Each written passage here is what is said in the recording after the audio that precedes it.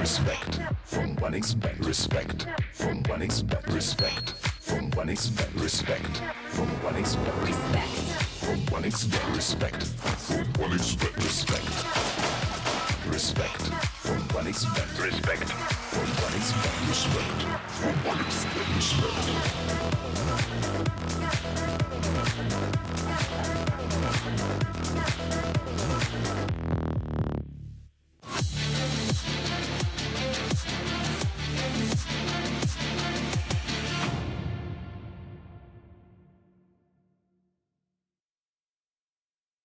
Everybody, and welcome to the third day of RES Regional Champions. It is the final day of the groups, and by the end of the day, we'll find out which two teams are gonna join into the semifinals. It's gonna be only it's gonna be only two best of threes, but they will be really, really important because I'm really looking forward to finding out what we'll have in our playoffs. My name is Heku, and I am your host, but your analysts are Yumi and Tea Time. And there is a very high chance that even in our 2 games today, we could have 6 maps of play. That's what. Because why not? I mean, that is exactly how group stages end up working out as well. You know, when you get people warmed up into the tournament, a little slow start, maybe a little shaky that they're on LAN and in a new environment, but everything is up for grabs here. There is a very good chance that these teams could even offer up a fight versus our 2 favorites coming out of these groups. It's always nice to think about that towards the end of the group stage, everyone is ready and raring to go. But also there's sometimes so many more shakes in the foundation because you're thinking, well, maybe I didn't perform that well this day. Well, oh man, I really dropped the team down. Maybe I need to do more. There's also always that mental dynamic that comes into play with some of these teams that do have these younger talents rather than these, you know, LAN-savvy veterans who can sit you down and say, hey, it's okay, man. Forget about yesterday. We're going to be okay today. Focus on your own game. All that interview BS that they try to say to us, they also try to say to their teammates.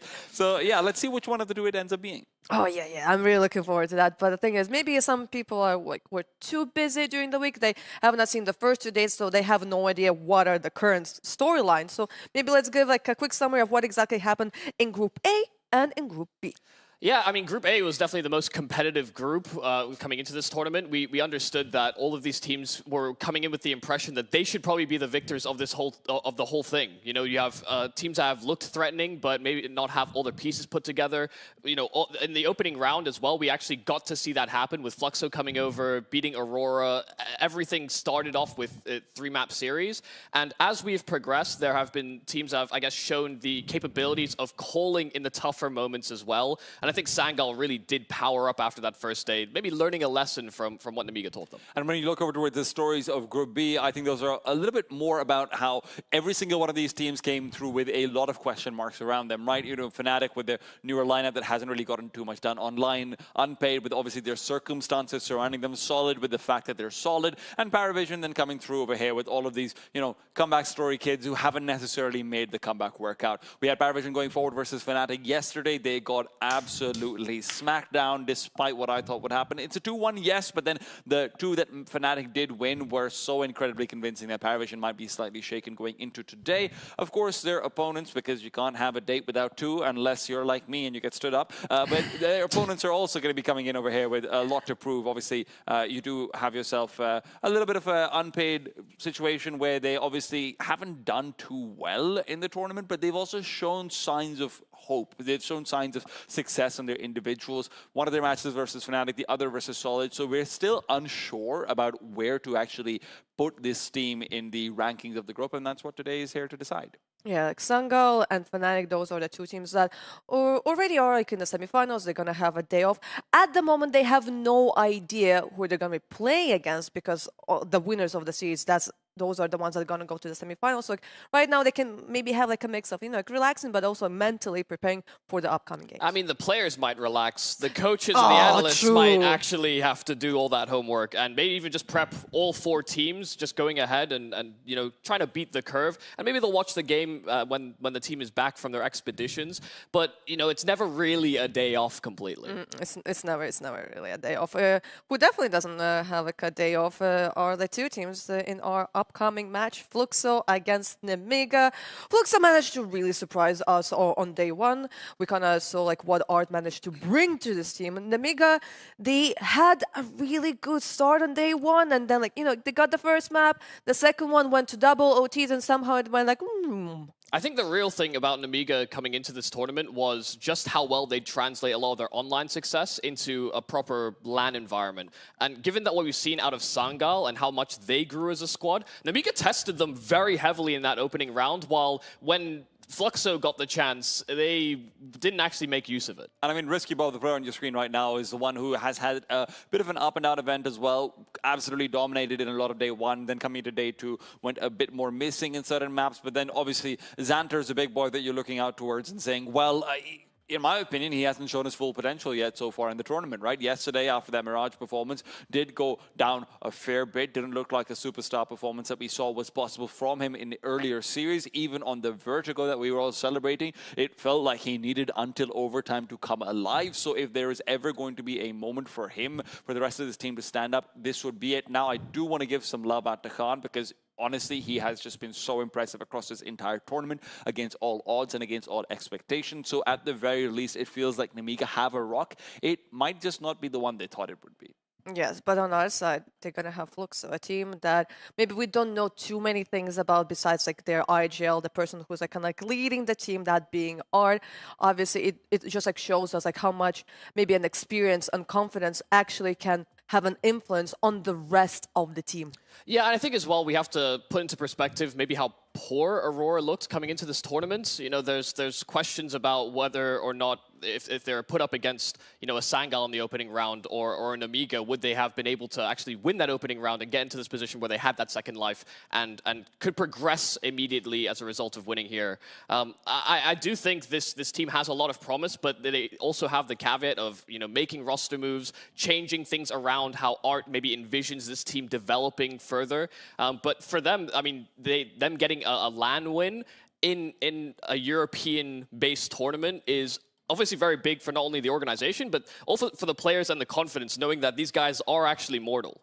The thing that I would caveat about Aurora looking like they have maybe plummeted in their form is that it does also feel like they've degraded across the tournament. So I don't want to take away from what Fluxo did versus them, because I do think that at the end of the day, that was still very well done by Zevi against a Deca who started off quite strong. That was very well called from Art against a team that then, you know, had that momentum going out of Nuke. So Fluxo, I think that's a legitimate win, but that doesn't mean that their task ahead of them isn't incredibly difficult. Nemiga is still, I think, on paper, in practice, in every way, a better team than Aurora showed themselves to be. Yeah, in the previous days, we would usually kind of compare either the IGLs or we would compare the Oppers. I think maybe it's time to give like some love and some attention to some of the riflers. If we had to choose one from each team, which one should we go for? I mean, it's hard to not say that it can't be Xanter and it shouldn't be Pyria. I mean, these guys are high-impact players when they're playing domestically. They're high-impact players when they see them in these online runs and officials.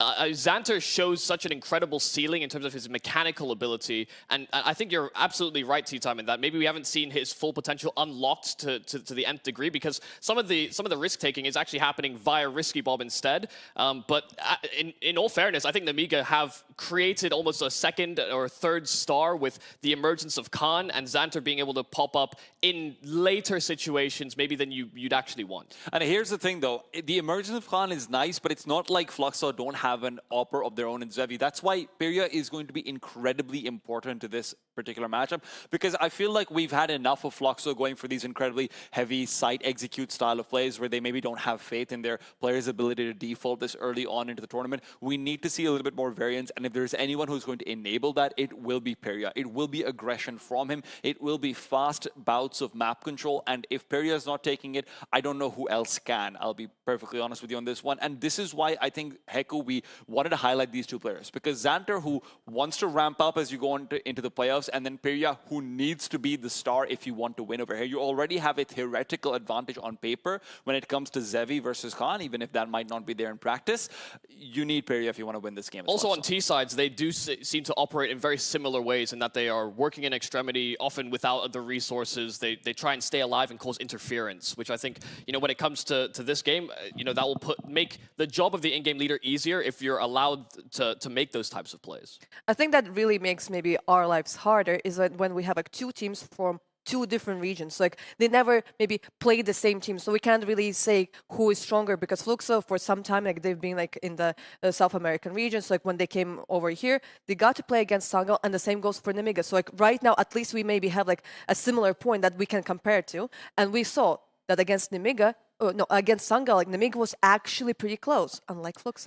I think that the big problem that I have coming into this matchup is Nemiga, to me, don't have a fallback plan. They often go with very pacey, very quick executes. They go for a lot of opening duels, and then they try and slow the round down. That is actually very similar to how South American Counter-Strike is played in terms of these teams that are trying to make that rise, because they all back their own aim. They all back their ability to call in those mid-round moments, even if it doesn't really work out for them. I think Fluxo actually have a very good matchup coming into this game on that front, as well as maybe even map pool-wise. Yeah, I think if I was to draw a parallel to Nemiga, it would probably be a little bit like Imperial to me. And if Fluxo can actually go into this one thinking of something like, hey, this is a team whose style should be familiar to us, guys. They're just going to be playing better than maybe what we have domestically. Everyone needs to recognize that and say, if we play our A game the same as we do when we're domestic, we can take maps off of Pain, we can take maps of MIBR. There is no reason we can't do it versus Nemiga over here. But the A game is the question. And at the end of the day, no matter how much you say it's like domestic competition, you did travel, what, 5,000 miles to be here. You are having shaky hands. You are having to rely on, maybe some excellent calls that you wouldn't have to. Maybe you don't have that confidence over here. Maybe you don't have your star player showing up. Peria hasn't been the guy to go to in this tournament so far. And if he's not there, who's to say that players like Kai and Nyx don't have all that extra load on their shoulders where they feel like, hey, if Peria's not performing, can we? Yes, but in a situation where, like, yes, that point that we can maybe work around is the results against Sangal, what we do need to keep in mind that, like, maybe in this scenario, this is not maybe a team that Nemiga should have an easy time with because of the veto.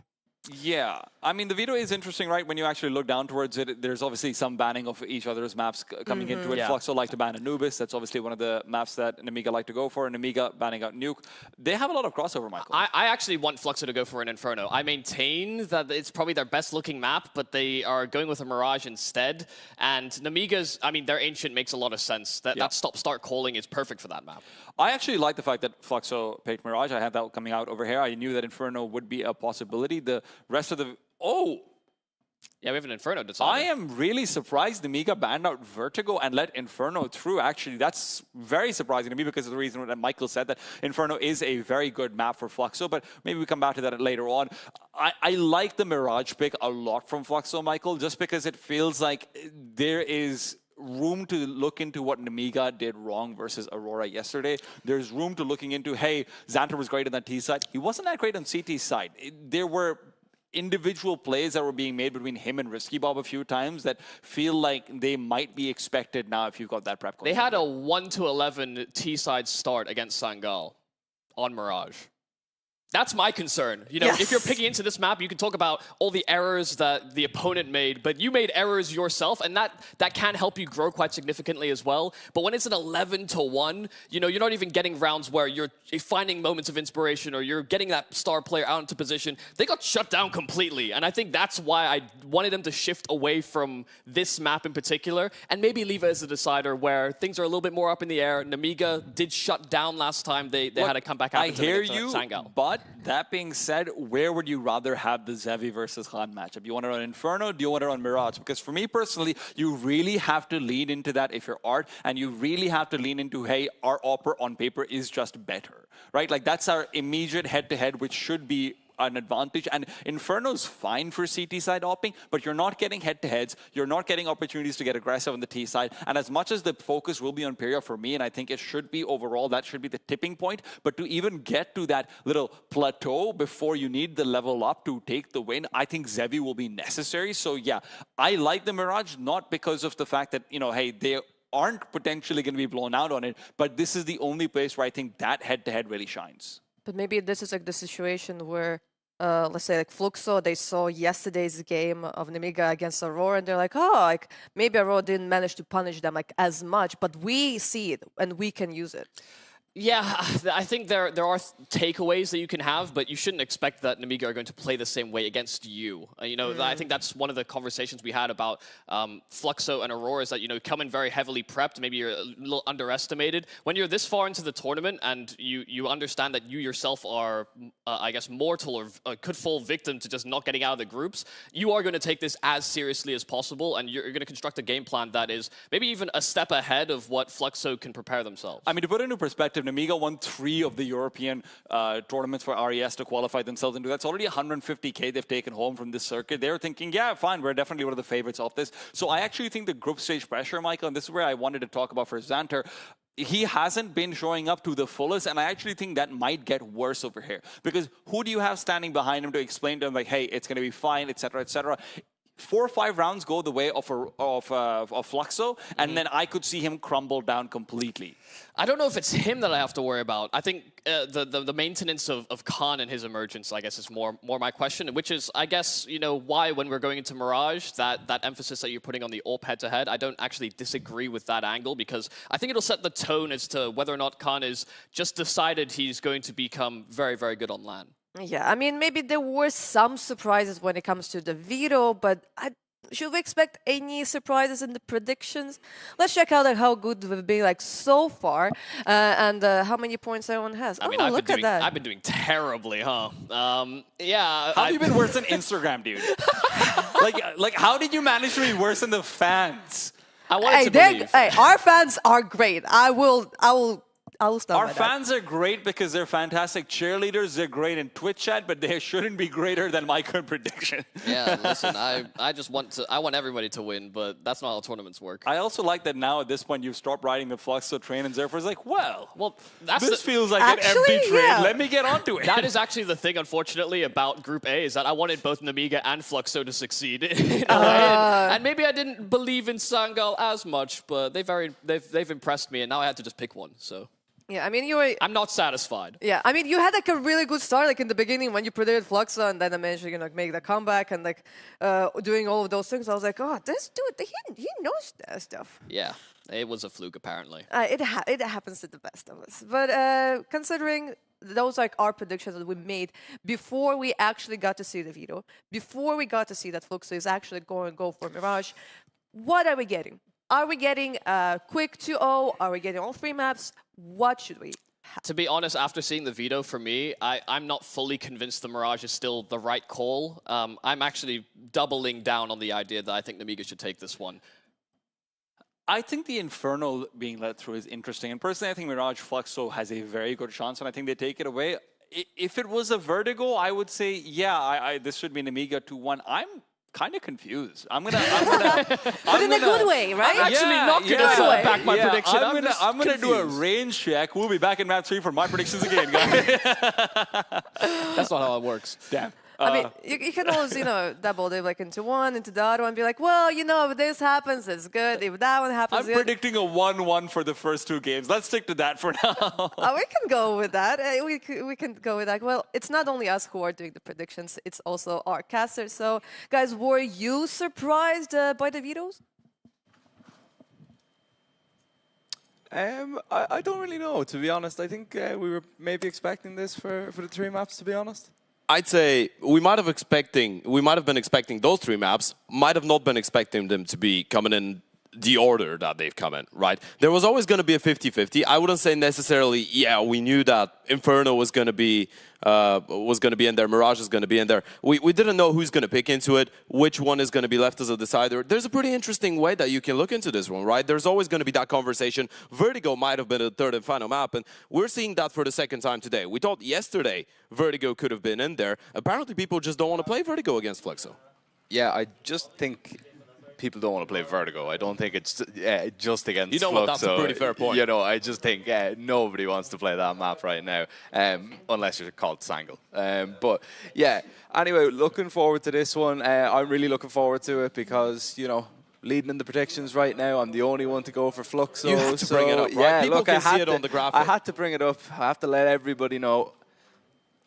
You guys have been calling it a fluke, but no one's called it a fluke. no one literally speaking about it. You're the only one talking about it. Well, you know what? We're going to let you have it. You've had a good time. But yeah, coming back to it, I mean, this is going to be a really exciting one. And I feel like there's a lot of things. Obviously, the folks at the desk already mentioned it. But we're talking about the game in which, if you're going into it, there's a big comparison in terms of experience when you look at Art and you look at Nemiga. But then when you look at the teams in general, you're looking at Nyx playing his first international LAN event ever. Kai playing a couple ones with Furia that didn't necessarily go his way. And then you're looking at Pyria, who played the Americas RMR for the Rio Major, but that was 2 years ago. And ever since, he hasn't played one. And now he's back here playing elimination on the line. Could go into the playoffs against the Nemiga side that so far this year has been able to already qualify for one big LAN event. That was IM Chengdu. Unfortunately, didn't go their way. Now they have a chance to make their way to the semifinals. And we do know for sure Fnatic might be looking hella good because the winner of this one is going to be playing them. But Nemiga have had a couple of good results against Fnatic across the year, even though it was online. Yeah, it will be an interesting matchup should we actually get down to it. But let's not underestimate the Brazilians. Let's not just write off Fluxo just yet. I still think the best is yet to come from this side. After a disappointing result versus Sangle, they're looking to bounce back, but Nemiga are definitely not going to be an easy customer. No, absolutely not, ladies and gentlemen. Time to get into it. Nemiga taking on Fluxo, Group A deciding matchup. In the RES Regional Champions, winner qualifies for the semifinals to play against Fnatic. Loser is out of the tournament. No second chances. You either are good enough or it's no bueno, and it's going to be a really quick pistol to start us off.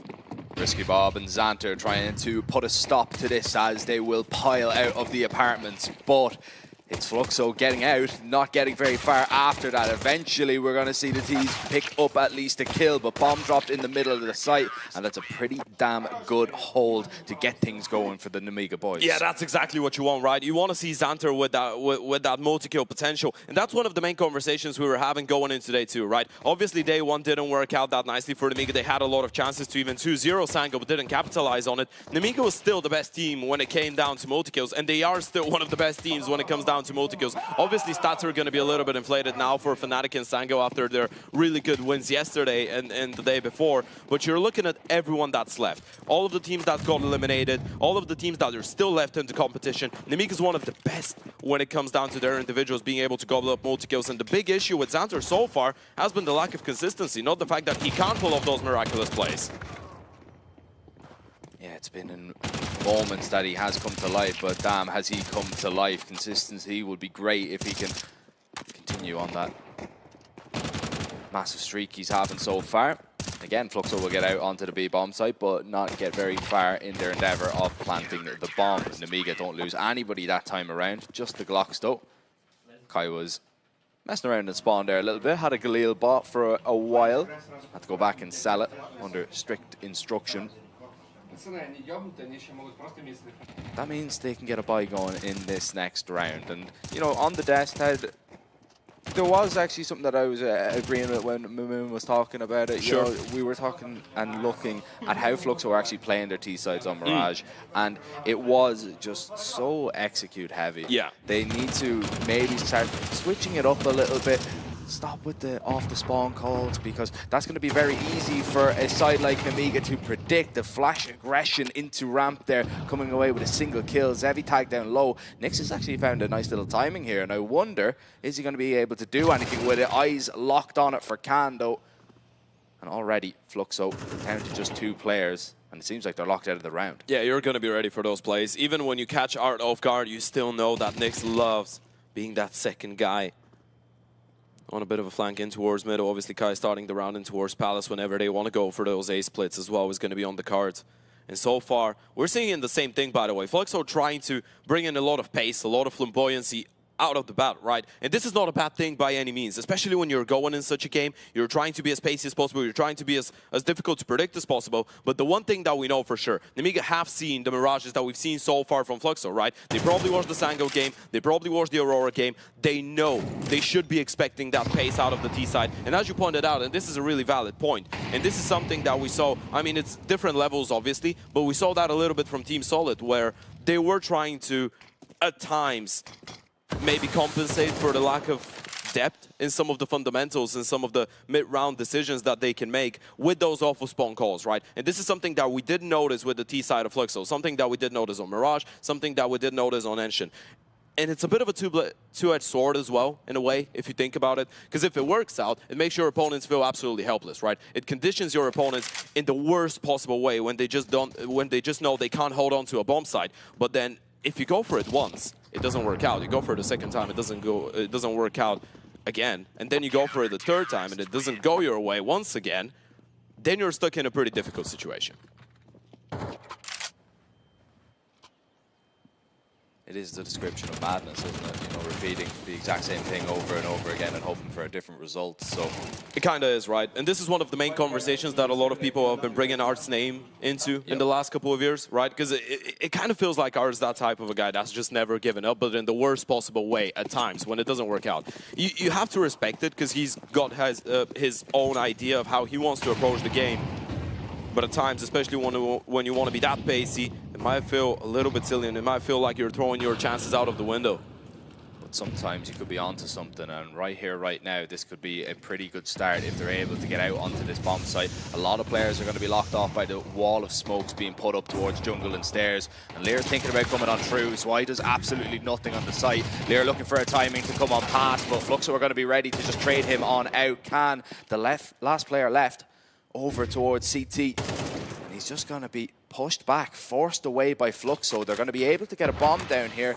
Not the most comfortable of post plants, but at least they're in a post plant. No, absolutely not. Art's positioning towards Rob is going to be quite vital. Nade right on top, going to do a little bit of damage. Double peek is good enough. Art with another one onto Risky Bob. And this is probably going to be the first one for Fluxo. The Brazilians don't waste a lot of time before they strike. I was going to say, well, I did say, you know, it didn't look that comfortable at all. That looked really comfortable. I mean, even in that 3 versus 3, they were ready. They knew what fights they had to take. When that jungle smoke faded, they swung it together, they peeked it together, and they're just making sure they're all playing off each other. Really nicely done there from Fluxo. A really good first round to get his way, because, you know, they were pretty limited on what they could buy there. Yeah, that's the thing, especially when you don't get a lot of after plant control on the bomb site, right? You want to get a little bit more proactive. You want to go for double peaks, you want to go for a couple of fights, but you got to time them in the best way possible. Smoke, not necessarily landing where it's supposed to be, and the swing comes in, Pyria not aware. He doesn't go down to the window player though. It's going to be Risky Bob to take him out, and Zway's off angle is going to be good enough. Kai buys the dust, and they still have not spotted the AVP towards the back of the A-bomb site. Yeah, Nick's, he's out towards the ramp, so he's just going to be keeping his eyes locked on it, and Nick's just a little bit wayward that time around. Fluxo do a really good job in the last, but this time they go back to regular scheduled programming, it would seem. Nemiga just making it look easy, picking them off one by one. Can actually takes his eyes off connector here, which might allow a timing for Zevi and Art to make their way up. Zevi, he's going to be lurking around with the bomb here, not going to be spotted. Out, finds the first, spots out the second as well, but there is him falling with the bomb. And Art now left trying to pick up the pieces. Yeah, a 1 versus 3 clutch. Smoke. Santer's position given away by the nade. Might not be ready for the player in towards the stairs though, especially after spotting out Khan in towards Ticket. Art trying to create a little bit of space, trying to find a leeway back into the round. Hoping for a couple 1v1s, hoping to get an opportunity, but all that he gets is a bullet to the back of the neck. And it will be Zwei to make sure Fluxo don't get consecutive rounds. And see, this is one of the things that I guess you could fall into when you want to bring such a fast-paced T side to the table in such an important matchup, right? Because obviously as deciding matchup of the group stage, this is kind of like a quarterfinal game, right? You lose, you're out. When you go into the semis to face off against Fnatic, if you want to bring in that type of a really quick game plan on the T side of your map pick as well, when the majority of us, and probably most of the people at home, believe that Ancient should be on paper a punishment pick coming in for Nemiga, you are really risking putting yourself in that really uncomfortable position where you just blink, you're down 1-7, 1-8, and Nemiga's individuals are already going. They already feel the juices flowing. And one of the big issues with Nemiga, I guess, so far has been maybe the factor of potential nerves, because they're a really unexperienced team when it comes down to LAN. But if you give them a 1-7, 1-8 on your map pick as well on the CT side, if you have people like Zwei, like Xanter, like Risky Bob, like Khan firing on high cylinders, well, you're going to be in a whole lot of trouble. There's going to be no pressure whatsoever in that Nemiga camp. Yeah, no pressure whatsoever right now, Nemiga. Now actually are a little bit worried. They know that Kai is in towards jungle. Spotted him out. They can, but that little ramp push there is going to be perfectly fine. Nemiga's A players are safe and sound in there, and Fluxo might have an inkling to it, but might not be ready for the second player being all the way deep, and still with only pistols, this is going to be very difficult for Fluxo to make their way in. It's going to be really down to Kai with that rifle just holding, and well, that's the first one solved. Not ready for Zwei though. Are they looking the right way? Pistol's going to turn around. Can they manage to trade this one out? Kai looking to pick up more than just the one, and he gets a double, but is it going to be enough that the rest of the pistols just begin to fall? And Pyria, with a deagle in hand, has info on both players, but walks right into the jaws of the Opper and simply just cannot get past there. A good attempt, a nice effort, but it's not enough to get Fluxo second. Yeah, absolutely. That's all one's way in Khan there, being able to hold their own, right? And Kai actually does perfectly, right? You go out the A-bomb side, you clear out the first player. This is your job when you're the rifle, and he even finds a second into our CT spawn. You're surrounded by pistols, so the moment that you win the first fight, the moment that you get the second kill, you're just expecting that the pistols are going to be able to do something around it. Unfortunately, Nemiga able to hold on to this one, unfortunately for Fluxo that is, but still, good damage. That was just a half buy.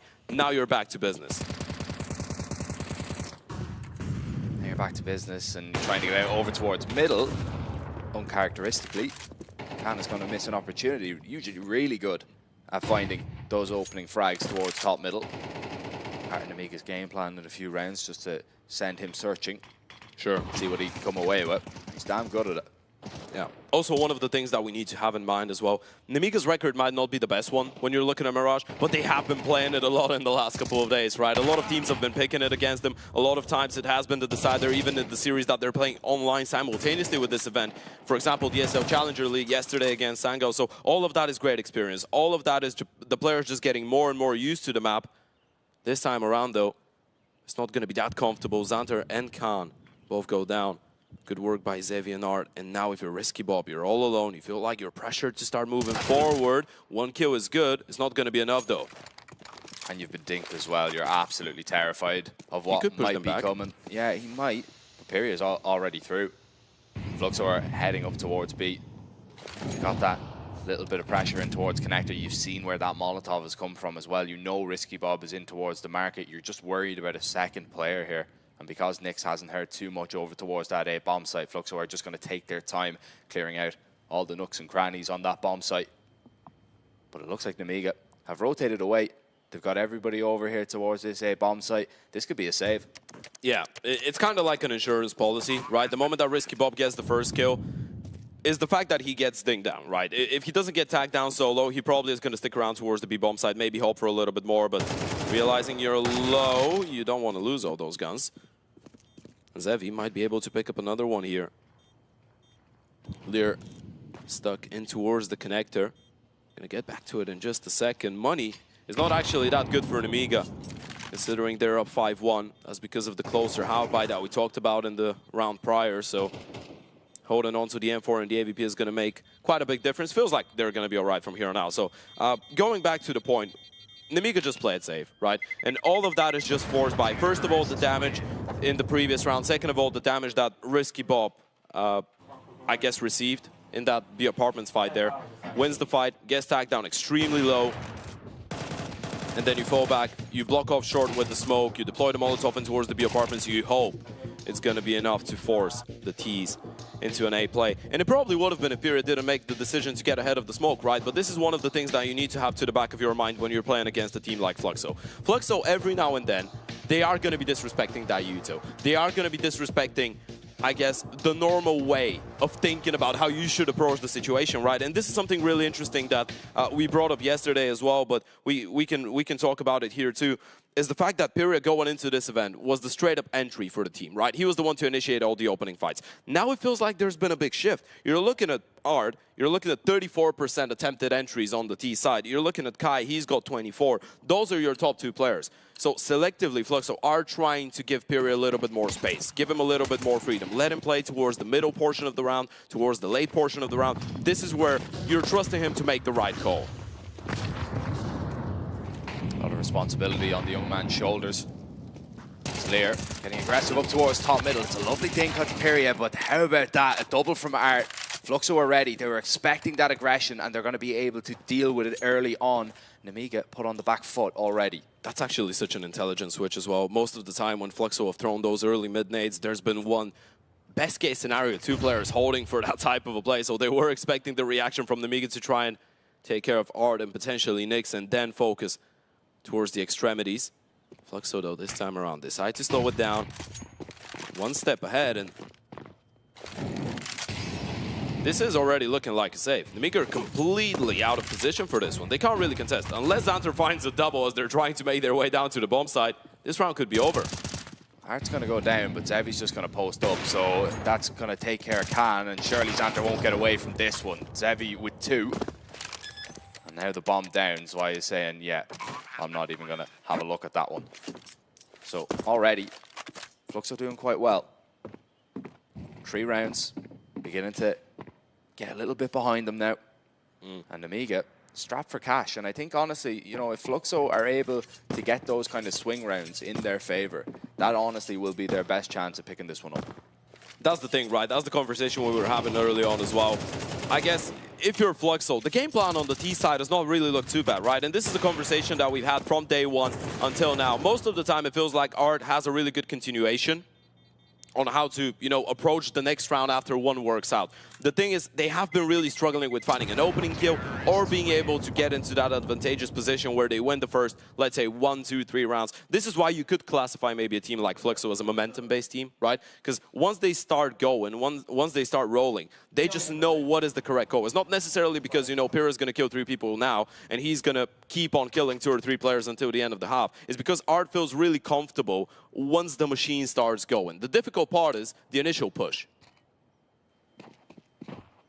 Yeah, the good old push there, especially if it's uphill when you're 5 rounds down. Yeah. But imagine you're in the Flintstones. Art just has to run a lot. just feet kicking. Yep. Just going. Yeah. Hoping that something moves. I mean, Maybe they had a squatting session with Aurora yesterday. yeah, Strengthen up the lower body. maybe. Now, Nemiga might be able to strengthen up their body of players with another weapon in towards Palace. If they decide to push that deep and get it, they've already collected 1 kill. Zwei is made good on his rifle. And Fluxo are actually walking back in towards this bomb site. I don't really know how I feel about this one. If they take long enough, though, Nemiga might think they'd be crazy to walk back into this site. So there might not be too many players around.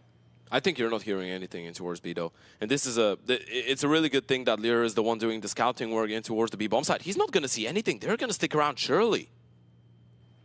Might be a little bit too late, and that underplayer could be a big problem right now. They're still making the gamble. They're still all heading up towards the B bomb site. Fluxo are walking right out now, and there's absolutely nobody home. And even if you try and contest from connector, Nyx is just in a lovely position to cut you off. Fluxo, looks like they've got a 4th round here. We really have a game on our hands. They definitely don't want to go out in this stage of the game, and as you said,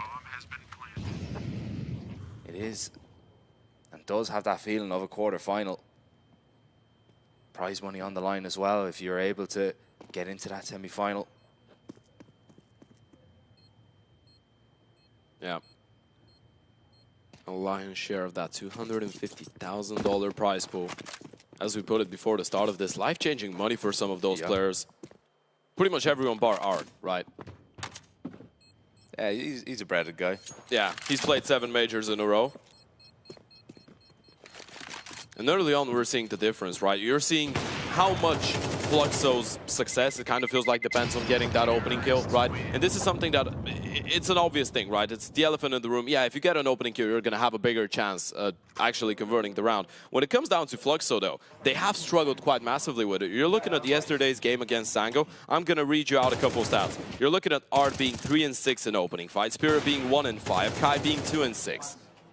And those are the 3 people that you're relying on. Those are the 3 people that should be your 3 best players, without a doubt. Obviously, we're not looking at Zevi with the AVP. He was doing all right, but especially on the T side, you can't just rely on Zevi to open things up every single time.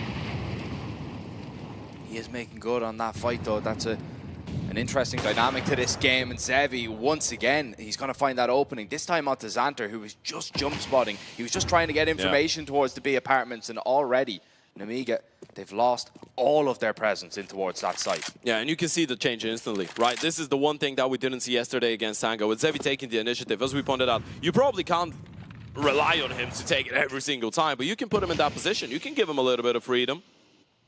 Didn't feel like he was getting those chances or he was going for that many plays yesterday. To be fair to them, Sango did really turn up to play. They did show up in many ways in the server.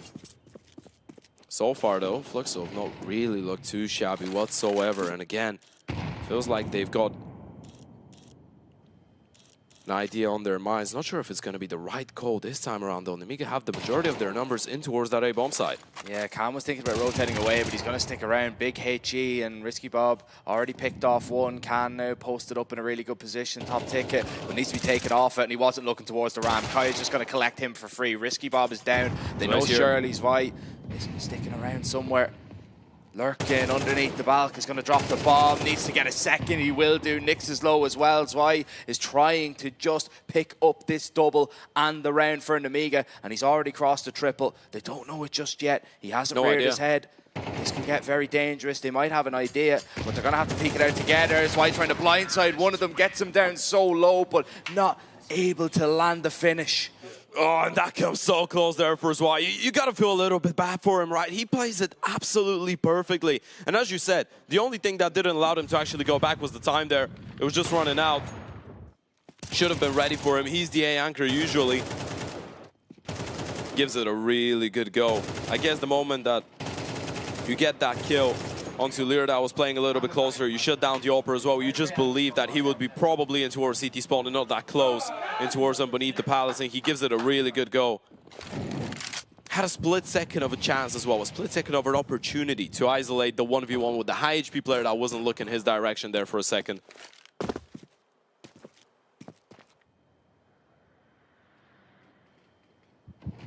Fluxo again gonna see if they can pry an opening into this B bomb site. Again, Nemiga are strapped for cash. Zwei's already pushed so deep here. They know it's not going to be this A bomb site, so this is a problem. Fluxo, they're walking into a stack right now. You need the timing's good. Precision. They have to cancel. It just feels too risky, right? You get re-smoked the second time, you need to slow it down. Veto is just going to walk right in. Didn't realize there was no moves happening in towards the B bomb site. Fluxo being really diligent with this one. That's a really good read there, just to make sure that, you know, they're going to cancel. And yeah, Zwei just walking right in there, not realizing that Fluxo might be checking there behind. And still though, Fluxo haven't really gained much after picking up that opening kill. They know that the push probably came from the A bomb site, but they still feel a little bit scared to go back. So they're still trapped here. Good Molotov. Blair's going to have to try and get off the balcony. Here's the trade here from Xander, looking for that little bit more. They're all lining up right now, and that 5-7 was just picking heads off. Art goes down, and all of a sudden, Khan left standing. But with this 5-7, anything is possible. Zevi, an impossible shot, especially if you've got a Molotov out. Needs to put away the nades and get the gun up. 10 seconds, really, to find him out. And Khan will peek right where Zevi wants him. Fluxo have 6. Whew, that one gets really, really damn close. Too close for comfort, one might say. But Fluxo are handling that situation really nicely, right? It felt like at all times they just had that one level of security. The fact that they recognize you're getting blocked a second time, you've been in front of that B-bomb site for maybe a little bit too long for comfort, you read into the timing of the A push, you take care of Zwei. Ideally, you'd want him to pause as well until Fluxo triggered the play, but I guess the under walk was always a possibility, and you wanted to make sure this is not the case. Great effort by Xanter as well, but Fluxo getting 6 at least on that T side. It's great. It's absolutely great. Especially judging by the start. That was a, what, 4-1 lead for Nemiga? Yeah, it was looking like we were probably going to get another, you know, similar scoreline to the Sangle game. But Fluxo, they've changed it up. They've kind of gone away from what we've seen in the past, which is just heavy execute after execute after execute, especially over towards that A bomb site. And actually, Fluxo have decided, you know, to put a lot of the pressure on this B bomb site in a lot of rounds, and it's worked out for them. Yeah, you know what's the thing? It kind of felt like Fluxo just needed one of those executes to work out, and then they can start executing their normal and proper game plan. And it was the A execution, that 3 versus 3 that we talked about at the start of the half, that feels like set them up for success. And the calling has been great, but take nothing away from Zevi. He's been taking the initiative in a really, really impressive way in opening things up in a lot of those rounds. Great flash. Khan going to be forced out of this situation, and the problem is it does kind of force all the CTs over towards this A part of the map area, trying to pick off an opening towards Ticket. Does is being just a little bit tricky with it. Nick's going to walk through this smoke. Lear on the other side of it. That's a big kill to find, and Lear looking for a second. Art's going to come on through as well. A big risk there, and he cannot just take Lear out of the stairway, but still Fluxo are finding a way to take down men. Everybody that's popping up on their screen goes down, except Zwei, who's still alive here and still kicking.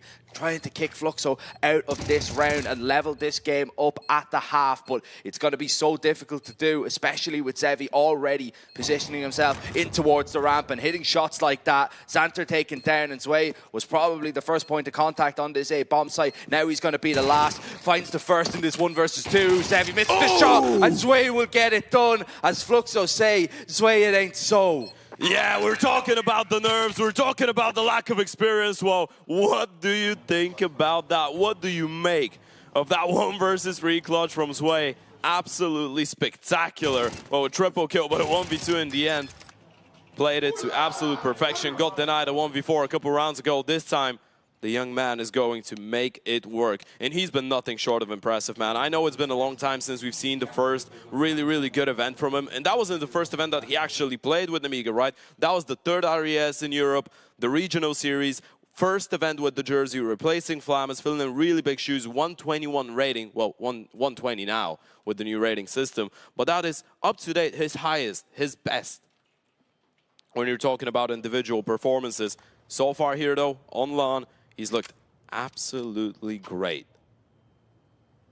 A worrying sign, though, for Nemiga is how Zevi is playing with the op. Sure. When he goes, that's on the T side as well. If he gets onto that CT side and gets that big green early, this could be a big problem. Pistol is a great place to start in Nemiga. Going straight into an A play, it would seem. Fluxo, still the underdogs, according to 1xBet.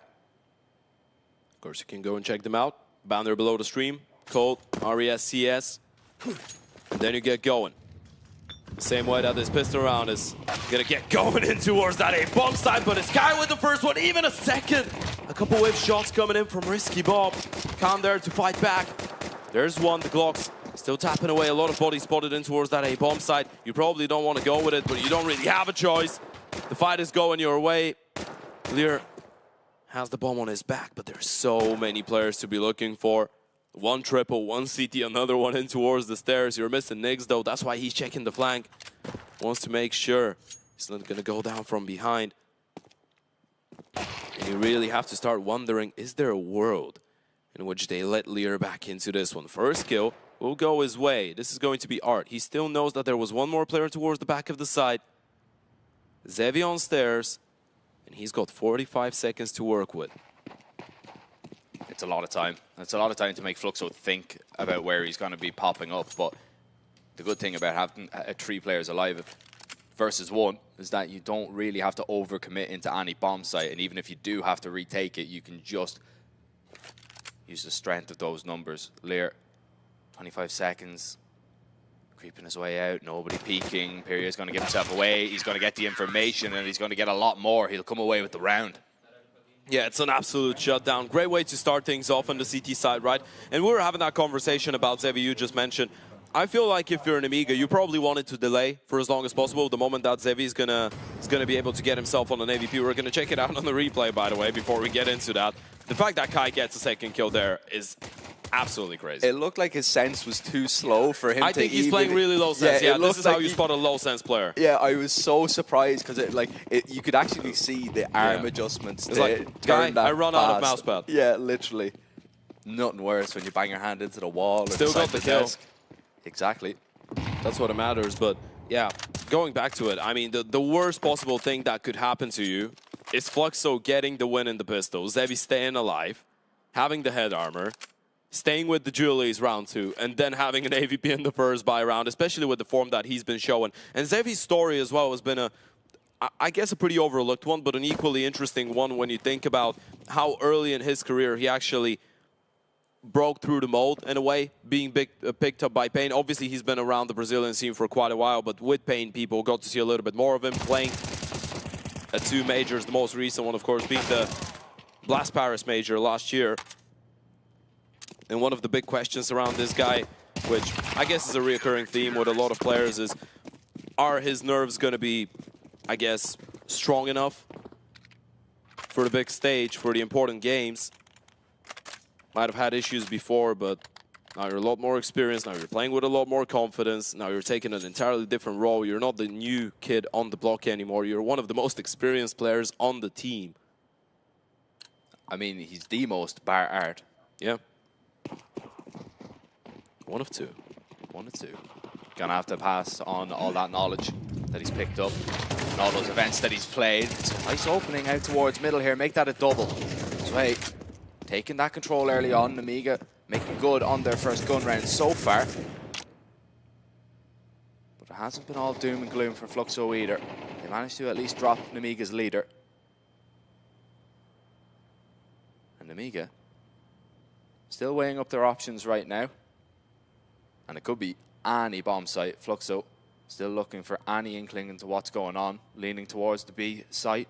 The thing is, it's quite terrifying when you catch Kai and Pyrian towards middle and there's no sign of Zevi, right? If you want to walk B right now, he could be in the B apartments. As far as you know, that could be a 2-man stack in towards A. If you want to go A, he could be positioned in towards Ticket. So if you're an Nemiga, you have 60 seconds on the clock, you probably want to throw in a bit of a diversion or at least have a bit of a split going on. Yeah, Xanter is still very silent right now. As it looks like Nemiga aren't going over towards that B bomb site. It looks like they're going to walk under, split up through connector. And Zevi's the only man here holding. He's right side of triple as well, which could be a little bit of a problem. Nick's boosted up though.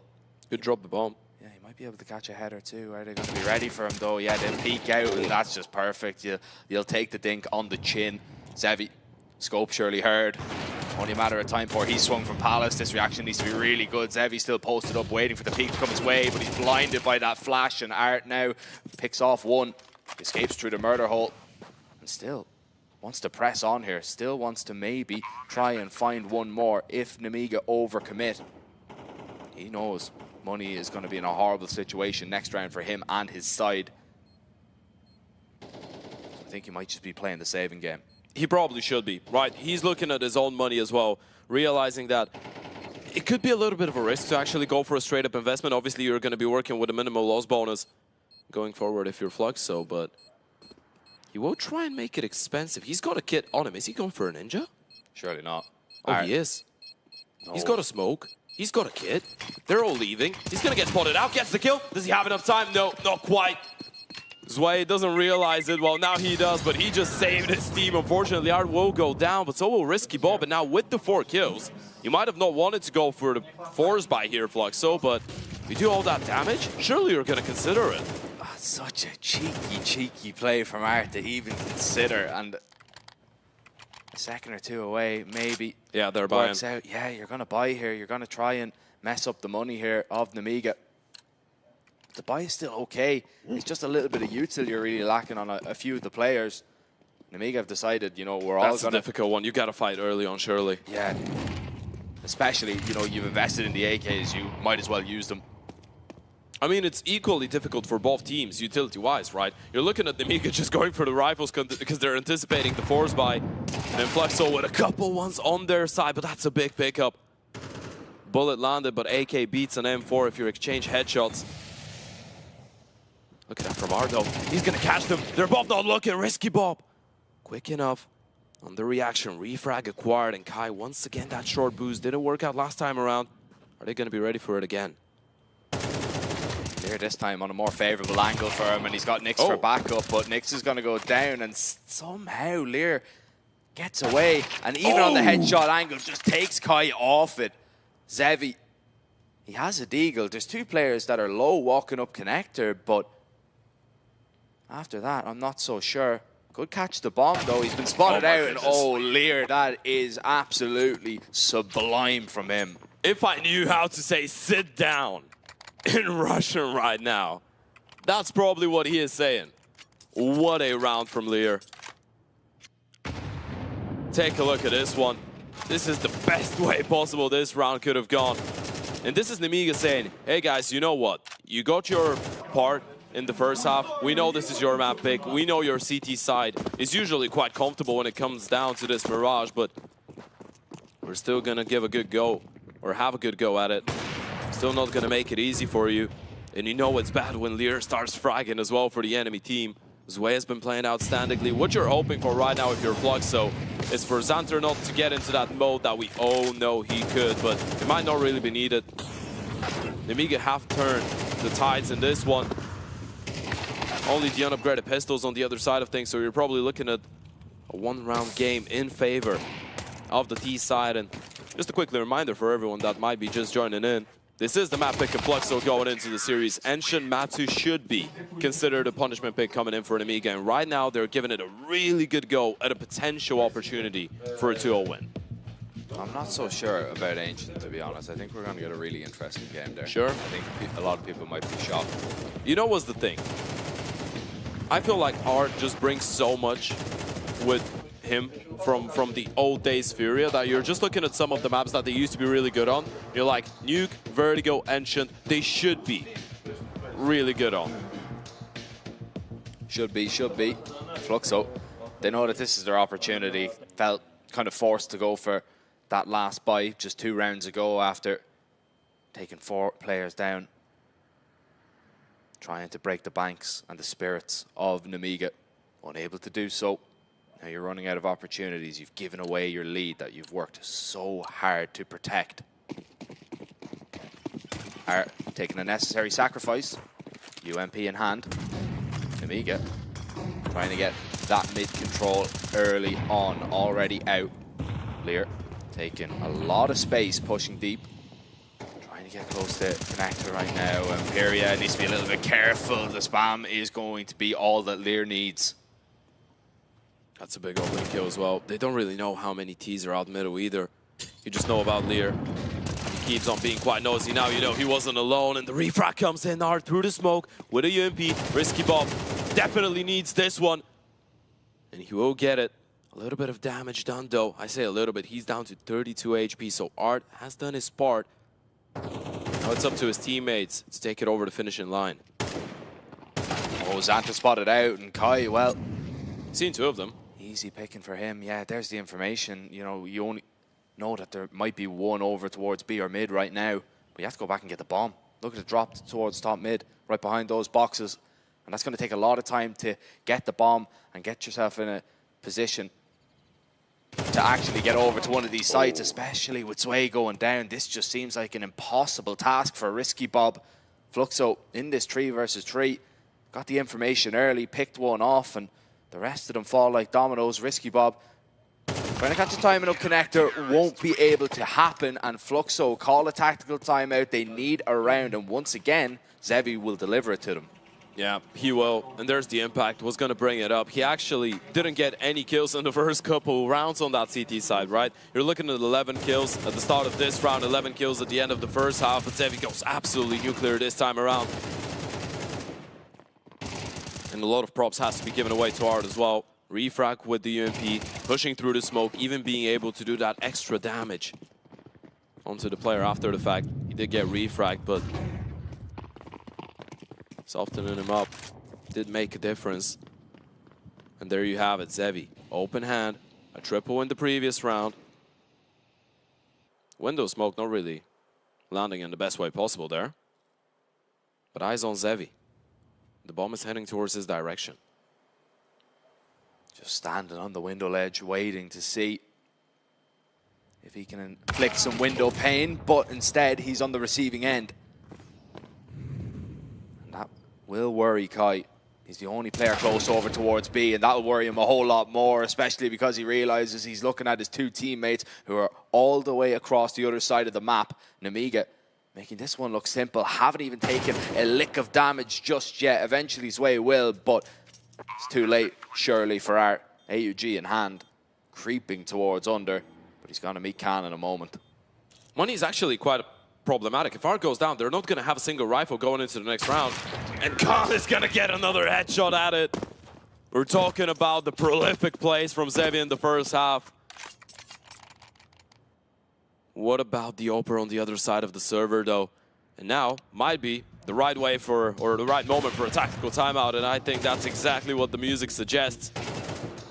And it might be feeling a little bit silly, by the way, right? The way that Zevi started moving in, that's all because of Zway in towards that A-bomb site, right? We didn't catch it real time, but he was throwing in the jungle, the stair smokes, a couple of flashes, a Molotov in towards the bench. Zway was the one that made Zevi say, hey, you know what? I have the AVP, I'm in a good position, but if there's an A execute going on, I don't want to be completely isolated from the action. I want to get something. I need to take the initiative in towards B, but that was just the perfect bait there for Nemiga. It's just a textbook round of Counter-Strike, right? One player fakes in towards A, then they freeze, they wait for their opponents to open up the other bomb site, and then Zwei even goes out of the ramp and gets a kill himself. Now you pay the price. Fluxo. The CT side has just been very problematic. Smoke. Dropped up towards top middle. I don't know if they were trying to acquire it and couldn't. That's a little bit messy for Risky Bob. That's a rifle. It is only USPs on the other side, and there's a lack of armor as well. Has to clear it out. Oh, he has to. He has to clear it out.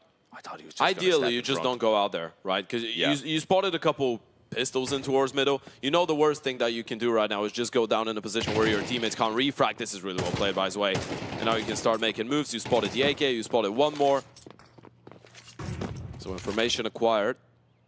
It's all about the damage that Fluxo can realistically do in a round like this one. If you're able to hold on to an AK, that would be absolutely perfect. Of course, you will have the money for an AVP in the next round. Nemiga should be able to dodge a bullet or dodge the bullet in this one, making their way in towards that B bomb site. That's going to be a bomb plant. 11 rounds on the board. And we are starting to get really close to the possibility of an Nemiga Mirage win right now.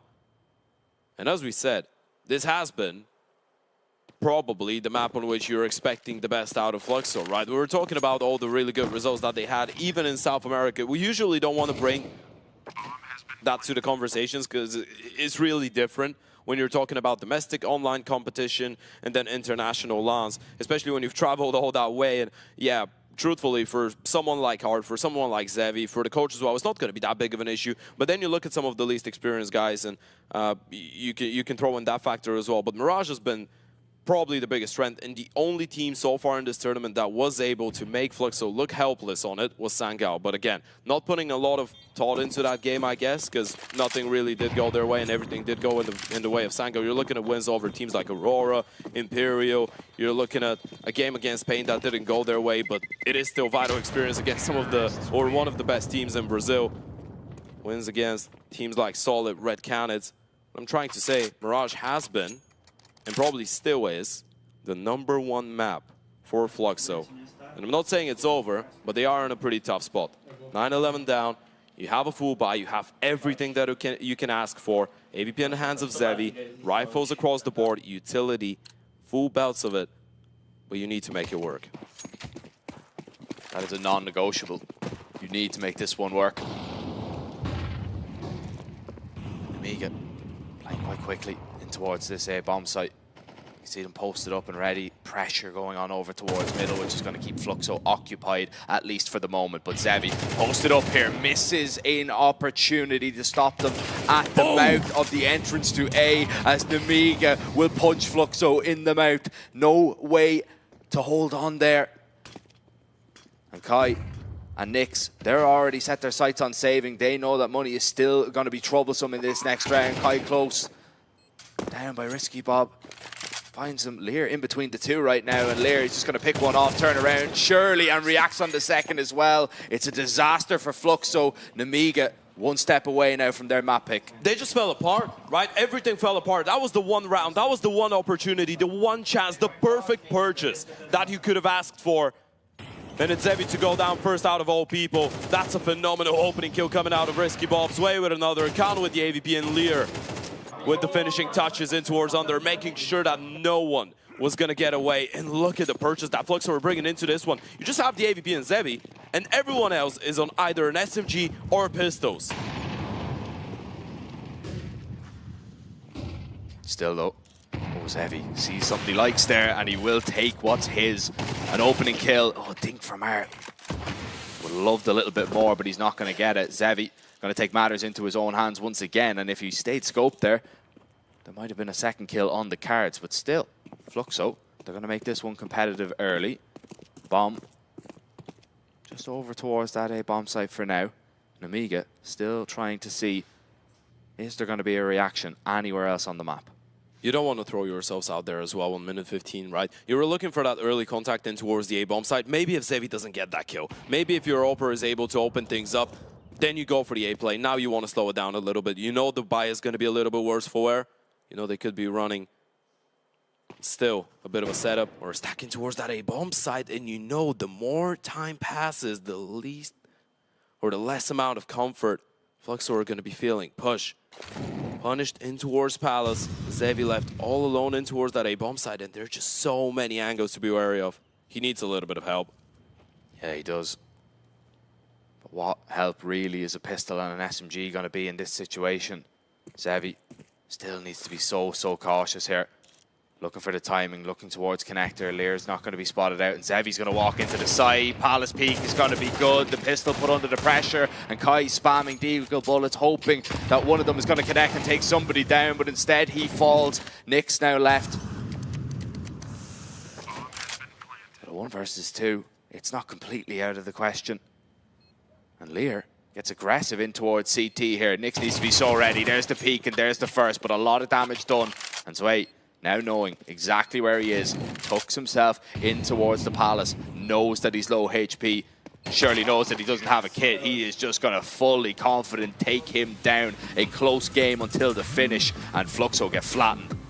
Yeah, and what a way to do so as well. On the best map of Fluxo, you go into it, Nemiga, and yeah, you started it really nicely. It felt like Fluxo were getting back into it towards the end of the first half, right? And moving into the second side with the really inspiring form that we saw from Xavi as well. You were probably quite hopeful, but Nemiga did show up to play today, and we had that conversation as well yesterday. Nemiga just looks like one of the teams with the best atmosphere in this entire event, and we can't really say the same. I mean, faces, they tell the entire story right now for Fluxo. They do, man. Look, everybody's happy on the side of Nemiga as well. You can see it's all smiles, and why wouldn't it be? You are now a map away from the semi-finals, and well, we are a break away. But before then, we are going to throw it to you guys at the desk and see what your thoughts are about it. Yeah, this was definitely interesting because Fluxo had a great start. They basically managed to replicate the same thing that they did against Aurora. They, on the T side, they managed to get 6 rounds, but afterwards, once the sides changed, they were not there. At the start of the game, I was worried that we were going to have a repeat where they just didn't get anything going on that T side, and then they started to get a little bit of success when Nemiga did also switch up their game plan. I think they did see improvement, and they obviously took away some lessons from when they got brutalized versus Sangal, but yeah, things started getting very awkward for them, I think, very quickly. Yeah, unfortunately, even though we had a great start from Xavi as well, and it felt like he was sort of the main presence for the team overall, even going into that second half, it became even more critical in the second half once, you know, Nyx and Kai aren't able to work some of these picks that, hey, he needed that second player, and Pyria just was never there. Pyria ends T-side with only 5 kills, ends the entire game with, what, about 11 or so. That's just not enough in a closely contested series. But I do want to give some love out to what Fluxo did on their T-side, especially because there were these 2 rounds where they really managed to exploit mid and what was going on over here. And now, the interesting thing is there's a round right before this where Kai managed to creep through and actually find out that, hey, maybe Nemiga are playing a little bit more empty on mid. They're not supporting each other as much. And it felt like that might have been an anti-force buy, but Art makes a great call, like, okay, we're going to focus through mid connector hits. We're going to start forcing them to put more resources in. And both 5-1 and the 5-2 rounds felt like they were able to take exploitative of that. Xavi as well with a great double kill. This was sort of the point where he became activated in the game. And then from that point onwards, it was like, oh, wow, actually, Xavi might be able to superpower them forward. Unfortunately, Zwei on the other side had other thoughts. Yeah, there's an argument that Zwei should have won 2 clutch rounds for them, sort of back-to-back. He almost got a 4K in defense of that A-bomb site, and then, you know, his late rotation, winning a 1v2 as well, did make that half as equal as it could be. But I think the further we got into this, the more we started to realize they weren't prioritizing Xavi on that AWP. You pointed him out as a key figure when they started getting things roaring on that T side. I don't know why they allowed Xavi to cool off in that manner. He started getting up towards the end of this game on CT side, but by then, I mean, Nemiga were already starting to play around and even looking to try and target that AWP.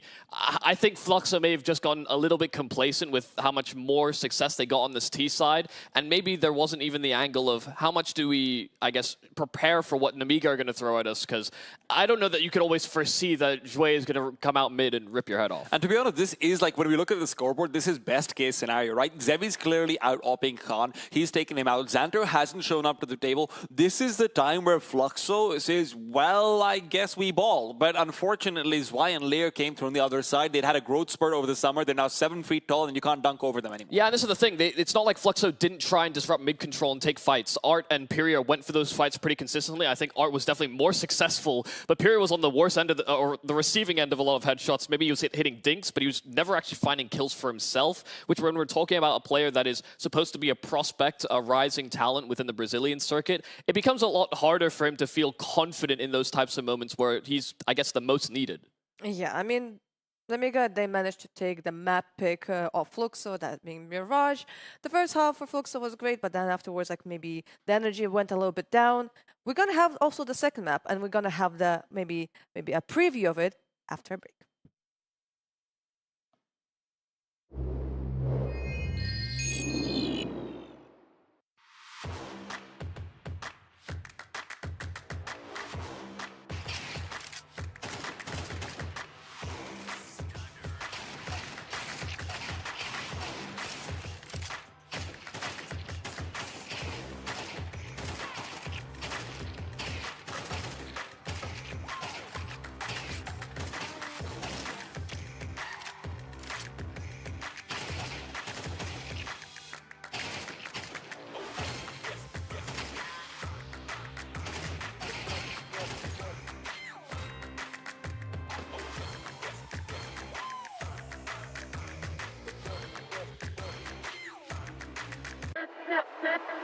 Respect from 1xBet. Respect from 1xBet. Respect from 1xBet. Respect from 1xBet. Respect from 1xBet. Respect from 1xBet. Respect.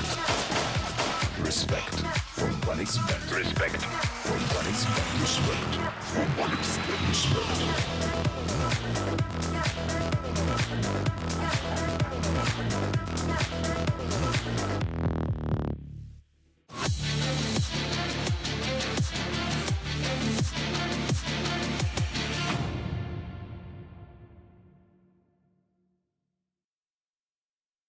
Nemiga won Mirage, but in the end of the day, this is a best of 3, which means that Fluxo still have an opportunity to make a comeback.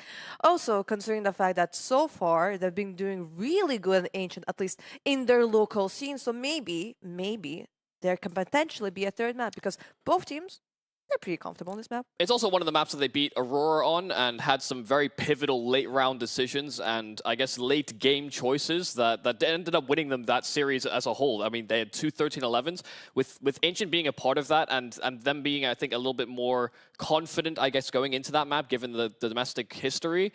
Sure, there is an opportunity for them to turn it around. I think the commentators in Ted and Zerfer were kind of on the money. The reactions did kind of speak a lot to how Fluxo felt coming away from that Mirage, which I think has me more concerned. Yeah, and here's the thing. When you actually look out towards who was performing up against the Aurora side, it really felt like Art was dominating. And that was a very specific matchup, right? Where Art versus Kenzie felt like it was going to be a defining game. And then it was some great calling from Fluxo that let them get A-side hits again and again and really exploit the fact that there wasn't good mid-presence coming out from the Aurora side. You won't have that here from Nemiga. And I can play devil's advocate and say, well, listen, Pyria is generally the guy who you're focusing on in mid. Pyria might not be having a good game, but on Ancient, funnily enough, Nyx and Kai will be more relevant to the overall discussion, especially on that CT side of things. That's devil's advocate. But realistically, if your main weapon was going to be out-calling a team that has clear weaknesses, Nemiga doesn't come with those. Yeah, Ancient is kind of like the map for these two teams that could easily be like a third map because they feel so comfortable. Both of the teams won their 5 last series on this map, so potentially right now, I mean, not even potentially, there's a guarantee that one of them will lose their winning streak. But again, you know, on one side we have like Nemiga, the team that picked this, and they've been like dominating on this map in the European region. Now on the other hand, Fluxo, they've been doing in South America. Yeah, it's why I thought the Ancient pick would happen for Nemiga is that, I mean, just the calling style of Lear fits this map perfectly. Mirage is a looser fit, I think, for me, but because the rotates can be so long, you've got these winding corridors, some of these sort of lurking positions that you can actually insert yourself into if you get mid-control or even donut access. There's, I think, a lot of ways that they can bail themselves out of bad situations, and Lear himself individually often does do well on this map because he's the one that is segmenting the map and calling his team to go to bomb sites. And look, when you're looking over towards Aurora, obviously their results very much do come off the success of people like Kai on the CT side, where it feels like Kai is able to get some very good opening fights, and that will be crucial, right? Because when you're looking at the other side, Xanter is the predominant aggressive player. If he's not having a good time, you can find man advantages. But to go back to what Michael's saying, my problem will always come down to, I just think Lear is so well suited for this map. And when you have Zwei popping off in this tournament the way he has been, it feels like you yourself are coming in with the strengths of an incredible double anchor setup as well as good calling. That's exactly what, to be honest, Fluxo is hoping will help them win. These are strengths against strengths, and so far the biceps are bigger on the Nemiga side. But maybe in some kind of way, Fluxo maybe need to add some confusion, because so far Nemiga, they've been like the team that has been picking this map, and that would be the reason why they would start on the T side, which means like they would set up the pace. So maybe potentially, listen, if Fluxo wants to surprise. I get what you're saying, right? But here's the thing, right? This is why we wanted to highlight Peria coming into this, and this is where I don't normally like to talk about the idea of scrims and everything, but we have to consider, and Michael, you talked about this off air, is that did they try Chaos once they've come to Europe and it just failed? Is that why they look so underconfident? Is this why a normally hyper chaotic team has been so focused on executes even on maps other than Mirage, where that is their bread and butter? That's the question, right? And unfortunately, if I haven't had a single map so far from Peria where he's taken over the highest rated player of this team, I just don't see it happening in the map where I think he has the most inherent weaknesses because of his high early opening death rate, high amount of times that he's just not there on the server later on, because of the fact that Art is clearly was against Aurora designing the game plan so Peria doesn't play his normal style. That's a team that is just feeling underconfident. Yeah, and it's maybe even why we had the map vetoes go the way we did as well. Maybe their scrims or their practices haven't been as swimmingly as you would like, and yeah, the development of a different play style can actually benefit you massively, but it also opens you up to more weaknesses further down the line because you haven't had time to refine that type of game plan as much. So I actually think Fluxo are just going to have a really hard time, as every team will, against an Nemiga that are constantly changing what they want to do in mid-rounds. They actually need to have a confident player like Peria to step into the fray, as well as a Zevi that is able to ramp up and stay hot, I think, in this map. I think there's like no doubt that Nemiga looked terrifying on Ancient, especially considering that both of these teams, they played against Sangal, and in the end, like, they lost like in the series, but twice, not once, but twice, Nemiga managed to win against Sangal with a 13-5 and 13-6. So that makes it, maybe it puts even like more like fear into the eyes of Fluxo.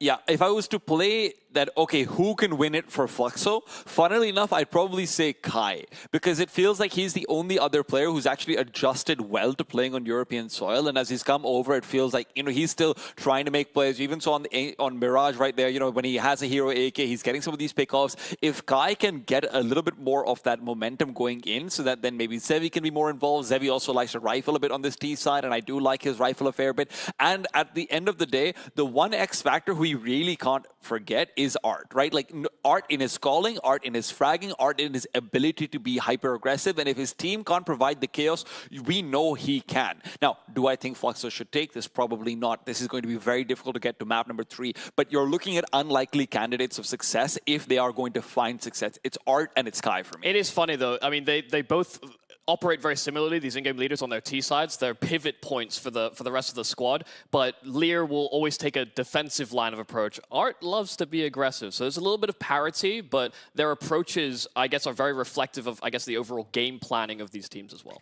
But you're saying about Art being aggressive. Isn't this like the discussion that maybe we had like on day 1 where there's like a bit of clash of that in the team? He has been peeling back. He's been giving more responsibilities to Peria, to Kai on extremities. He is not taking those chances as much. He will still, on rounds, decide that, yeah, a Mac 10, I'm going to go and hunt for information, but that is far less frequent than people have Art characterized given his long-standing career. But you also have to remember that Art is a veteran IGL who knows, okay, at some point, and you know, honestly, every big IGL does this. Alexei Karagin, you look at anyone, at some point when they realize that young players are failing, they will tell them, okay, I'm taking your role. I'm going to be the one aggressive. I'm going to find a pick. I'm going to find some confidence. I'm going to find some reason to win through myself if need be. And there's no one who can do it like Art. Yes, he has been peeling back, but at the end of the day, this is elimination for a tournament with $250,000 on the line. You want to win here to get into some prize money. You want to win here to get your organization some prestige, some of the RMR points. There's so much at stake for Fluxo that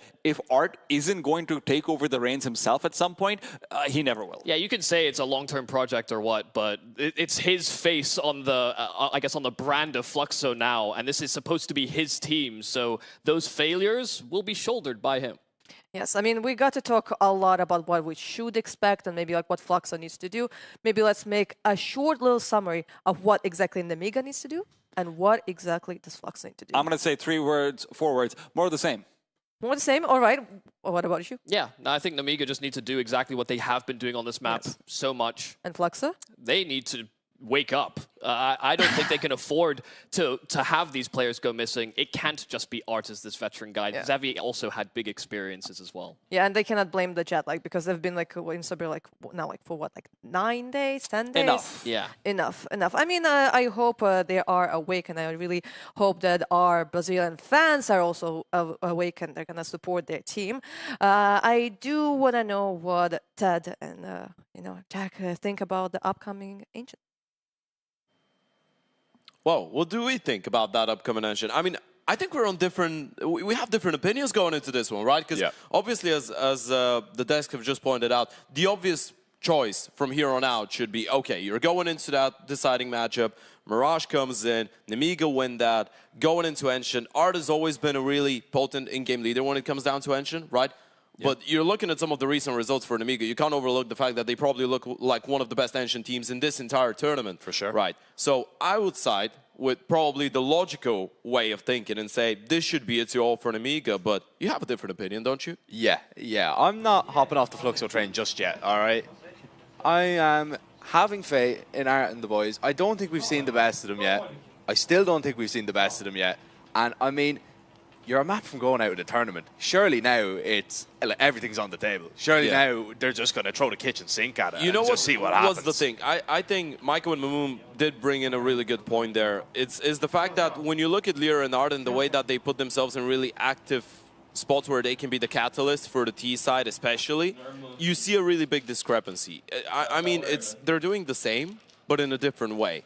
You're looking at Art, sometimes it's going to be a little bit disjointed, sometimes he's going to be the guy to put himself in a position where he either wins you the round or he loses you the round, right? He's going to get, if his plays work out, he gets himself into a good enough position to make sure that the enemy team has nothing to do with it, right? You need your teammates to just support you all the way through it. But then you're looking at Lear, there's not going to be so much risk taken. I feel like you have some other more, well, I wanted to escape that pun, but you have some other players like Risky Bob, for example, who's quite good at unorthodox plays and throwing spanner into the works. Same for Xanter, same even for Zway at times. He's been becoming a lot more confident, I feel like, in his own plays, finding his own timings, going for things that he initiates for himself, right? And I think this is really vital for Nemiga. And as we pointed out, the atmosphere for this young team is going to be extremely important. And I feel like it doesn't really get any better than what it is right now. Atmosphere is good. Feeling is definitely good. You can see they're laughing a joke as they get ready now to get going here into this one. Yeah, we're okay. We're ready to go. Yeah, don't know if that was for us, but I'm going to imagine it was. I think if they're ready to go, we're ready to go as well. We don't really have a choice, although Zevi's still having a bit of a little snack, yeah. A bit of a snack, yeah. You want to make sure that you stay focused. But yeah, we were talking about recent results when it comes down to Nemiga, and obviously you can't help but talk about all those wins that you're seeing against teams like Sangao twice in a matter of just days on Ancient, 3D Max, saw the Alliance, and the one thing that unites all those wins is in all those 5 maps, they didn't concede more than 9 rounds. No double digits against them. Nemiga have been incredibly comfortable when it comes down to Ancient. At least this is what the results show. So from here on out, ladies and gentlemen, it's pretty simple, isn't it? Nemiga 13 rounds away from the semifinals in a matchup against Fnatic. And for Fluxo, it's now or never. You go hard or you go home. And we know one thing about Art. he knows how to go hard. Also knows how to go home. That was not necessary. No, I'm all about the Fluxo train, and I'm all ready. You said they were gonna win. I still have faith. Kai. You don't need enemies with friends like that. No, not at all. Aggressive peek from the shelf. And it gets knocked off it. Zevy's going to now take point and try and do a little bit of damage. And Nemiga have been really just stomping absolutely everybody on this map. So you cannot underestimate how important a good start here for Fluxo is. Looking at the read early on, though, you spot a couple bodies in towards shelf. They fall back. You stack everyone. There's going to be 4 Fluxo players towards the B bomb side. Making a good read. Going to give this one a good go here at least. And Risky Bob is going to find a nice opening. These Julies in towards the cave. Surely you're just going to gobble up a few kills. So many bullets, but not enough connecting in the right places to put another name up on that kill feed. Instead, smoke now fades on this bomb site. Art and Kai close by, trying to move into position. Lear hasn't moved a muscle after putting that bomb down. Global setup in towards Cave and Cheetah. Risky Bob, he's going to peek out first, and Art was the high HP. Kai is definitely not confident going into this, and that is straightforward for Nemiga. Discouraging to say the least, right? If you're on the CT side and you go around like this one, you read the room extremely nice. You have 4 players on the correct bomb side. You have a double setup in towards Cave, and you still lose the round. You still get completely run down. I mean, that was great effort by both Piri and Nix, but the refrags were good enough. Risky Bob's way. Lear, once again, bringing in the goods. And I feel like this is the most important aspect of Nemiga's game right now. Obviously, you know that the ceiling is going to be quite high when you have, let's say, Xanter playing well, Khan playing well. Those are the elements that you're expecting to be on a high level if you're talking about Nemiga. But we really, I feel like, get the true colors. We really get the best look in Nemiga when Lear's plays are going nicely, Risky Bob is finding a lot of success, and when Zwei is making the right decisions. I don't necessarily mean when Zwei kills 3 people on a lurk or clutches up every single time. But when we see him in his comfort zone, he needs to pull off rounds like that maybe once, twice per map. Yeah, if he does it more, it's great. But if he does it once or twice per map and he's always moving around the map the way that we know he can move around the map, then that's going to open up a lot of space for Nemiga and a lot of possibilities on the other side of it.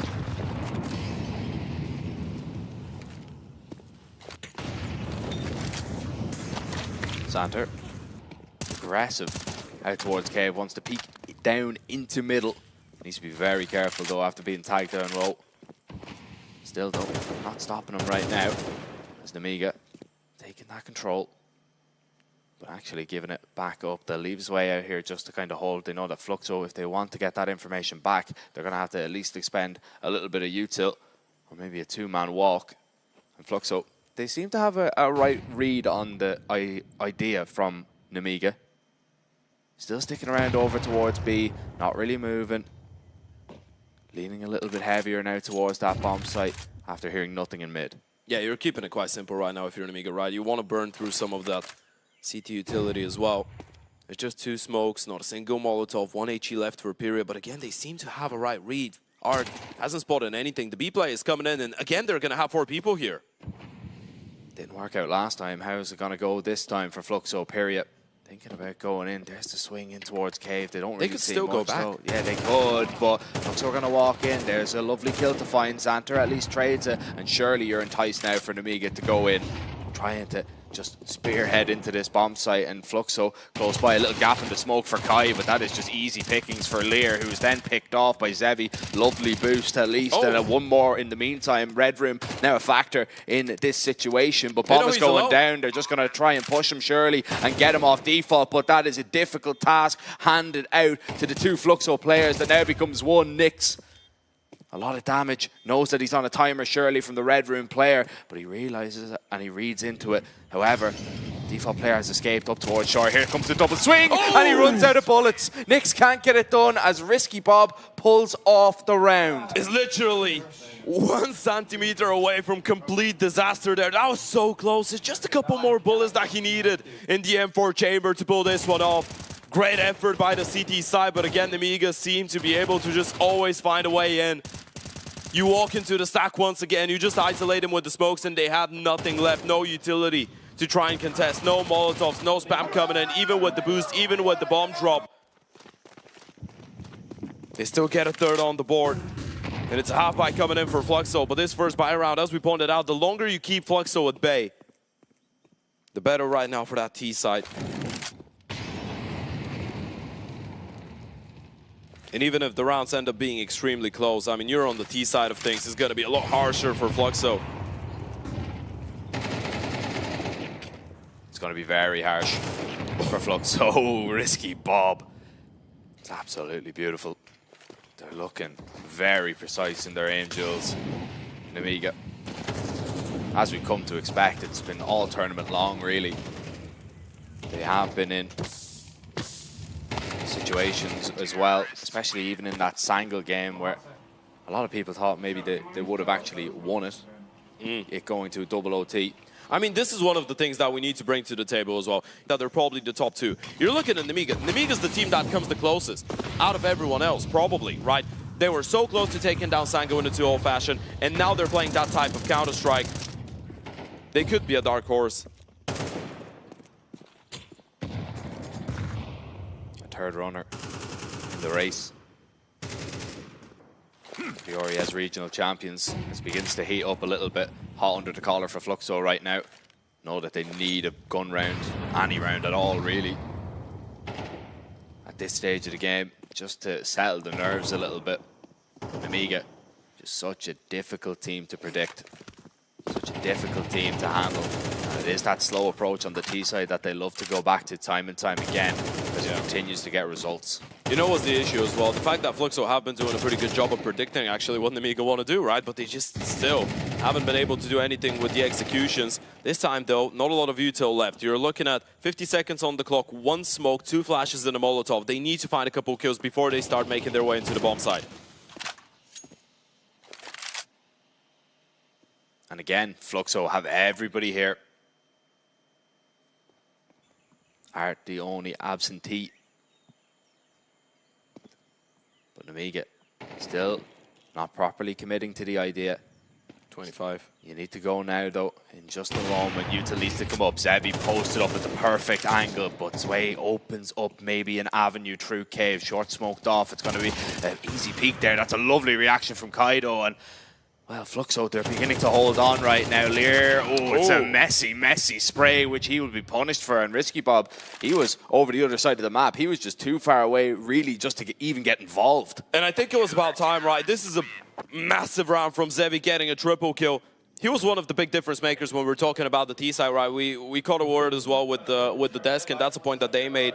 The performance from Zevi on the T side of Mirage made us all feel like this is going to be one of those days for him. CT side didn't feel as hot. This first buy round it did, and I feel like it was about time for Nemiga to get punished for those, right?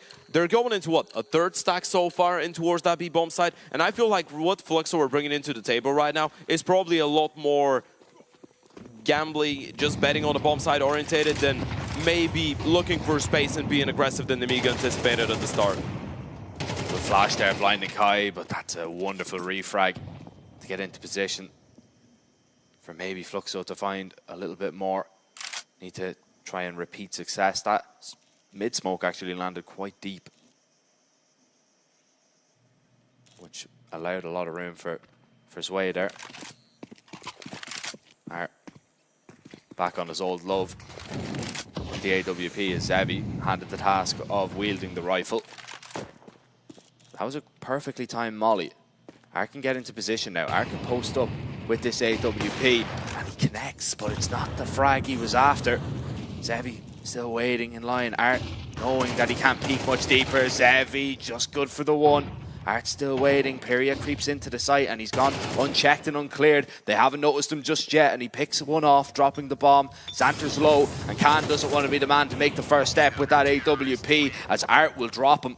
Fluxo, a second round in a row, repeated success. Yeah, this is starting to look a lot more comfortable. And as you pointed out, real time, that Molotov in towards A main made all the difference, right? If you don't get that extra couple seconds to start rotating people back, you're probably in a whole lot of trouble on that A bomb side. It allowed other rifles to get up close and personal, period, with that back default position and a big double kill coming in from Bob himself and the in-game leader of Art. It's been quite a while since we've seen Art main open, and obviously we're not going to see him main open this team, but every now and then it feels nice seeing him back on the big green. Yeah. Brings in a lot of memories. It does, it does. Good memories as well. Back on the rifle these days, though. Back on the rifle in this round. Picks off one of the pistol players, and the rest should be no issue. But Nemiga, one of those teams that when they've got the pistols in their hand, especially on the T side, they're going to make you wait out quite some time. Yeah, you know they're going to try and squeeze everything out of a round like this one. All the possibilities, every single piece of damage. Whew, and that's why you give them a little bit of space. You give him an inch. They know how to take a mile. Zevi needed to get that one onto his way. Timing was a possibility there for his way, by the way. Could have been able to get Piri in a pretty uncomfortable position with the Deke. Maybe get another one. It's still going to be good enough for Nemiga, but we get to that first tactical timeout. It's where Box joins the conversation. Of course, we had that conversation yesterday around the connection that Box has with Lear. Obviously, when Lear played on the team between 2019 and 2022, well, I guess when he joined towards the end, because Box played between 2019 and 2022, they played together for a little while, and it's difficult to imagine that the way that Box was, I guess, IGLing back then, the fact that you played with players like Jo, Disbalance didn't really influence the way that, and the policy that he's going to bring to the game, the way that he's going to call for that Nemiga team. It's always nice when you have an in-game leader, coach, bond that is that strong and goes back in time.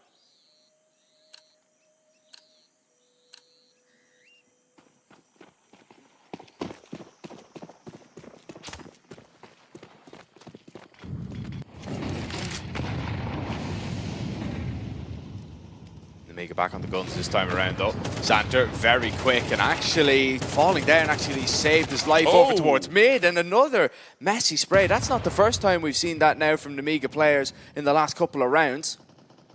Failing to connect the bullets exactly where they want them. That is a perfect bait peek there from Nyx, and Nemiga all of a sudden a perfect start. It's completely gone. It doesn't look like they're on their A game individually, right? And this is right on the back of a tactical timeout. You're probably not overly excited about it. You had great opportunities to get 2 kills. Maybe you're looking at Xanter and you're saying, okay, fair enough, if you lose that fight's way, 100% should have had at least one of those kills in towards middle. And Risky Bob's just going to get shut down trying to take some space in towards that A bomb side. This could be a fairly clean one. Even though a lot of damage has been done, Lear could still try and make it as expensive as possible. A bomb plant is completely out of the conversation, though, and this is what you're after here. If you want to have enough money to go for it once again, you're going to be working with a maximum loss bonus and the next round, but it will be just 3,400 per player. And to be fair, if you're a Lear right now, you have a decision to make. You have a smoke, you have an AK, you have a couple $100 as well.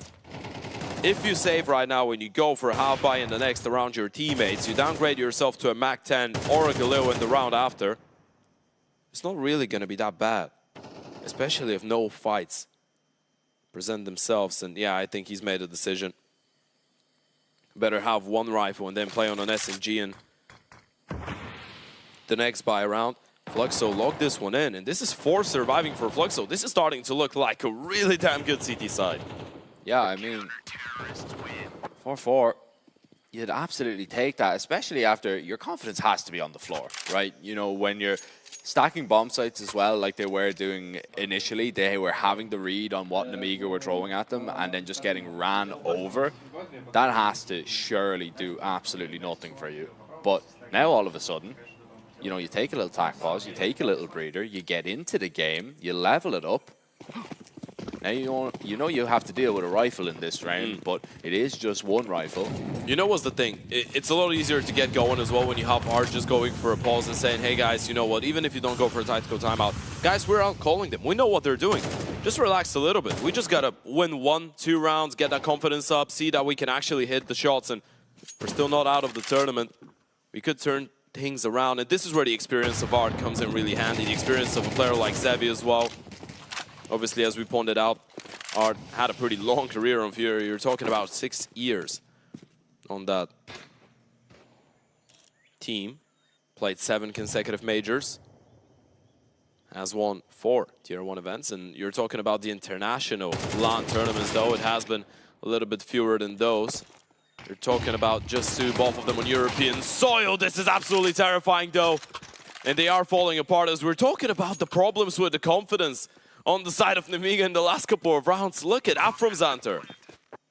A lovely flash peek, and two players completely blind, and the Tech-9, the perfect weapon for the job. Nice shot from Art. At least he's desperate to hold on to this rifle. The same with Kai as well. But still, though, Nemiga, for what they purchased and what they brought into this round, to get that as a result, Lear with the saved rifle, and then the flash just perfectly ideal. Two players just caught out in no man's land, out in the open.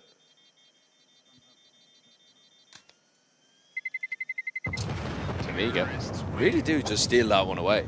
Yeah, it's always nice to have those set pieces. I mean, we're talking set pieces. This was a pretty simple one, wasn't it? You go for the double peek in towards cave, pistol jumps in, AK hits it with the short strafe there, getting the first kill. Then you go for the long flash. Tech-9 just mows down two players that could not see a thing.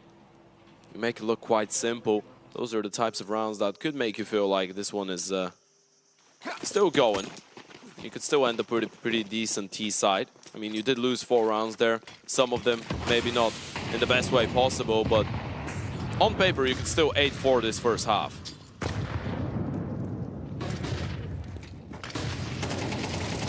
You could do. And oh, look at that aggression. The dink was actually perfect. Lear was trying to swing through that Molotov to try and find a kill. The dink was all that was needed. All of a sudden, Fluxo try and change it up a little bit. They try and get aggressive in towards the laneway. They're going to take that control.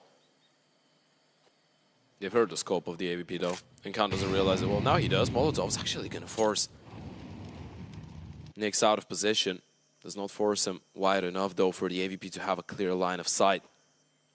But that utility might make you overlook the possibility of an A-walk right now.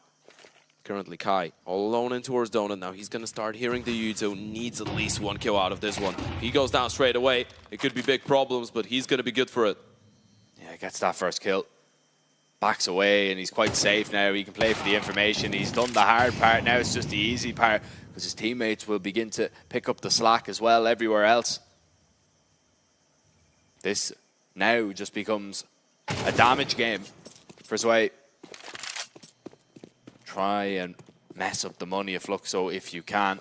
The round still going, but 25 seconds is not a lot of time, and the steps are being heard. The swing not good enough, and that's going to worry Fluxo maybe just a little bit. Molly eases their stress. And so he'll pick off 2. I don't know how many more he'll get on his endeavor. He can just save. He's got 3,200. Doesn't really bother him. He'd even drop one over if he wanted to. And the money situation on Nemiga is not bad. It's time to have a serious conversation, though. You're talking about the possibility here of a full purchase for Nemiga, right? Zwei stays alive. He's got enough money to drop over an AK. The thing is, do you want to justify the risk? You probably do, but you know you're not resetting Fluxo's money for the final round of the half. You know you're leveled up. This is not gonna be a walk in the park in the last 2 rounds. So do you want to go for the buy now, be a little bit light on you, still have the rifles, but not have a lot of, I guess, grenades to bring to the party? Or you have buy around that AK, you try and go for another set piece, and then you have everything that you need in the next round. It's a tough decision. Grenades would be a terrible party favor, though. I would be pretty upset if somebody brought a smoke to the party. It depends on what type of a party it is. Well, there'll be no partying for Fluxo if this one doesn't go right. It's like, you know, when you go to concerts, they have smoke going out of the stage sometimes. Yeah, it's quite fun. We should have that here in the Relog studio as well. You know, fire throwers, smoke, all the good stuff. Speaking of fire throwers, I mean, out towards middle, look at Zwei and Risky Bob already down to 52 HP each. Yeah, and this is not great. They did decide to invest into it. Actually, the purchase is a little bit better than maybe what we anticipated. But you got to find a couple opening kills, and this is great. Risky Bob with the opening. Xanter, great spacing to get that refrag. You put yourselves in a 4 versus 3. And for the first time in a long time, Nemiga actually in a favorable position. Kai has got a glimpse of that one player falling back in towards T-mid, but has been heard making a lot of steps in towards middle himself. This is not looking too comfortable right now for the CT side. No, it's not. You still have just no idea where Nemiga are going to go because they're just frozen completely. Yeah, and Kai's position behind that smoke as well. You don't know what's going on in the middle. You got to re-clear. That's why that goal is great, but Zevi's going to miss the shot. And Lear, if he gets that kill, round is absolutely over. And it's the in-game leader towards middle to break their backs, leaving Nyx in a 1 versus 4. At least he's got the right idea. At least he's towards that targeted B bomb side, but they still have plenty of time. And Lear's cleared out. They know Nyx is the B player as well. In-game leader hasn't spotted anyone out. They're just going to let Nyx cook in his own sauce of disparity for this round. Save his gun. That's going to be 6 for Nemiga.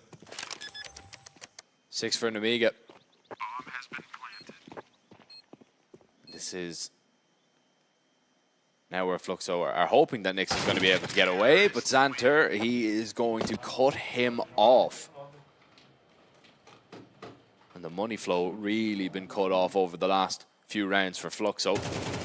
This is going to be a desperation bite.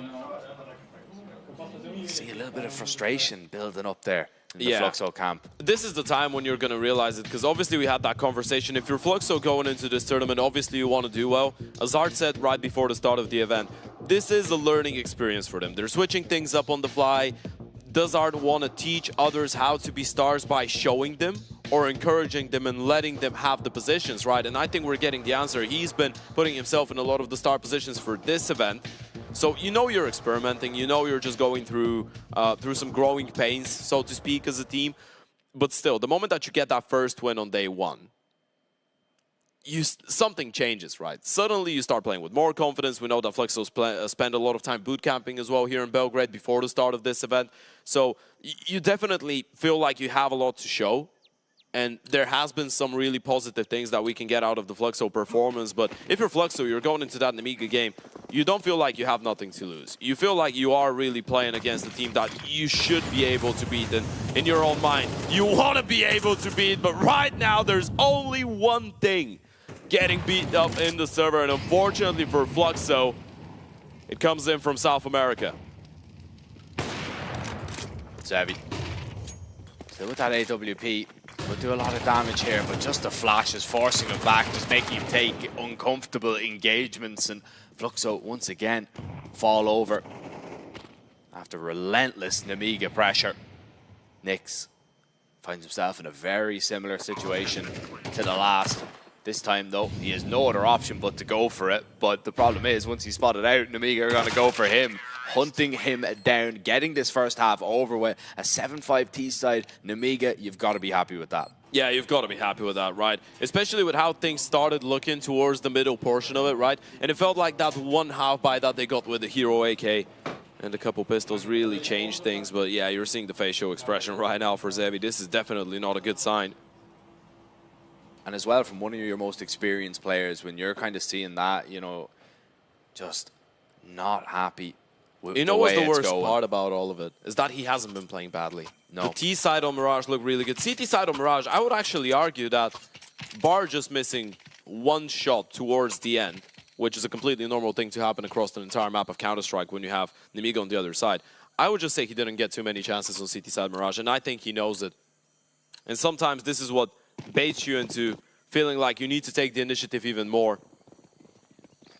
You know you're having a good game, you see the team is struggling, you feel like you need to put all the pressure on your shoulders. And a best around win here would be the place to start, but early days, the signs are not great. The USB is just wreaking havoc from long range, and Fluxo, they found a way through the back door to get onto this bomb site. Risky Bob is enclosing on Zevi, and even though they're doing a lot of damage and the bomb has got towards A, Pyria is the only player left. CTs are going to be hunting him down, bearing him down at any moment. It's a nice double at least. 2 players are still low. In fact, all 3 are half HP or under. And now it's more so the under. Pyria going to try and get away. Only 11 HP himself. So Nemiga need to just play this numbers game. But Pyria, if he can sprint over towards the B bomb site, if he can get a bomb plant here, that'd be absolutely perfect. There's 78 HP in the server right now across 4 players. And yeah, as you pointed out, he probably gets a bomb plant out of this. And with the damage, I mean, no matter what he does from there on out, he's probably going to be a force buy coming into the next round because of the 2 kills that he was able to find. Khan actually decides to rotate in. And this is a little bit risky. This could be a 1 versus 1 offer to Pyria. And if he gets that one, then it's suddenly a winnable scenario. But Khan will shoot him down. They needed this one, and they know it. Khan 1 and 7 going into that fight, by the way. Walking into the big boss. Yeah, that is... You think he's lacking confidence, and then he does something like that. Like, if he goes down, that's a 1 versus 2. Both of them are low. That is just such a winnable round. It makes it even worse, though, for Fluxo, right, when you're on the receiving end of it, because you know it's not the right play for your opponent, but it still works out. And the crazy part, that was Khan's 2nd kill of the map. Yeah. Big kills, big impact. It's not about how many you get, it's about when you get them. Exactly. And Khan has actually done a really good job of that in this event, to be fair.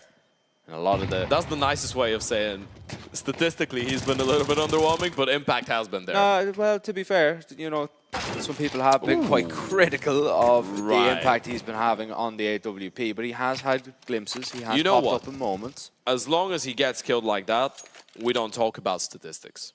There's nothing you can do about this. This was a lights out shot from Pyria. Literally turned the lights off for Khan.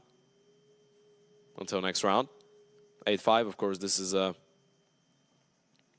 lightly supported by a minimum investment in a Desert Ego full eco. So you're not expecting too much out of it. All in all, maybe a couple nice shots.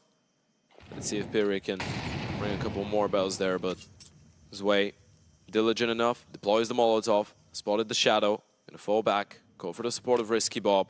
You don't want to overlook around like this one, Nemiga. Especially not now. Flash was primed and ready, but Nemiga decide, rather in this duo, they just want to face, they just want to take the fights with the pistol, see if they can take them down, gobble up these kills. Oh, that's very terrifying. Difficult. I mean, 2 for 2 ain't bad, but Lear needs to make sure he's going to connect, but it's another whiff from him. They're all so low. No! Xanter's going to go down instantly, and surely not. Lear, himself and his team, just been glocked. They just got full eco.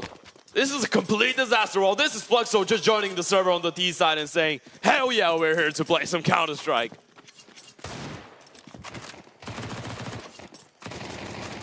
Out of all the rounds in the world, to win and win that, would you think the one they pick up is 4 Glocks, 1 Deagle, not a single piece of util, not a single piece of armor, and they do it with 3 players surviving, and potentially with Lear losing his life as well. He's going down here. There's no way they let him live. They're just gonna run him down. Yep, that M4 is gonna get picked up. This is a complete disaster. Fluxo might have just saved their own lives in the tournament. And I just want to highlight that kill onto Xanter, by the way. That kill onto Xanter, he was rotating in to try and deny the bomb there, and it was instant from the SMG. Yeah. If that kill wasn't as quick, that round is completely gone. Xanter's probably the only one that you can't say anything about because he didn't get a chance. He didn't Everyone else had the opportunity and just didn't connect with the shots. Xanter comes in, he gets that double, triple headshot from the MAC-10. Lights off. You're down on the canvas. Back's turned against the wall. That pistol round definitely puts you in a great position to have at least a 9-5 lead heading into your CT side buy rounds. Now you're going to have to work with a force buy on your own. It's not all doom and gloom, of course. You're going to be working with the 2 SMGs and a couple pistols. So if you're Fluxo, you want to stay as focused as possible. But this is definitely one that's going to be feeling really good. Oh, it's all well and good winning a round like that if you're Fluxo, but you need repeat success here. You cannot go down early on. Don't put the pressure on your team early. And, well, Sway getting aggressive through A main. He's going to get punished for that. Damage done over towards middle. Fluxo realized that there was maybe a pinch happening. But for now, Nemiga back away. They have to gamble. They've lost one of the SMGs. They have a couple pistols, some of them tagged down. Count on 46 HP. Risky Bob on 70. Xanter on 68. You have 1 smoke, 2 flashes, 3 pistols, and an MP9. You need to choose a bomb site and just hope for the best and potentially even call a save. I mean, they can try and be as proactive as possible, but what realistically could Lear do all alone towards that A bomb site with a 5.7 at that range as well? If there's 4 rifles and an MP9 with the U2 heading towards him.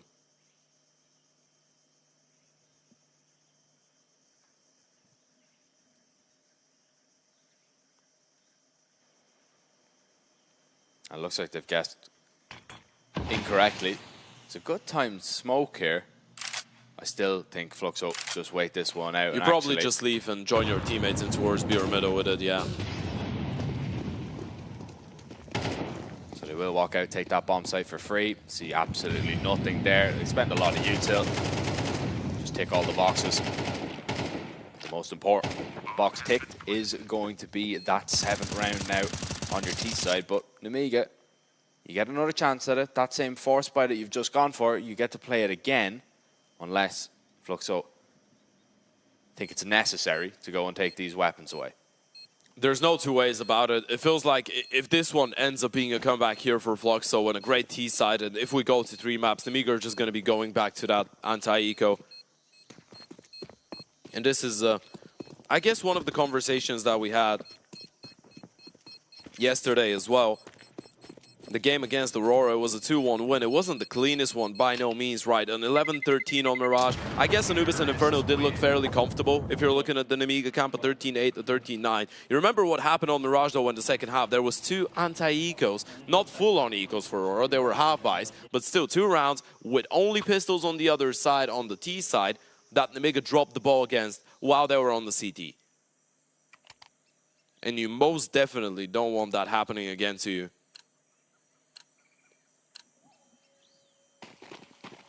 Those are the types of rounds that just get under your skin, especially when you're a younger team. Once you start believing that you actually have issues converting those rounds against the light buys, then you know what they say. You start believing in something, most of the times, it's going to come to reality. Need to manifest it. That's one thing that you don't need to manifest. You quite the opposite. You should anti-manifest losing 2 ecos. Manifest the fact that they're going to get 1 kill at best.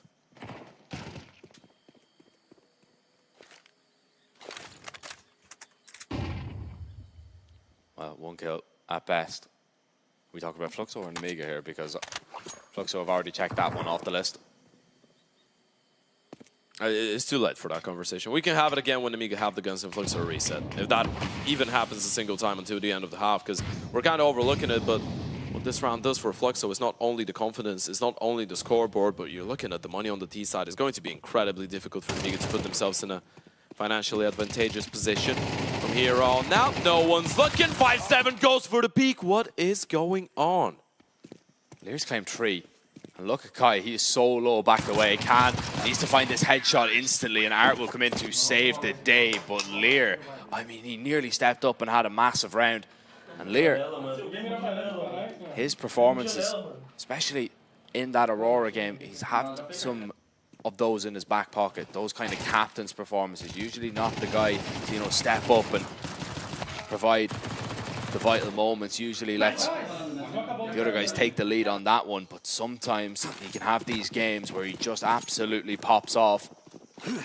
Right now, he's doing a really good job of fragging out for Nemiga. Nearly won them in a possible round. Oh, look at Nix. He's running through. So quick, but Xanter's ready. He's already there, and he stopped him in his tracks. Jiggle there, spotted the information. Sevi trades one back at least, though. Fluxo, all of a sudden, it's not looking too bad, but now it's looking a little bit bleaker, especially if Kai doesn't get that trade, but he does. Maybe giving them a little bit too much there in terms of the fights, especially with how disjointed Fluxo were on that initial play. Nix was so much ahead of everyone else. You saw it there, Xanter wins the fight, is able to actually jiggle 3 times before seeing that second player Because of the Yuto, though, because of Nyx just running in, they assumed it was going to be a straight-up B rush. And it probably would have been had Nyx won that fight. Still, Fluxo able to get the refrags, and now they pause. Where do you go from here?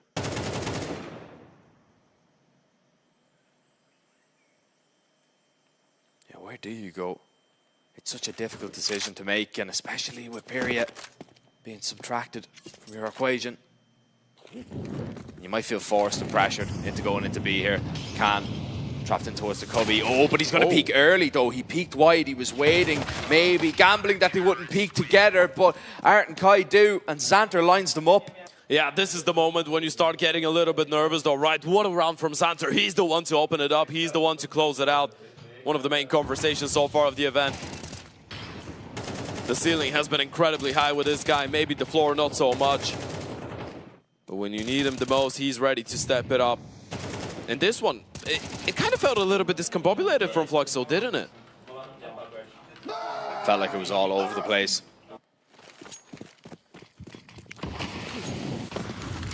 Just thrown off a little bit by Xanter's positioning early on. Good Molotov there to make sure that Sway can't get up towards Shelf, but already an opening here from Lear. Good flash. Sway completely blinded. They will just take him out. Needs to be careful of the cave player. Lear looking Still for alive. a little bit more. Yeah, still alive, and he'll back away. He'll get out of there. The perfect crime committed.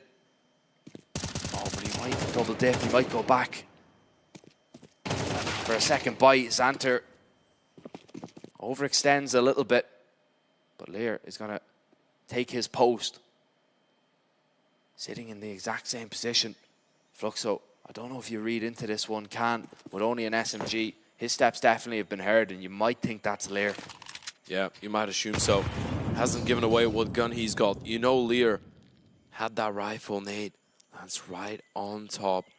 And it's all about a possibility of those T's walking back. And actually right now, you could have missed one player. You know there's at least two guys in cave, right? He heard a couple pairs of steps. You know they've just frozen. And yeah, Fluxo are just hoping they're going to catch Nemiga, maybe overextending, reading too much into the situation. The more time actually passes, the more I feel like Nemiga are going to realize, well, no one's going in on the flank. They're all in cave. Khan might have missed the timing completely. He's going to go peek out here. Catches Zevi with his back turned, and he picks one off. And now, surely you're looking for Lear. Surely you're a little bit worried about the ramp position, and you spotted him. Lear, though, been elusive in this situation. One still missing. Yeah. 14 seconds, though. You're going to have to get this bomb down. You know about both. HE will land. It'll chip away a little bit of health. Lear going for the spam. Nyx decides not to spam back, instead to focus on the player that's a little bit closer. Problem is, can't really go. He's waiting for Lear to make the move, or at least try and set him up. And it was a lovely flashbang to get him out, at least to put pressure on Nyx in towards cave. He's just going to be smoked off completely here. But need to be careful about Pyria. He's wrapped all the way behind, just picks off Can for free. And Lear now with the kit taps it off it. But Pyria, he will not miss it. Played to absolute perfection. Triple kill going in favor of Pyria. That's why you want him in the mid to late round. This one was all over the place, though. Complete and utter carnage. Felt like the T's were able to put themselves in a good enough position. Lear once again being the hero to actually keep them in the round. It was such a difficult 2 versus 2, though, especially with Khan being only on an MP9 long-range fight. Just didn't feel like a possibility. They wasted a lot of time looking for that potential flank coming in. Later on from T-spawn, from middle, from CT spawn, from red. Just didn't have the full information, the full package of it. And that's a really painful reset to the economy of Nemiga. One thing, Xanter, he's refunding that, right? I would definitely hope Xanter? so. Yeah. Okay, thank you. Okay. Right. It was just to throw in a decoy. Panic avoided. Yeah. Hey, rush. Inevitable. And nobody home either.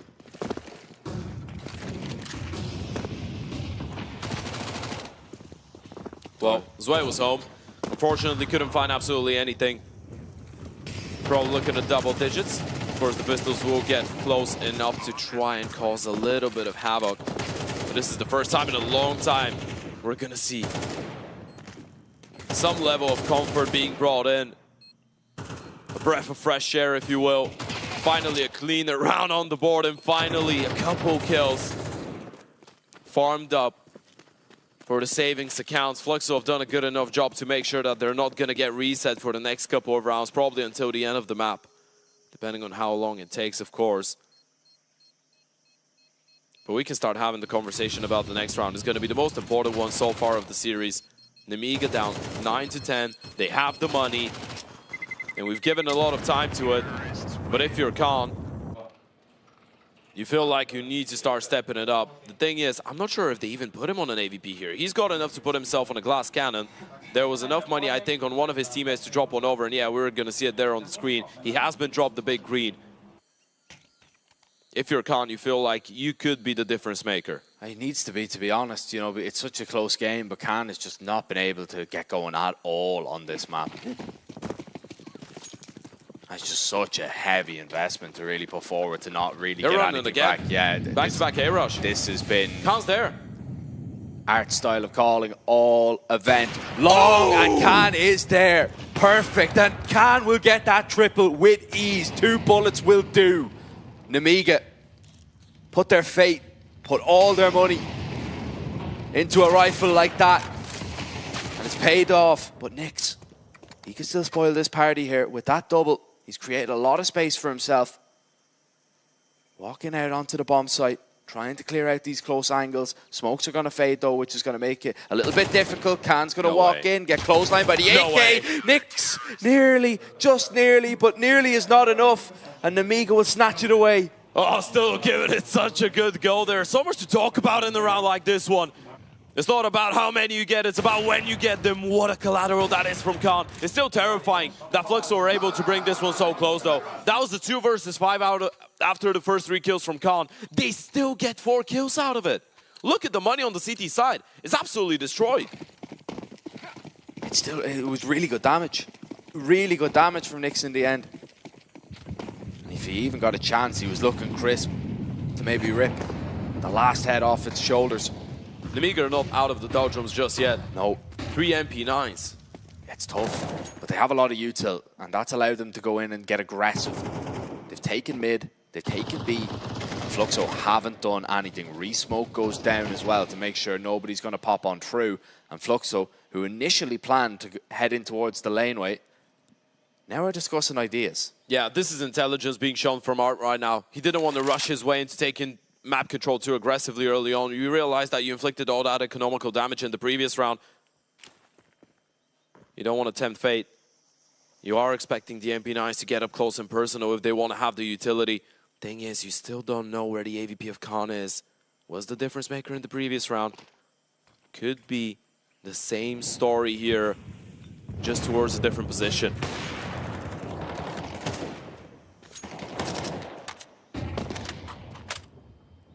You show that little bit of presence. You don't take another peek. Lyra's waiting with this smoke just to drop it. So Fluxo, once they're spotted, they're going to just have to speed up into the site. And Zevi, he's going forward with the bomb here. He's going forward alone. Oh, and another whiffed spray, another missed opportunity here. Xanter out on the site, cannot spray all of them down, only collects 1. Nemiga get a little bit closer. Molly goes in, but it's not going to get Zevi off the plant. That will. Now you go. And now you have to. AWP in the mix though. Khan has already been picked off, dropped from the shelf. And risky Bobbin's way. Surely there's just no way in. The SMG is just going to have to beat these AKs to the punch. Art is up close. Usually where this SMG is going to shine. He spotted out both of them, but he's surely running out of ammo. 7 bullets left and the trade is enough. Fluxo have an advantage. Yeah, and this is the way to go. This is your ticket for a 3rd and final map. That was the most important round so far, Vention. Money low on the CT side. It's going to be a harsh reset, and this is such a big risk that Zevi's taking, by the way, getting ahead of the play. He realized that was the only possible way, though. He realized he was the one with the timing. He just needed to win 1-1 versus 1, and the spacing was not good enough after that first fight. If he loses it, it would have been really difficult for his teammates to make their way out of the bomb site. But Fluxo should be making their way up to 12 now. And again, it's a very slow call here from the side of Fluxo. Nix needs a little bit of assistance, and well, the USPs are ringing a few bells, but all is well. after that engagement for the side of Fluxo. 12th round here. They've at least guaranteed overtime as soon as they find Risky Bob. They've got 2 chances to send us to Inferno.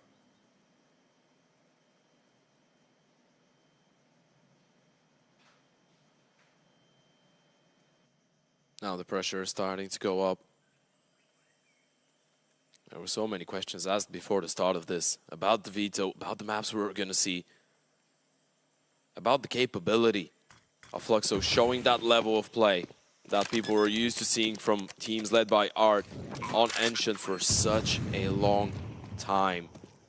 On some of the biggest stages across the world as well. All over it, in fact. And this Ancient has not looked bad, especially on that T side of things. You're still going to get a couple more. Enough money on his way to drop one over to Khan. On AVP, that is. So Nemiga will have pretty much everything that they can hope for. Every single piece of utility, every single piece of weaponry is going to be a proper investment. But from here on out, you're just fighting for OT. Khan win in regulation. 2 chances for Fluxo to send us to a 3rd and final map. Inferno wasn't a discussion before the start of this. Probably even expected a possibility, a world where Fluxo would pick into it. They were able to get it as the 3rd and final one, and if they're able to steal this one away,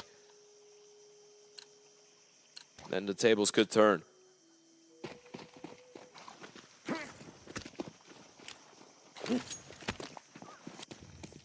There it goes. Round number 23, first map point, Fluxo. And it's looking like a straight up B play. Look at Xanter though. He's gonna start pushing forward. Deep smoke comes in. Lear going for that swing. Wins the first one. A lot of damage done. Xanter needs to be careful. He's so low on HP. They're so fragile, all of them. Yeah, look at that as well. He will get away though. Low HP and all. And you've come away with a kill. You've come away with an opening. And that's the first time really that we've seen Nemiga get into a position that they're able to find that frag. Get away safely. No chance of Fluxo refragging it just yet. And Fluxo are going to explore their options over towards mid. Good flashbang. Risky Bob doesn't peek that deep off it. Smoke's going to land. Lear's going to be absolutely no help to Risky Bob at the minute. And well, he needed a lot of help there. That is so quick from Art. He just jumped out. He literally just jumped out. He wanted to get the crosshairs away. Still gets the kill. Kando, Ob discovered. That's a perfect jiggle. Doesn't get the kill. Do they want to try and avoid him though? Or you want to double back and still go for that B play? You have Art in towards red. He's going to be a massive factor later on into the round. Question here is, do you want him to just get off rotations or come in from the back lines once you attack that B bomb side? That's it. Is it going to be a late play from Art, or is it going to be a relatively quick play? And it looks like it's going to be a later one. He's trying to cut off the rotates. Khan missed the shot, the most important shot of the round to keep Nemiga surely alive. It's down to the 2 low HP players. Santer's close, and Lear nowhere near. No kits available. Lear will move into position, low HP, and Fluxo now just a moment away, just a bullet away, surely, and Fluxo are not finished. No, they absolutely aren't. They didn't come here all the way from Brazil just to go out without picking up a map. And that's the one thing that we know about Art. Up until it's over, it never is actually truly over. It never is. It never is. And look, it was a really good Ancient, especially that T side. And we're talking about, you know, it all really being brought to life and being sparked to life by a Glock round, which is really surprising. I mean, you know, that's really what just gave them all the hope, gave them all the confidence, ran in and ran away with it. Yeah, we had that conversation as well, right? When you're an Nemiga, you're going into a game like this one. Yesterday, you were not punished in the sense of losing the best of 3. You did drop a map against Aurora because of the incapability of actually closing out the rounds against the Pistols. Now you're going to be remembering that one round. And you're going to be saying this is probably the difference between the 2-0 and, well, what we actually ended up getting, which is going to be an Inferno. But I'm looking forward to seeing if the desk actually agrees with us on this one. Vamos Brazil! Honestly, this is a really, really pleasant surprise. Yes, both teams, they managed to win their 5 last Ancients, but what we just saw right now is a comeback from Fluxo, and we're going to third map? Yeah, the big question was going to be how they bounce back from a Mirage pick that goes awry. I think when we reflect on the Veto, there was no way Ancient wasn't going to be played. It was more about when it was going to be played. And it's very clear that Fluxo came in with a good game plan. I think they set themselves up for a lot of success. But then there were these moments where both teams honestly just weren't hitting shots, and it was about who actually stabilized their aim in time. This really wasn't a game of headshots. This was very much a game of body shots and good calls. That's what it felt like at the very least. And I think the calls that I really wanted to point out, because Art might not have shown in the individual fracking department, but I think on the CT side calling, he really was clear. And there were these 2 rounds which really illustrated effectively. The first 2 rounds that they're able to get on Fluxo, they're literally a pure stack. First of all, on 0-4, they have all 5 players here at this B bomb site waiting at 30 seconds for Nemiga to try and make a play to try and come in. That lets Zevi gets his triple kill, gets him a little bit going as well. Then after that on 4-1, they have a very similar circumstance where even though there's mid fights coming on early, the stack back to the A side is what actually ends up getting them this round. And the fact that Peria has been made to be this mobile early on because these stack calls also actually meant that he felt like he could focus on his aim a lot more. This is the first time we've actually seen Peria come through and light up the top of the scoreboard. Maybe not all so impressively every time, but the numbers are at least there. There was a small moment of discomfort, though. I think that when we reflect on that CT side, there were moments where you could tell that the setup wasn't really built properly, which I think is a little bit of a shame. I think we actually have a replay of one of the rounds where, you know, Art is being aggressive inside of Cheetah. He's holding for that player that is jumping around, and it's actually the fact that they lose control of middle so quickly that I think really does come back to haunt them a little bit. I mean, Nemiga come out of the half with an advantage as a result of that, but I mean, Jack was absolutely on the money. For Fluxo to have come back into this game off of Glocks was kind of an outrageous circumstance. I mean, I just heard that was the game of body shots, and maybe those are the shots that you would expect from an AWPer. There was one round where Khan, he managed to get 3 kills, turn around the whole thing, but he got 3 kills in that round, and before that, he had only 3 kills in total. Yeah, I mean, this is the thing. Ramping up into this tournament, I think Khan definitely has overperformed above expectations, and this was, I think, unfortunately, a little bit more of what I expected coming into the tournament. I don't think that is who he is right now, but he did regress quite significantly. And we had that conversation about Zevi and Khan on the other end. But when we boil it down to the stars and the players we wanted to show up, Fluxo did have that Imperial. Like you said, it wasn't always so consistent, but this round in particular, 9-8, where they end up in a circumstance where, yeah, they need period to find these kills in the late round was actually just kind of perfect. And the thing is, you can actually brush off Glock rounds, losses, and everything when it's a circumstance where it feels like, hey, whatever, it's okay, right? But it's a very young team, and I actually think Khan's impact or lack thereof was even more significant when you consider that, right? At the end of that half, they have 7 rounds. Their kill distribution at the end of half, the first half was 9-12 for everyone except for Khan, who's sitting on 1 kill. That's pretty insane, right? And I think there is some leftover from Mirage where he didn't really have much impact and Fluxo were allowed to come back into it. I think that pressure has now started to build up onto his shoulders. Even though Xanter was also coming alive a little bit more, Xanter wasn't taking over the map. It still does feel like Zwei has been their main pillar for Nemiga, and unfortunately, if Khan is not really there to support the foundations, you're going to have a hard time getting the structure up for the I think playoffs. in general, though, this is not what Nemiga usually play like. Usually it's a lot of early aggression into slowing things down. This time they played every round so late, so delayed, and I think that's actually one of the more kind of the weaknesses that they have as a squad, is that changing pace and adding a bit of variety can sometimes lead to more mistakes developing into the late rounds. I do worry sometimes about this Nemiga, especially when they are close to make it into those playoffs. We saw a lot of whiff sprays as well along the road. To credit Fluxo for that as well, though, I will say that Art also made sure that it wasn't like Nemiga were then given early fights by CT aggression either, right? So Art actually maintained a very defensive setup. Even though the Cheetah fight was important in almost every round, it was more about who's keeping B house control rather than, hey, we're actually going to push into B lane. And by making sure that Nemiga also wasn't reminded of that early round play that they have, because I think Nemiga was planning on playing it receptive, Art did kind of big brain this one out. Yeah, I think they almost made a weird handshake where they both decided they were going to change the way they played coming into this map in particular. Yeah, well, Fluxo managed to take this ancient, which means that the score is 1-1, which means we will have a third map, and we're going to be back with it after a tiny break.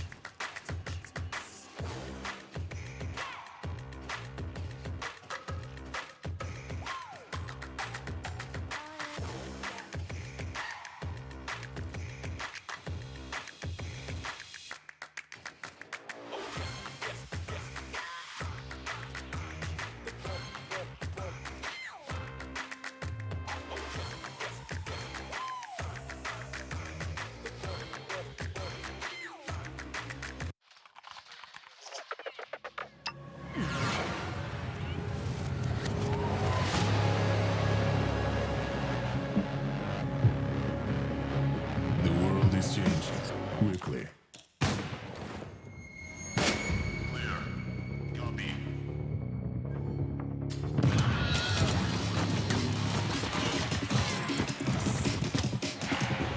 Sector clear. Shoot it.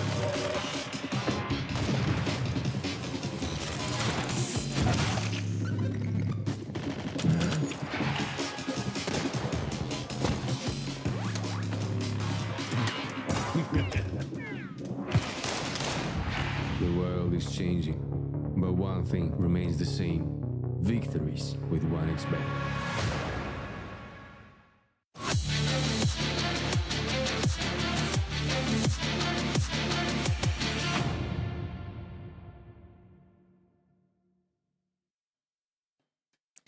One is the score right now in the series, which means we are going to a third map, which is going to be Inferno.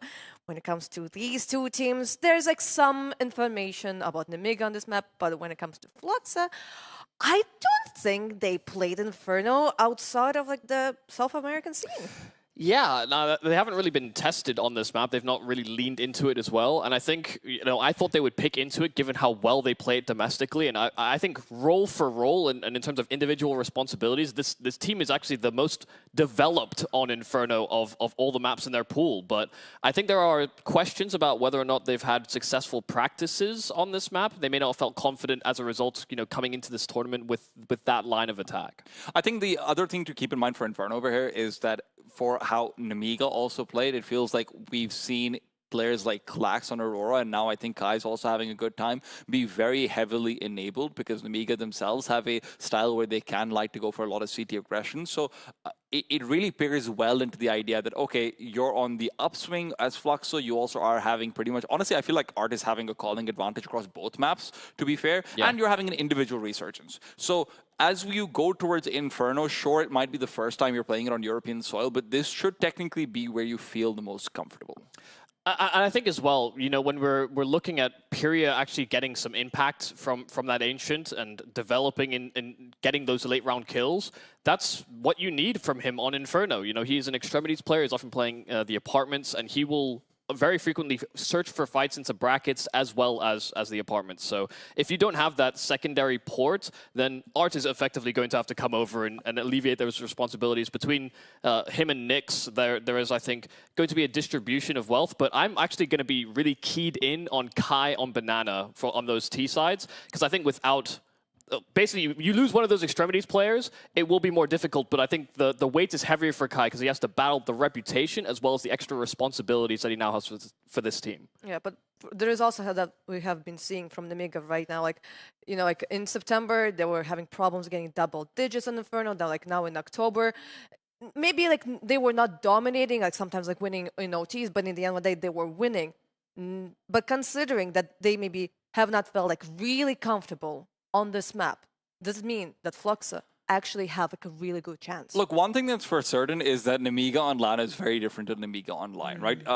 And I think this is where, even though I'm not happy with how Nemiga has played so far in the series, I think the fact that Zwei has been such a consistent factor is going to be incredibly important, right? Because so far, we've seen them really go away from what I thought was a very one-dimensional playstyle online. And yes, that's been exploited in the calling department. But here's the thing.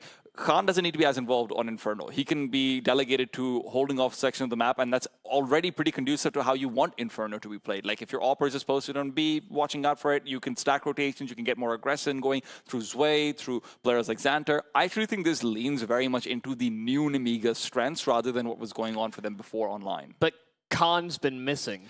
But that's the thing. I think it's easier to settle him down. I mean, that's where he got his one good round in Ancient as well, right? Just put him in a spot where he doesn't need to be aggressive, where he's holding off an angle like that. That's what I actually think it's better on Inferno than any other map, is my point. And I'm not saying that he won't have difficulties. He will. But what other map do you want an Opera who's going missing on? Inferno is the most natural. I will just mark off one part of the area. Yeah, you do have good fallback paths. There are escape plans if you miss. I do see that line. It's just I think the way that the Nemiga have been playing, they've actually just been able to rely on him so consistently. And I don't want this Khan to be the one that we remember at the end of this tournament, because he has not been this player so far at RES. I hope the best for him in his own individual form. I don't really care who wins this series, because I think both Nemiga and Fluxo have shown us different looks, I guess, through this tournament. This might be maybe a bit of a wild idea, but so far, whenever like would see Khan actually on a rifle, would get a little bit more excited. And Inferno, when it comes like to tier 1 teams, it is a map that, for example, we would often see Zaivu not opping, but rifling. So maybe that is the approach maybe they need to go for on this map? I mean, in general, you are seeing a lot more AKs being bought on the T side than the op overall, and that does mean you're a little bit less resource intensive as well. But the problem is the way Khan is rifling as well is actually high resources. He doesn't play this first in where he can get traded out early on. He doesn't play entry pack at all. He's very often either going to be late round for post plants, or you're going to see him maybe cordoning off sections of the map in the same way where maybe someone like Kai and Peria would. Those are really crucial positions where if you lose a duel, you still literally lose the entire round for your team, unless already Zwei and Xanter are the ones getting aggressive, which is why my focus is predominantly going to be on Zwei for this one, and maybe a bit of Xanter, but mostly Zwei and Risky Bob, funnily enough. Yeah, Zwei has been taking and winning a lot of opening fights, so that will always help them. But I do think Khan on a rifle, because he is throwing a lot of those flashes, he's throwing a lot of smokes as well, he doesn't need those resources dependent or pushed for him. He's often the one distributing those resources. I think there are opportunities for Nemiga actually to re-show what they can do, and some of the online officials actually translate that into LAN, because they have had to deal with Khan having some struggles finding consistency in that LAN environment, or in the online environment rather. It's just been a new level hit for Nemiga, and you wonder how high they can go if Khan is here. I've been hearing a lot of ifs, but in the end, you know, who takes the third map? Do we now have like a different opinion, considering that we are actually going to Inferno? I think it is. I think it's going to be Fluxo, to be quite honest. I thought they should have picked this map going into it. I think there are signs of weakness rearing its head as well for Nemiga. And UT time? I agree with the fact that there are signs of weaknesses, and here's where I'm a little bit on the fence, because Art has called a fantastic series, but Zevi's impact since Mirage has gone down, and I think on CT's side, I don't expect Peria to be able to do what he did on Ancient. I know he found a lot more form there. I think Inferno is going to be a lot less about what his teammates are telling him to do, a lot more about, hey, 30 seconds down the line, that's when you take your first duel. Not when Art is telling you to turn your brain off and go out towards a particular area of the map. I actually have faith that Khan is going to be looking a little bit better than he did on Ancient, and I don't think that, despite Art probably calling a better game, I still think Nemiga takes this. But Kai and Nyx, I don't know. We'll see. We'll see. Well, you know, like all of the roads are leading to Inferno, and Ted and Jack are going to be our guides. So let's go, guys. We're going to be your guides, apparently, so let's walk you through this. And I just want to say... That wasn't on the job application description. No, not at all. I mean, I don't know what I'm doing. I don't mind it, though. Yeah, it's okay. It's okay. I just want to say, though, it's a little bit surprising to see Michael jump ship after throwing Fluxo under the bus, not predicting them, you know, but that it is what it is. Changing it up. You know what? You say change it up. I'd say he's got an acquired taste for when he's doing his predictions. Yeah, we can stop talking about all of that.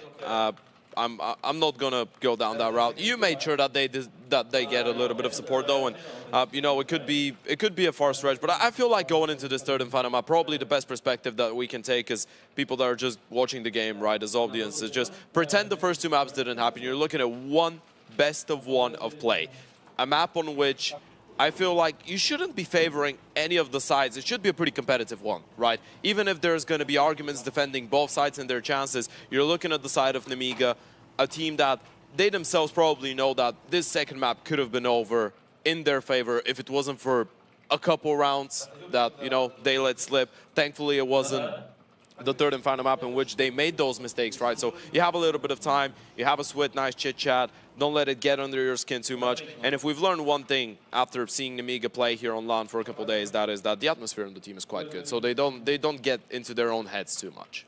Yeah, they definitely don't.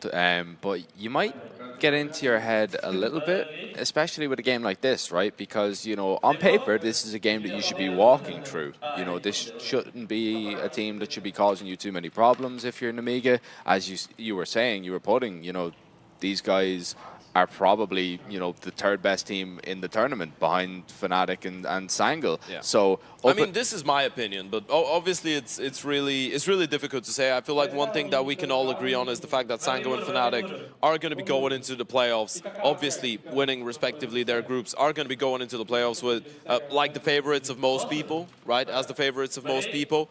But then you're looking at Fluxo.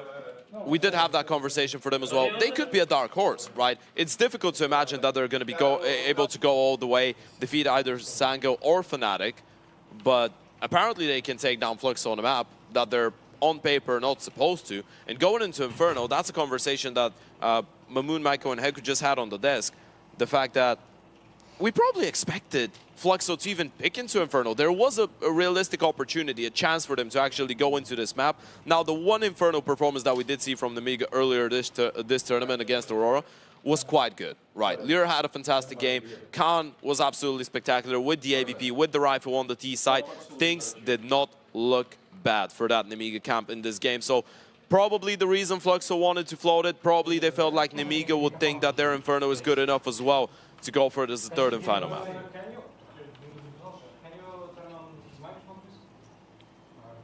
Well, just getting ready to rock and roll in this decider game. Is everybody getting sat down and ready to go? And yeah, I think it will be a little bit intriguing. It's going to come down to the rifles, what the guys were mentioning on the desk as well. Yeah, Inferno. Maybe CT side, you can make a case for the off. That's probably going to help out. Maybe Fluxo more than it's going to help out Nemiga. Well, time to find out, ladies and gentlemen. Think we're all good to go and jumping right into the server. Is it going to be the rifles? Is it going to be the ops? We don't care for now. The only thing that we care about is which one of those two teams will make their way into the semifinals. And any moment now, we should be jumping right to the swing of things. Zevi, gotta stay energized.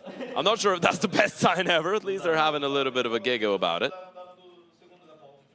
Yeah, sometimes they just happen. Not usually when you're tired, but you know, sometimes they do just yeah, they do just happen out of nowhere. Knife round commencing, it would seem. Oh yeah, we can see it on the screen back there. Yeah.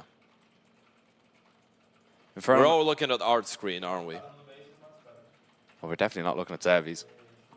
Yeah, you know what, that's for sure. If someone's looking at Zevi's, this is hell of impressive.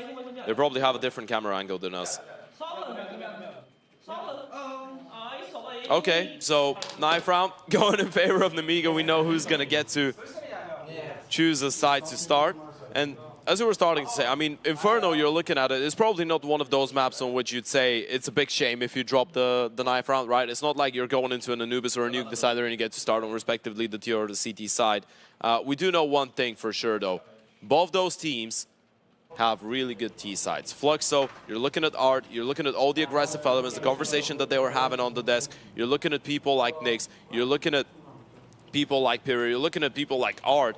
They love taking space when it comes down to this map. And I say Nyx, we know that Kai is being put in good positions as well. Nyx is going to get a lot of freedom on that T side and towards the apartments, alongside Kai, who's going to be accompanying him in towards that boiler area. So, yeah, I mean, I'm not going to lie to you. I feel like whoever starts on the CT side could actually be under a little bit more pressure, especially judging by how things have been going so far and how difficult it has been to actually stabilize the economy on the CT sides for both teams on both maps.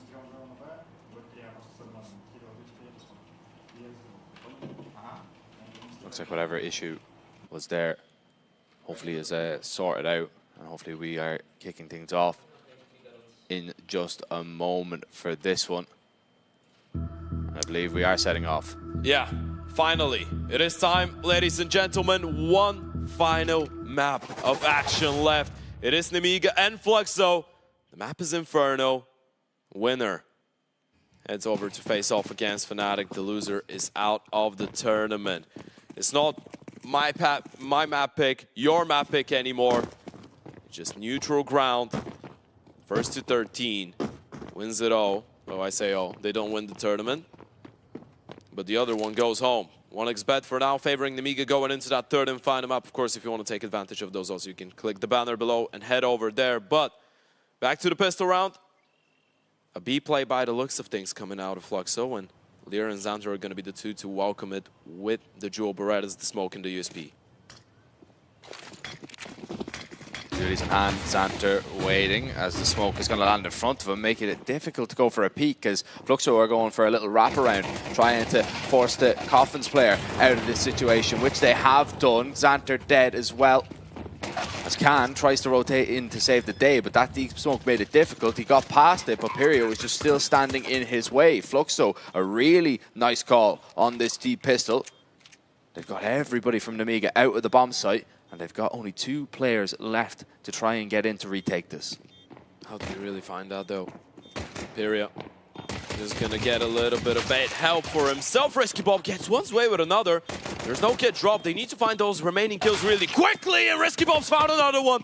Simply not like this. Surely not like this. The 2 versus 4. ResCircuit's found it.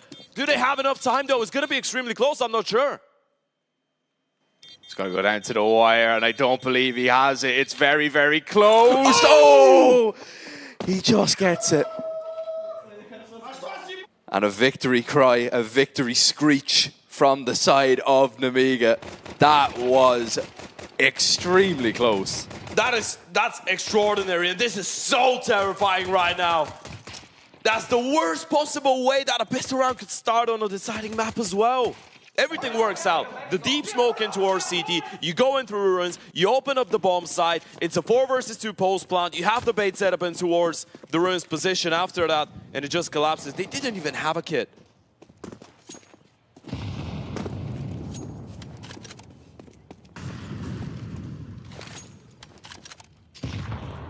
Just if one of those fights went their way, I mean, Pyrio was in a position to have so many chances to take one player down, to take Risky down. Failed to do so, and then everything else just fell apart. Fluxo have decided to invest into this round, though. They've got a pretty solid buy, to be fair. You've heard about you can't stop the flop. Have you heard about you can't stop the bop? Not right now. Not in that round, anyway. He's coming in at some pace, but Fluxo are going to try and hit this B bomb site with some pace now in a minute. The util is going to rain on in. That smoke makes it difficult. It does make you question if you want to fully commit. Yeah.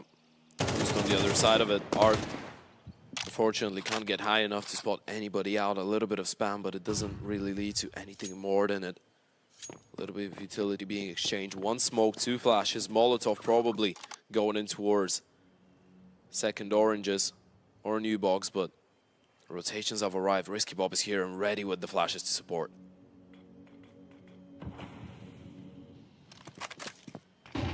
Flash goes in. It's a little bit early though, and both players are going to be blind. Missed timing on that, maybe.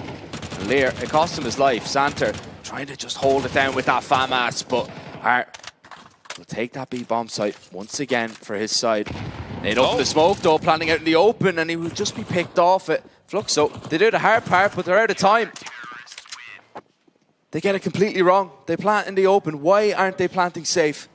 Why didn't they plant behind first oranges? That's what I'm trying to figure out right now. Obviously, you don't want to plant default because you realize that they might have nades, they might have molotovs. You don't want to get naded in with that low time. You're trying to go for, I don't know, you're trying to go for an unorthodox position with that bomb plant, but I mean, surely if you're just avoiding default because you're afraid of the HEs, you're going to realize if they have the HEs, they can break the smokes and kill you just like that. Panicked position for the bomb plant, and that cost you a round. Cover from ruins. Either way, I mean, this is a really awkward one, and they go for the force buy once again, but Pyria finds a double. Well, that might be them rectifying the situation here. Can gets dinked up for his trouble, at least stops the first man. Smoke down, just dumping all his util before it's taken away from him with a bullet. Can has moved into position. Yeah, lost him completely on the site, and he's got into a lovely spot to claim more. Kai has to go back and get the bomb. He can't actually engage in those fights. And Fluxo, very disorientated at the start of this. I would say the same for both teams, by the way. This has been an incredibly scrappy start to that Inferno. And if this is what you're to expect out of the final map of the series, then you're going to be in for a pretty entertaining one. Kai. Bomb plant secured, a 1 versus 3 though, and regardless of the low HP on Khan, he doesn't even have a rifle. Has a molly, has an HE, a flash as well. Gonna try and reposition. Nade, if timed well, could grant him a kill. It's all about buying time at this point. They have a smoke, they have the kits. There goes the nade, there goes the first one. Refrag needs to come in, time is running out. Kai finds a second and make that a third! Kai, where did that one come from? They needed that. They needed that. They've been so close to every single round, Fluxo, and that's the one they win. Kai with a monster of a 1 versus 3. And Can did so well over towards this bomb site. They lost him completely, and you thought the job was done.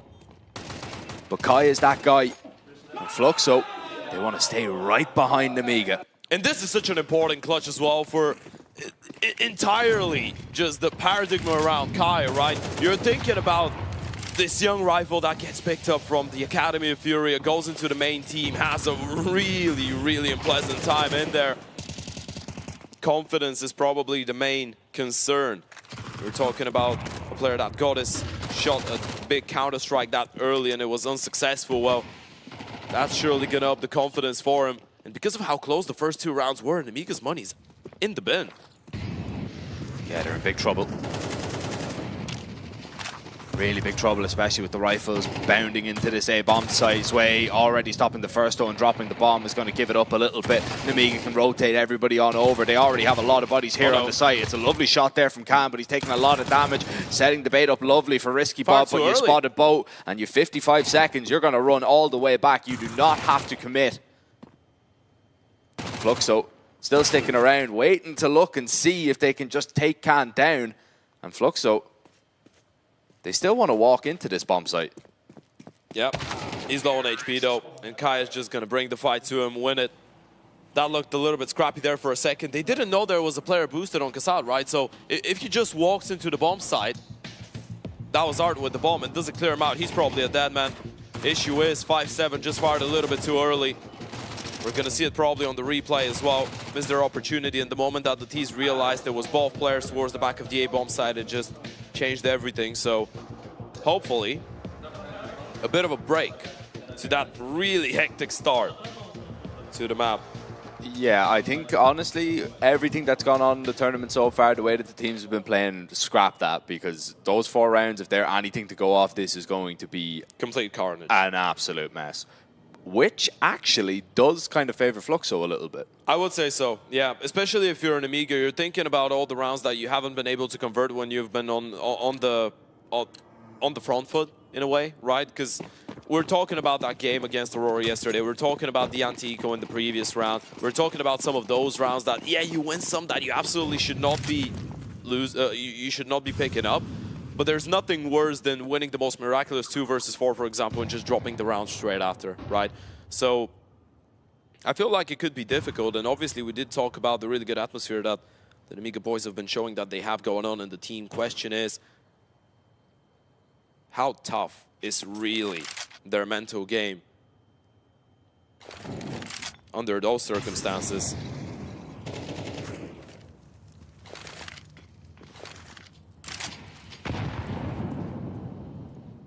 Terrifying that you might be walking into a lot of USPs right now. When they get stuck on each other, it is a little bit easier to take them out, and it's just a massacre in towards the apartments.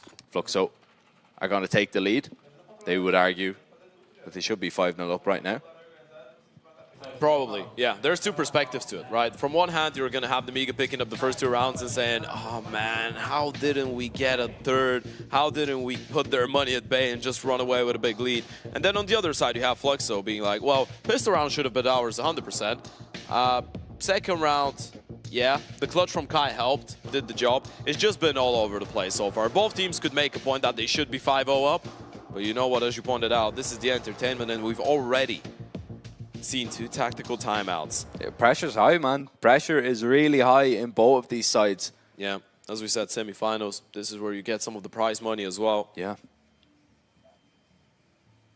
2 relatively young teams as well. This is, you know, a lot of money for these guys. It's a lot of history as well. When you look at Fluxo, we had that conversation as well.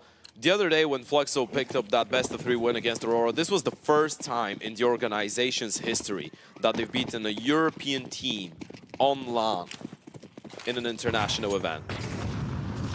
Massive achievement for sure. Yeah, so that's going to be their first playoffs. Oh, definitely. That's if they get there. Get past these rifles of Nemiga in this round anyway. Looking a little bit light in the util department though, with 1 minute and 30 left, and you haven't really taken all that control.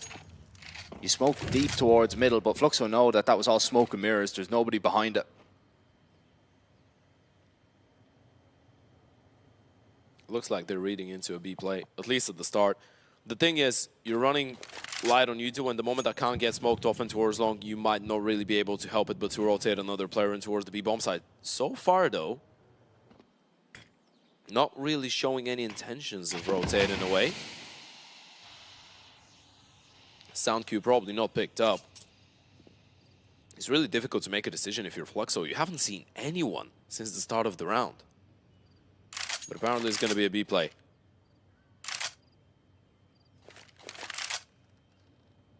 Apparently so.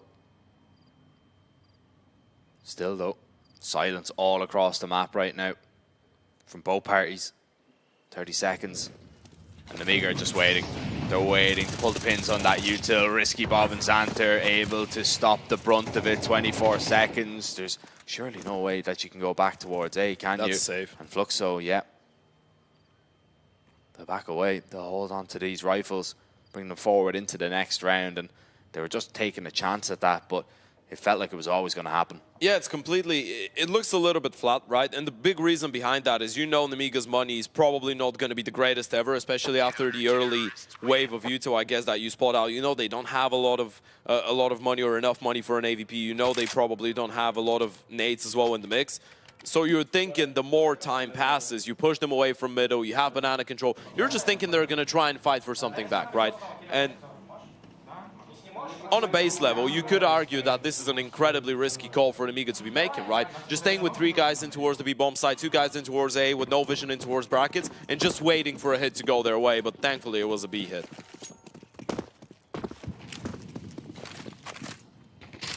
Thankfully so, for the side of Nemiga. Not for Fluxo, not at all. Again, deep mid-smoke being thrown here from Nemiga. Again, they won't really put too much behind it, but this time it'll worry Fluxo for a minute. The Brazilians decide to play this one a little bit safer. Nemiga want to take this deep control of banana, and they can have it. Fluxo simply aren't fighting for it. No, not this time around. They'd rather just trade the real estate in towards the apartments. Get Pyria in a good position there, setting up what looks like, potentially, a bit of an A ramp, but the bomb is still in towards the T ramp. So right now, if you're Fluxo, again, you're just trying to play the default to perfection, push them back from brackets, maybe set up one player who can try and catch a timing through the smoke later on, and then fall back into a B play, potentially. Lyra's been left all alone, though, and He's got a decent amount, well, I said decent amount, just the smoke actually, not a decent amount of Veto. Hopefully something dropped into our CT spawn, and there is, but they're just pushing him back. They're going back A. Oh, Kai didn't pull the pin on that nade there. Wanted to get that smoke off instead. Backs up, trolls it Nemiga are himself. not buying it. Yeah, they're not moving. They're not moving an inch. They're expecting this to be A. And Fluxo, again, they're just running this clock way too thin. If even one thing goes wrong, one step in a misdirection, that's a problem. Molly just going to be dropped in front of them. They're stopped for now. You're just going to have to rush in and risk it, try and get on through. And Fluxo need to find some kills, but surely they're just being ran over on entry. Kai, the last player, standing, but is he standing? Just about. Time ticks on. It's over. He will survive. But Nemiga, once again, just stopping Fluxo, who continue to leave it way too late. Yeah, they just leave it a little bit too late, right? This is what it feels like. It feels like they're trying to toy with the rotations of Nemiga a little bit too much. It feels like Art is going into this map saying, I know I can mentally just outbrain you, right? I know my nerves are going to be a little bit stronger. I know you're going to be a little bit shaky, but Nemiga, to be fair to them, they've shown great fortitude in the decisions that they've been making. No last-second changes in opinion, no last-second rotations, leaving themselves exposed. They've been doing a really good job at holding on to enough utility for the final portions of the round.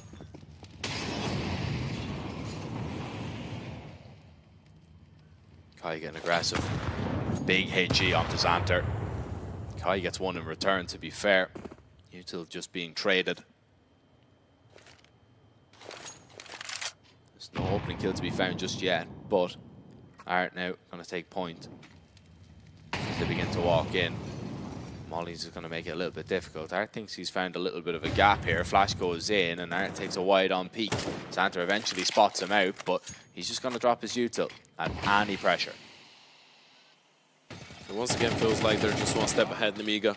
And Xanter is actually going to get that opening kill through the smoke. This is a big pickup. This is heavy as well. You know he's not going to be all alone. And Xanter is thinking about just walking through. Is he actually going to go for it without a flash? Oh, this is perfect. He's taking so much information. This is a massive risk, but he hasn't given it away. The D's have no idea that Nemiga know it's going to be an A play right now. But Fluxo are quick, though. They're very, very quick to get into position. You're going to be quick enough. Yeah, that's the thing. That's the next part of it. Smokes are going to go down. You're going to have to wait for them. It's going to allow a third player to get into the bomb site and a molly off towards long. And this must feel horrible right now if you're Fluxo. Everywhere you go, just late util dropping at your feet and your teammates dropping like flies. Art sat in the smoke trying to maybe find a kill or two, and he catches out Lear, but the bomb dropped over towards short. That kill is good. It might grant you safe passage into the next round with these rifles, but it will definitely not grant you the T rounds that you're after. Nemiga are going to be opening up a lead a little bit here. And once again, Fluxo, they try and toy with Nemiga, but Nemiga, they are stone cold, dead eyes staring them in the face. Yeah, Zway is once again looking like the final boss and towards the back of the A bomb side. Impressive 2 kills, but it's not just that. It's the fact that Nemiga have been making all the right decisions, all the right calls in the last couple of rounds. Lear is definitely enjoying himself seeing that tactical timeout come in from Fluxo. Feels like he always had the right idea. The stacks, the information plays. Xanter willing to take the chance, walk through the smoke. Already gets 1 kill for free. He's low on HP. He knows he's got 2 more teammates towards the back of the B bomb side. It was absolutely worth it. A calculated risk, you could say. And it pays off massively for Nemiga. A pretty hectic, pretty chaotic start to it. Fluxo have decided to put 1 foot on the brakes. Isn't it time to try and go a bit quicker again, though, especially on a half-buy like this one? I say a half-buy with the saved weaponry for Piri and Art. They don't really have a lot in the bank accounts, but they're just going to be surrounded by a couple pistols. Boost not good enough. Sway, massive opening kill. Massive opening kill, and Fluxo definitely not going to help you in this situation. Flashing coming in, and Art, oh, wayward completely with that one. Can't go through the smoke, but can't sit at the top of Banana. Nades are definitely something that you've come to expect. Nemiga's util really punishing Fluxo as they head up towards Banana. And again, the Brazilians, they must feel so claustrophobic in what they can actually go for. Everything being read right for Nemiga. Jiggle's nice. Util needs to go down. Lear nearly actually caught out. Only a Glock running him down. He doesn't really need to be worried about it, especially when he's got a teammate like Xander, who eventually falls. The bomb plant might be perfect for Fluxo. That's what they were definitely after. They're going to try and get tricky with it, but can perfect there with the spam. Art, 12 HP. Trying to maybe cross and avoid the bullets, but going to be caught in the back by Risky Bob. It's plain and simple for Nemiga, opening up a 3-round lead. Fluxo, the bomb plant is definitely going to help things. But we're finally seeing a little bit of a daylight between these two teams. Yeah, we're seeing a lot of daylight in the last couple of rounds. Nemiga just look incredibly comfortable. And it's not only by the way that they're winning the rounds, it's how many players they're keeping alive, how they're getting the kills. Xander starting to get unlocked a little bit. It's crazy to even think about the possibility of him getting a 3rd kill there. Zwei with another opening on the CT side, by the way, and those are 2 key things that you're probably gonna have in mind when you're playing up against Nemiga. Zwei has been, and there it goes, that reference to can you do the same that Flamus used to do for Nemiga back in the day, has been the most active player when it comes down to attempting opening kills on the CT sides of Nemiga so far this event, and we can see why. Did it again in the previous round. And when you combine that with the great utility damage, the fact that Nemiga is the best team in this entire event, when it comes down to it, you're looking at nearly 36 ADR only with the HEs and the Molotovs for Nemiga. It's just a deadly combination. Opening kills, utility. Flash in is perfect. Kando back with a little bit more, and the bracket setup is going to just pay off for Nemiga. Fluxo, they try and get a little bit quick with it, a pop, a little bit of a faster round, especially with the guns. We've been waiting forever and a day to see Fluxo go for something like that, but it just doesn't work out. Nemiga again have bodies in the right place. Yeah, absolutely. Setup was absolutely perfect. The first time that you see them actually pop through the smoke, you're looking at the couple Flash players, you're thinking, oh, they're in so much trouble. But Khan bails them out. A monstrosity of a triple kill. And he's the person that I guess they were talking about on the desk as well, right? Is the fact that we rate his capabilities. We didn't actually get to see that fully the first time. That spray transfer was absolutely monstrous from the Oper. And going back to the point, you're looking at an Oper that, with the AVP itself, might have been struggling so far in the event when it comes down to just the quantity of the kills, right? But he comes in really clutch in important moments. And it's not even the clutch moments that you're gonna see Zwei in, right? He's probably not gonna be the guy you see pull off insane 1 versus 3, 1v4s, 1v2s, but it's just the multi-kills in extremely key rounds that Khan is able to bring to the table. With the AVP, with the rifle, always been quite proficient with both. And so far, he really has been getting the best out of his buzzing number. I mean, Zevi's on 2 and 8, and Khan is on 11 and 5. Obviously, this is T-side Inferno for Zevi, so you're hoping to see a little bit more in the second half. Thing is, you gotta win enough rounds to give him the chance to have the AVP in the second half. 3 rounds is not going to be enough. Step piece out here from Fluxo, maybe. This is what they're after. Heading towards brackets, no fear, even after what happened last round. Khan is going to be pushed back way, going to get the rifle up, but going to get put down straight away. Kai picking off Khan, Risky Bob. Now in a situation where he's under a lot of pressure, fumbling nades, throwing them high in the sky, and he will fall low. Kai is just finding headshots, finding impact, and a round and a rabbit really pulled out of the hat, but can Lear do exactly the same? He's already picked off the first. 2 players are low, but he says no. And it's the half buy again. It's another one of those pesky pistol buys that they just can't seem to convert against. And we had the same point made on the previous map. If you end up losing the map, those are the rounds that you come back to. Those are the things that you remember. Especially after having so many convincing full buys. Lear still thinking about giving this one a go later on. I guess it's just about getting a couple guns out of their hands. Might have been thinking about the Ninja if everyone had left. He knows that they were low on HP, so probably guessed that they would try and start running quite early, but this is a great one on the board here for Fluxo. This is them just saying, we're not out of this one just yet. We know this T side is not over. We can still get a couple more on the board. We can make sure that going on the CT side, we're not just one pistol round loss away from being eliminated. You get 5 out of the T side. It's not going to be perfect, but it's going to be really good considering how dominant Nemiga have looked in a lot of those buy rounds.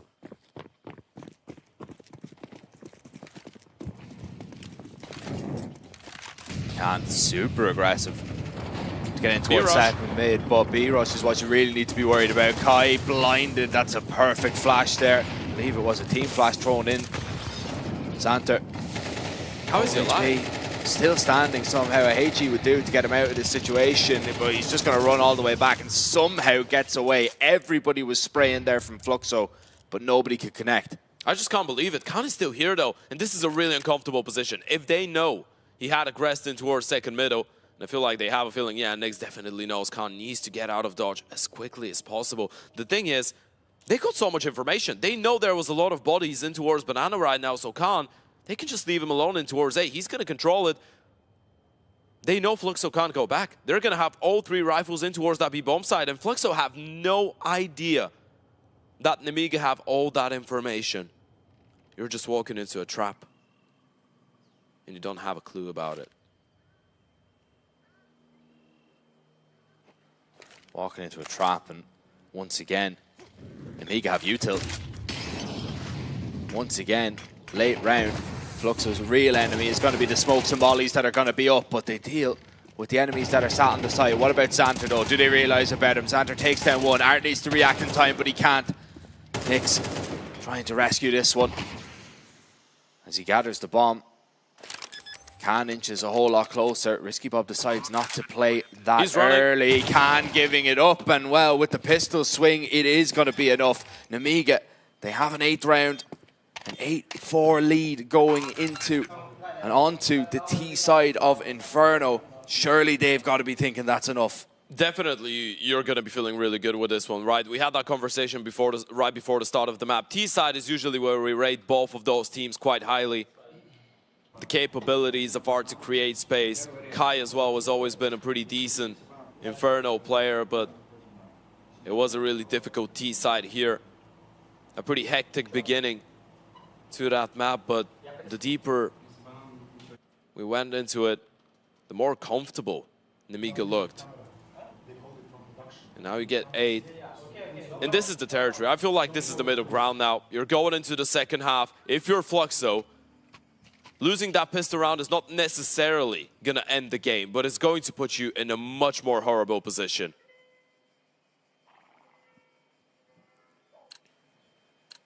And you're so close. So close to actually making it to the semi-final. Nobody wants to go home at this stage. Feels like such a missed opportunity for both if they fail. Especially for the expectations they've set for themselves. Pistol round. It's a long wrap all the way through to the B-bomb site, but Art here with a lot of util. Julie's in hand, but only gets 1. Xanter has not moved a muscle. Nix is the only player towards that B-bomb site. Zevi, though, precise with that USP, will claim 2. Now Nix can feel a little bit more confident with his engagements as Fluxo take a very important pistol.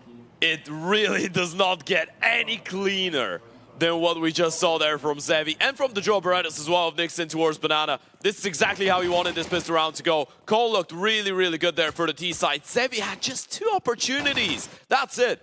He gets those 2 headshots. They win the round. But those were the only 2 shots that he had the time to actually take there with the USP coming in from the back lines. Otherwise, he misses them. Xanter probably doesn't go early enough. Nix turns around and he's a dead man. That was the difference. And if that's the start of the half for Zevi, then you definitely are going to be hopeful to see him on that AVP. Fuiko coming in. Art is going to bring the fight to them. Of course, you don't want to overcook this one. Especially because You only have 2 more players here. Zevi only has Julies. Nyx is picking one off at least. Yeah, you need to get away and get a reload off. Smoke is going to go down. Kai is going to offer kind of some assistance with the spam, but needs to try and get out onto the site to help out Nyx. Never mind. That double surely will set themselves. Still, though, Fluxo are hemorrhaging players and hemorrhaging money. The rebuys there are going to be costly. If there wasn't a couple players on Fluxo and Joe Berettas, I would have said this is a complete disaster. If they had the rifles out, that would have been Fluxo just throwing their economy out of the window. Now, thankfully, Zevi's going to be able to put himself on an AVP, but the thing that Nemiga were able to achieve with those 3 kills, you don't have that financial insurance policy from here on out for Fluxo, right? There's no such thing as a bonus round. Nyx is the richest player on the team, and he's on 16. Well, now 1,400. Art is on 12. Everyone else below 350 or on exactly 350.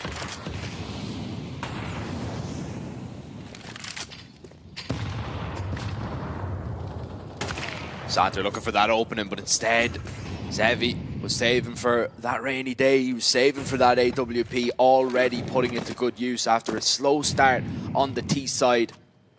We wondered how long it was going to be, if we were going to see him on that AWP. It's not very long at all, and well, Sway, his stint in apartments didn't last very long at all whatsoever. Evicted. Quite discouraging as well. Zway catches the perfect timing and still loses the fight superior there. It's all about the timings now, though. Risky Bob walking out. And they don't seem to be thinking about it. Kai just now will start moving back foot. Not spotted out. Still walks right into the crosshair. And they know Apartments player is quite low. Risky Bob still gets a lot of space. The bomb is just now going to get picked up from T-Spawn. So they have to buy a little bit of time. But Lear is going to be aware of Pyria's presence in towards the apartments. The fight that you really need to be worried about is Pyria. Pyria here.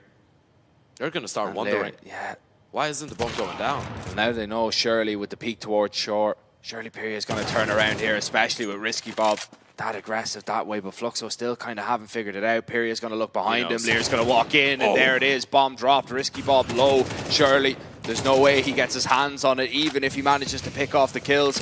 He's going to need to go for the kills. But surely Zevi doesn't give him the opportunity. Just posted, waiting, looking towards Boiler. Oh, a missed chance for Risky Bob maybe to take him down. Pyria was low. That was doable. But instead, Fluxo take it. And you're starting to see the experience coming from Zevi. This is the performance that we wanted to see from him on the third and final map. This Fluxo team, for a lot of people, is just going to be Art and a couple of youngsters, but it's not. It's Art, Zevi, and then the young players, right? We're talking about an Oper that has played 2 majors already, that has played a lot of international LAN competition across his career. While he was on Pain, you are expecting to see a good performance out of him, especially after that first half that we saw from Khan, and this is Zevi coming back to life here. This could be what brings Fluxo back into it. A massive one as well from Pyria, obviously. Pushing in towards the apartments, winning all those fights, even the last one while he was on low on HP. Getting that instant headshot to drop the bomb. And Fluxo just 1 round away from a level game now, but if we've learned one thing so far in that deciding matchup, pistols are quite dangerous, and it hurts the most when you lose to them. Yeah, this could be a real stinger. Really could. Need to just make sure you don't get caught sleeping. They've been the catalyst for a lot of disasters so far. If you're Fluxo, on the back of picking up all those rounds, you finally want to have one that's cleaner as well, right? They're winning the rounds, but they're not doing it that cleanly, so money's still not out of the hole just yet. Keeping 4, 5 alive, ideally, would put you in a great position, but I'm looking at those HEs, and I'm really worried for Art. And the Ruins player as well. Oh, but not if Art pushes like that, spots him with a nade in his hand. Surely he realizes there's a perfect flash timing as well, and Art, he's already taken down 2. And Nemiga, they were looking for their chance to do it. Zevi misses that chance to find the frag. But Nemiga smoked off, and there's plenty more util where that came from. Double nade, still going to come in. One of them failed, I believe, so Nyx will be able to get out of there alive. Pyria, in the meantime, shuts down Sway in towards the A-bomb side. And now you're just forced to go for that B play here. 2 versus 4. Still not impossible if you're able to isolate that AVP of Zevi. Get the kill into the bomb site. Get the bomb plant. With 15 seconds though, highly unlikely unless that push through the smoke actually pays some dividends. But the steps are gonna get hurt. Flash goes high. Nyx a little bit scrappy on it, still able to confirm the kill. That's gonna leave Risky Bob in a 1 versus 4 with 4 seconds left. Taps the bomb. Kai strikes from the back lines.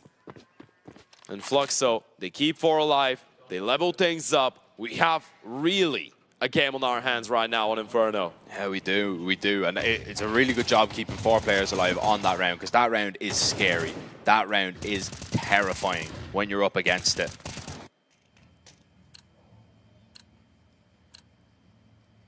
Now you're up against the buy. Arguably scarier. And especially now, because you were fighting tooth and nail to get back into this game. Well, now you're in it. And that's where things change a little bit. And you know, that's the difference between good players and great players. And in general, how do you play under pressure? What are the decisions that you make when your team is struggling in a close game? Tournament life on the line.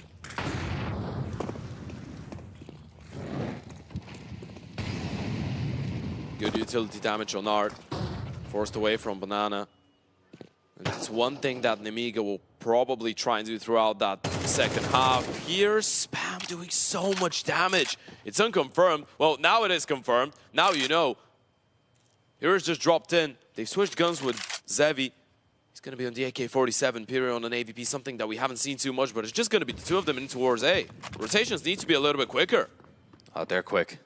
They'll be here. Nemiga still yet to go. And Fluxo. They'll have 3 players on the site. 1 player looking over towards long. Peria's up right now. It looks like it's going to be avoided. That HE, ooh, lands. Flash is going to be good. Everybody's blinded. And Kai is going to mow them down. 25 seconds to recover this bomb and the round, but surely there's no chance. Sway in the apartments. He's going to claim a few heads. 2 players are low, but with 19 seconds, it's just way too difficult to get your hands back on this bomb. And he's going to retreat into the apartments. A perfect rotation, a perfect flash, and a perfect 3-piece from Kai. There's that Inferno magic that we wanted to see from the young man. One of the arguably only good maps that he actually had when he was playing on Fury as well. One of his best maps so far with Fluxo. You're starting to see the protocols, you're starting to see the level of comfort. This is why Inferno is one of the best maps of Fluxo. Perfectly timed call, perfectly executed with the util as well. HE right on the money, flash goes high, Kai no problems. And no one from Nemiga had anywhere to hide. 9-8, no bomb plant, hero AK for Zway, pistols for everybody else. This is starting to look a little bit scary for the T side. Fluxo now only 4 rounds away. And the energy in the server has changed massively, drastically, when you compare it to the first half. Yeah, that high pace, craziness, that's all gone.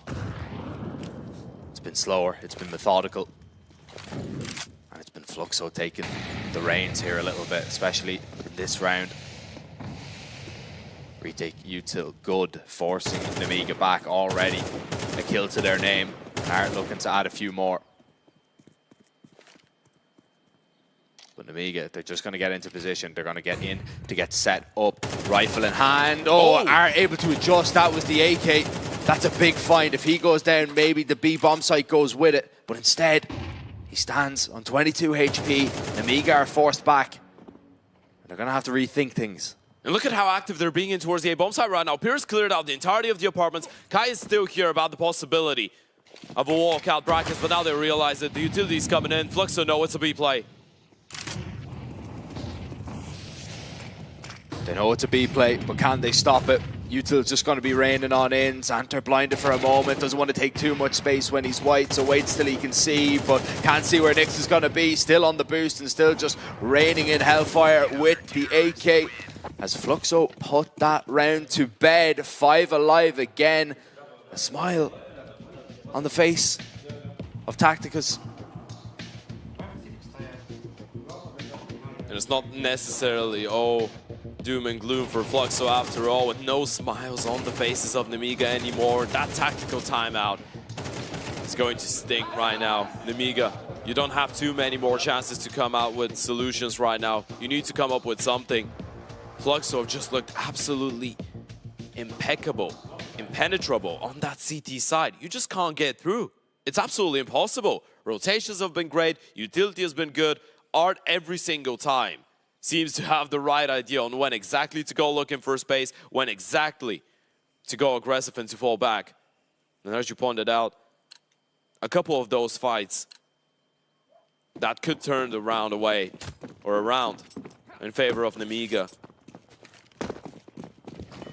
Just going in favor of Fluxo just seals the deal. Nyx has been spectacular as well, but it looks like a team effort right now for Fluxo. It's really difficult to say one player has been doing all the work.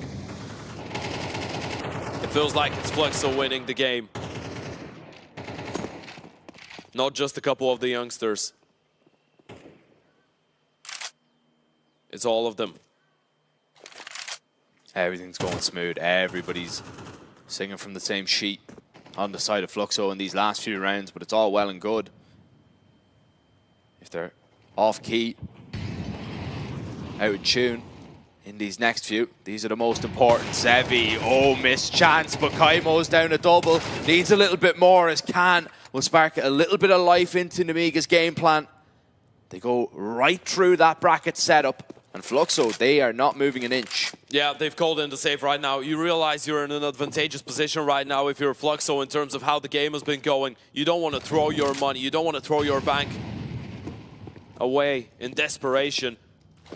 A 2 versus 3 clutch like this one, highly unlikely, and Khan finally coming back to life. He had a great performance on that CT side. D side has been a lot more difficult, but that's the impact that you needed. And for a second there, it felt like Kyle was going to do it again, didn't it?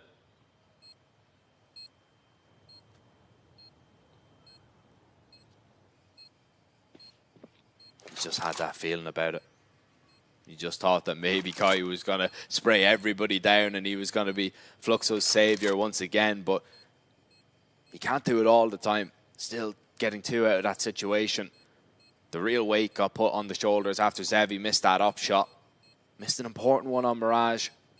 There's an important one, important chance gone by in Inferno, but it's not a fatal mistake. It's honestly the first times we've seen a couple missed shots coming out of the Fluxo camp, but you can't really be overcritical about it. You can't really let you get under your skin either. That's the first round you've dropped in that second half, and is the first one respectively on the board for Nemiga. For both teams, this one keeps on going. If you're Nemiga, you're going to be quite happy that you were finally able to make something happen on that T side. Otherwise, you could have been going out of the tournament fairly shortly. And if you're Fluxo, you got to stay focused. You still have the money intact. You just brush this one off. And you keep it going.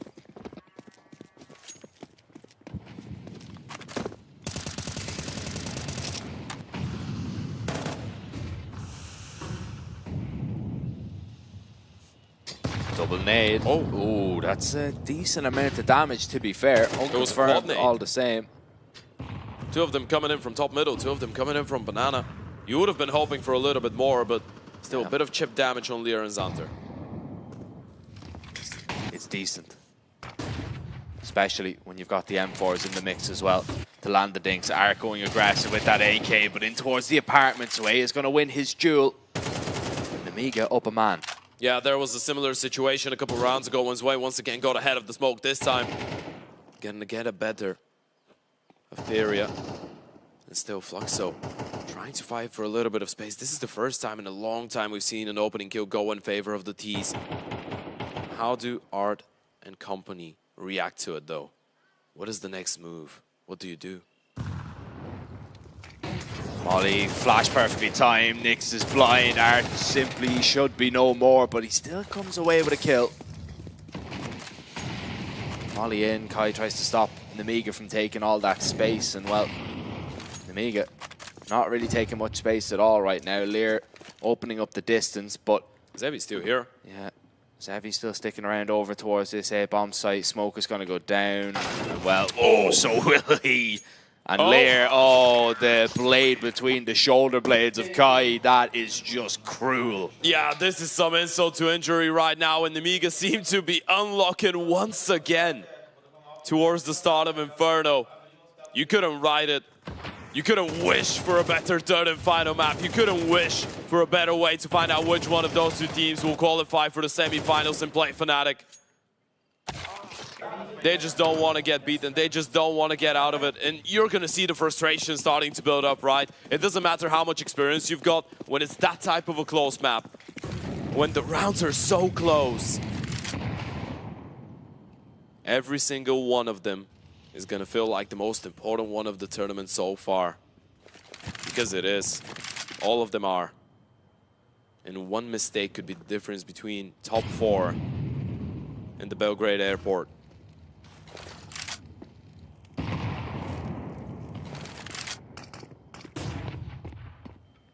Again, Nemiga going to try and look for a little bit of success early on in towards the apartments, but this time no opening to be found.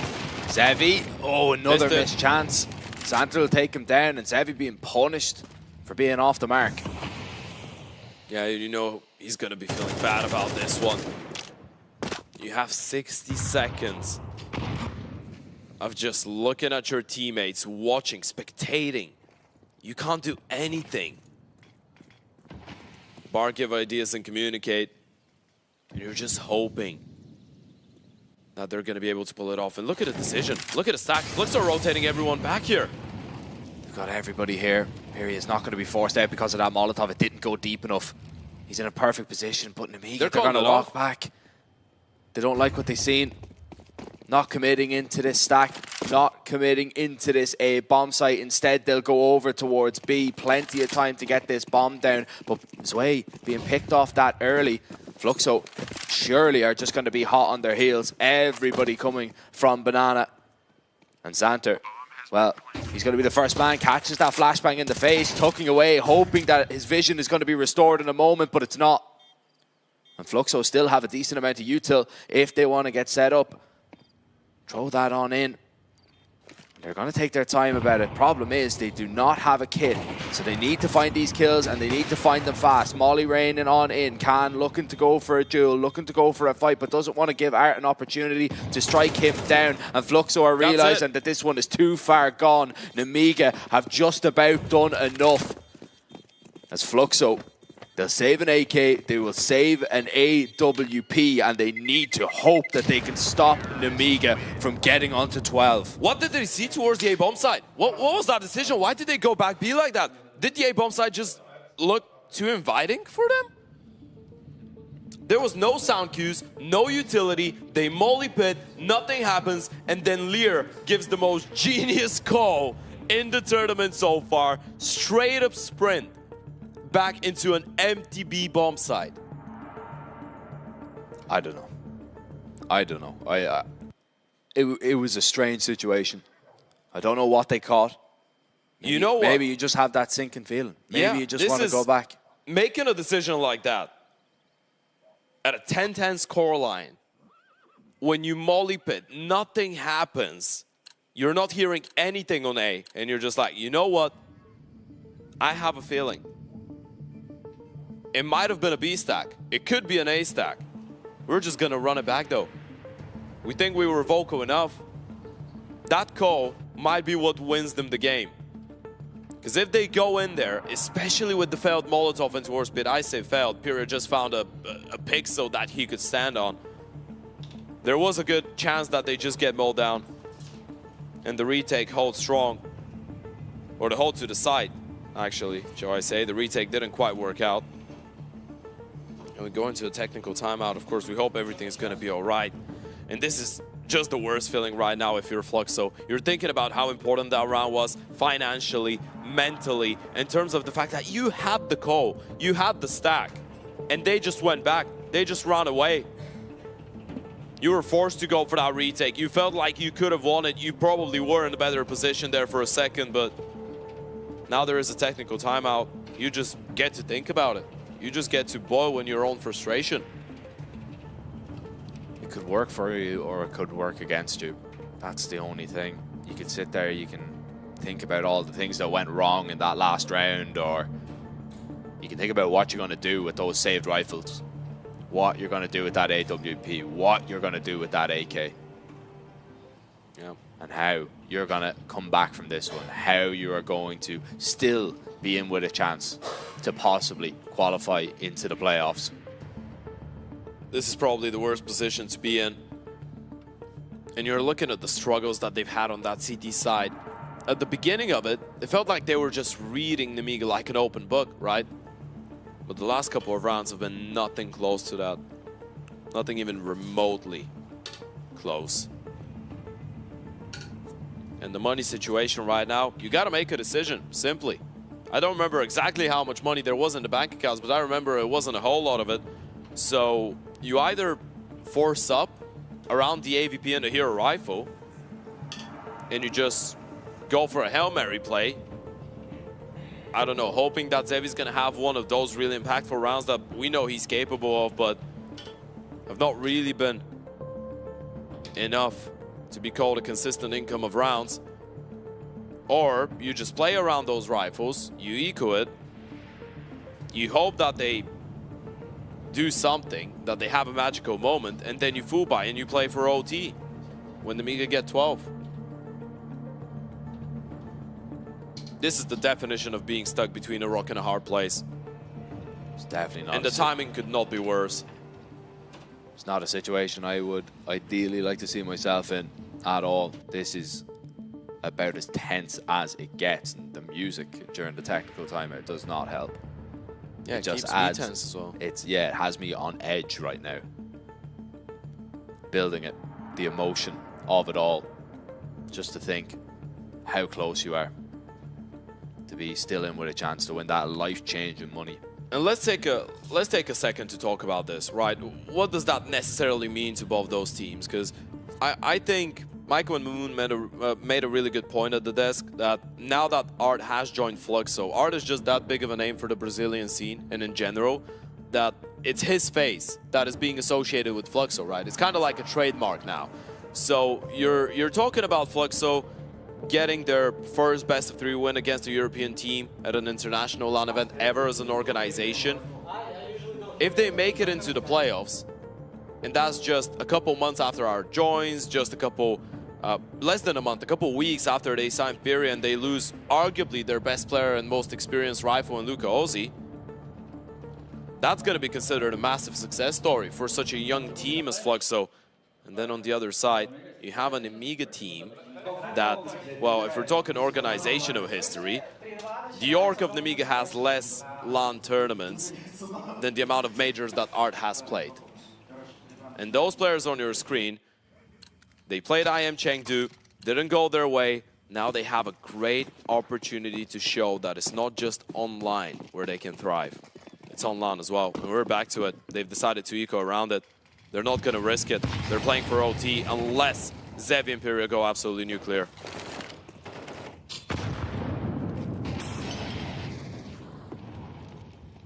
Fluxo have always seemed to find a way in these rounds. They just manage to make something magic happen time and time again. Flash in this time, smoke towards top banana, nothing discovered. That's been heard though. You have the confirmation, and you probably would assume that if they're going for that type of a flash play, there would be something, but that might force you back into Zevi. Decides to walk away from the angle for now. It's a really difficult one to read into if you're an Nemiga. Nothing's for sure. You don't know where the AWP is. You don't know where the rifle is. Xander's taking a big chance just walking through the smoke, and actually being that silent might give him a 1v1 against Piri here. This could be huge right now. Xander's going to go for the peak. Imperia is going to shut him down. There's a rifle to be collected. He can get that smoke and he can juggle it back to his teammate. Yeah, you need to move if you're Nemiga. Zevi, though, with that AWP. He was the other heavy hitter on this bomb site. Kai has picked it up, though. Kai's been the hero for Fluxo. And he's looking to do it once again. An elbow spot, and Kai is hitting everything right now on this A bomb site. And Art sneakily on the box will confirm the rent for Fluxo. And once again, they find a way. Did you think that if there was an AVP in the server that would save Fluxo at 10-11 down, no money, it wouldn't be Zevi. It would be Kai. The Fury Academy talent that got promoted into the main team did not find any success whatsoever, got picked up by the very IGL that he replaced on Furia. And now might be the big hero for the team. You can't ride it. You simply cannot. What a round from Kai. And Nemiga again dropped the ball against the pistols and a gun. It was two of them, of course, but not a full investment. Once again, we're leveled up. This one is going all the way, if not OT. Entirely a possibility at this point. And I'm here for it. A decider game. Group A, giving us some of the most scintillating Counter-Strike. You just feel the tension in your bones. Can't escape it. Round after round. It feels like we're in OT already. One wrong move. And that could be Oshi rolled for both those teams. Fluxo have put themselves in a slightly better position financially now with that previous round going their way. And again, they have such a good read on the situation. But with 40 seconds, Nemiga really are taking their time. Bomb is still dropped in towards second middle. So that could be just Nemiga wanting to throw a bit of a fake. Some caution into the wind, in towards that B bomb side. And actually, back towards A they go. But Fluxo, they're not reading this one right. Kai is going to be left all alone. They're all going B. Oh, this is a big problem. Kai needs to go huge once again. This time, though, he stands alone. Will he get away? It's a good Molotov. They're going to have to smoke it and go through if they want to go quickly. Xanter's going to get it out. Seconds. He's gone away. Lear lurks through a smoke here. Kai gets back safely on the bomb site. And Fluxo have at least two men here now. Make that one. They come around spraying to get him off the bomb site. Zevi connects on that AWP at least to keep this one competitive. Bomb is going down, though. And Fluxo can do nothing to stop it. No, nothing to stop it, but they can definitely go for the retake. Flash on Nyx, open Zevi. They have the kids. Failed smoke in towards Moto as well, and they don't have another one. That could be a massive factor. Fluxo don't have to really wait it out. They don't. They can go now and they can go quick, but so many different positions that you have to consider, and that is not one that Zevi did at all. Bit of damage done, but they try and get away. Fluxo will find a kill on the exit, but that's all they have to do. Exit from this round, but not exit out of this map. Instead, the door opens for Nemiga, and they only need one round to walk through it. What a battle of brains that has been between Lear and Art so far. It's absolutely outstanding. At the start of the half, it felt like Fluxo was just one step ahead at all times. But the last couple of rounds, it just hasn't been the same. And this time, they don't make the right call. Kai still does so much work to stay alive, delayed him win time for the rotations, but it was simply not enough. Simply unable to make the retake work. That's map and match point, Nemiga. 5 kills away from the semi-finals, and Khan opens it up in style. And it's their best player gone out of the round as well. Kai has been hitting them where it hurts time and time again.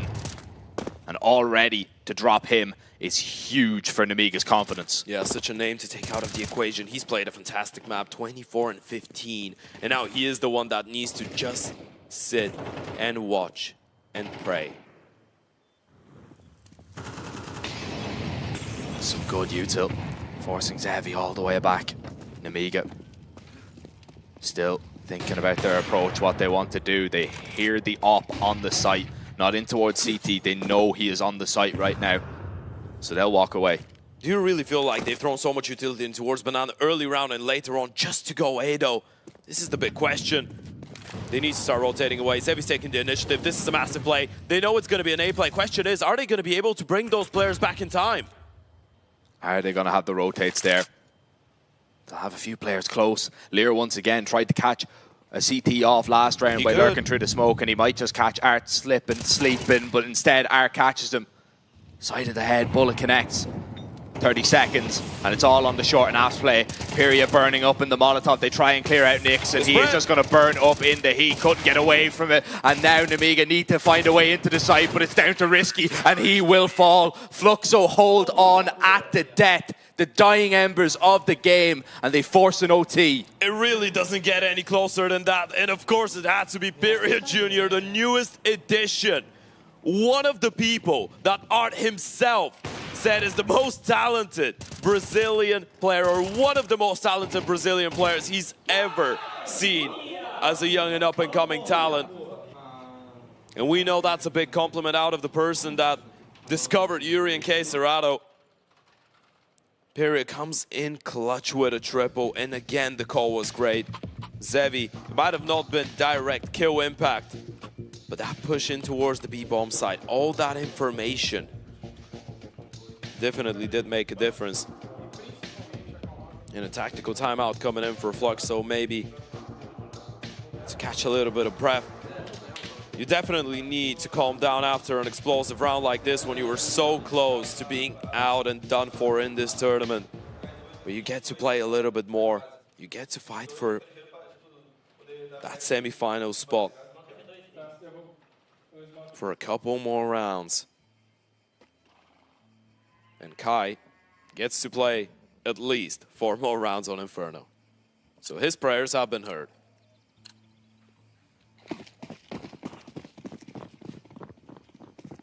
They've been heard. Will they be answered? Sticking around in Belgrade for another day.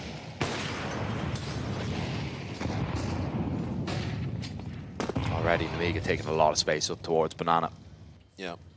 Thing is, the deeper we go into OT or into the game, you're going to start seeing the most experienced players in the server potentially trying to take the initiative a little bit more. Early on, Pyria, aggressive in towards the apartments. Good for one, but just for this one. The refrag was instantaneous. And it's nice to see that Fluxo still are trying to initiate something in the early portions of the round. Nemiga though on high alert, pretty passive, spread around. No one wants to be the one to just give away their life for free. You want to be in a position where you can react. You want to be in a position where if Fluxo try anything crazy, you're going to be able to counter.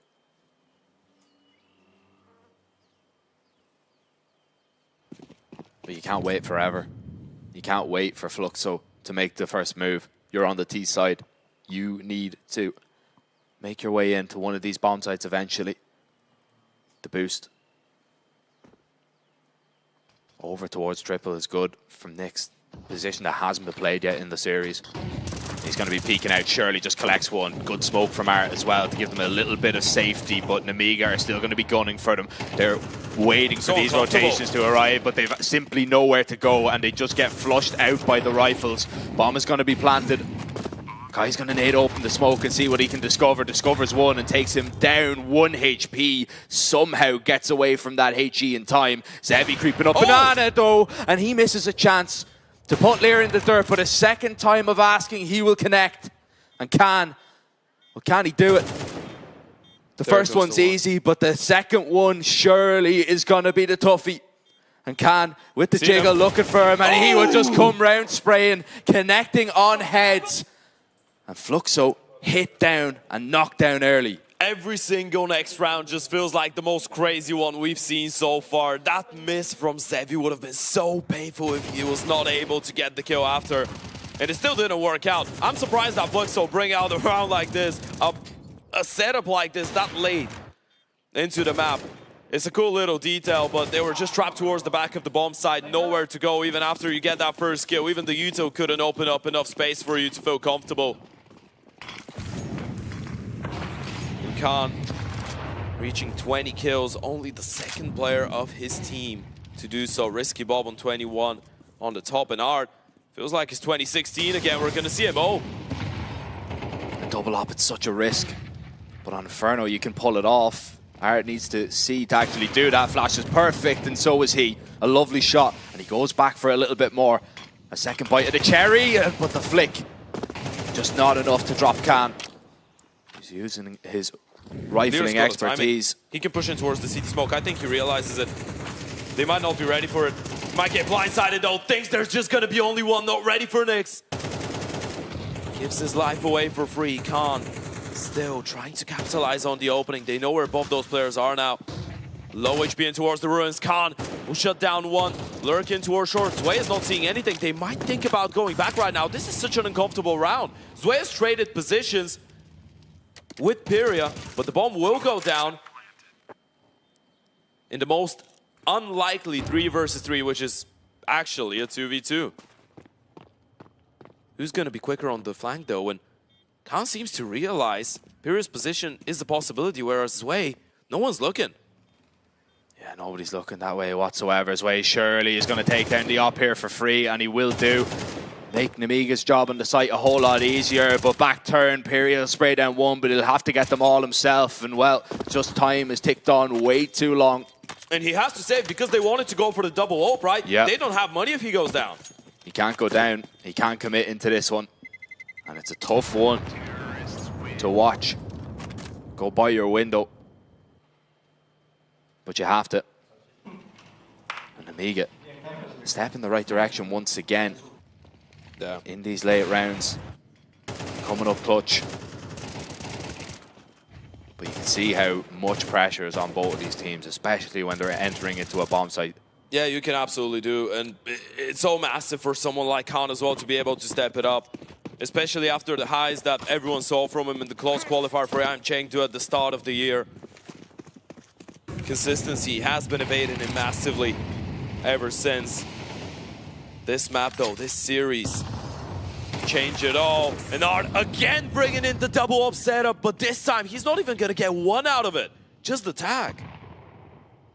Just the tag not gonna be enough. Such a heavy investment again.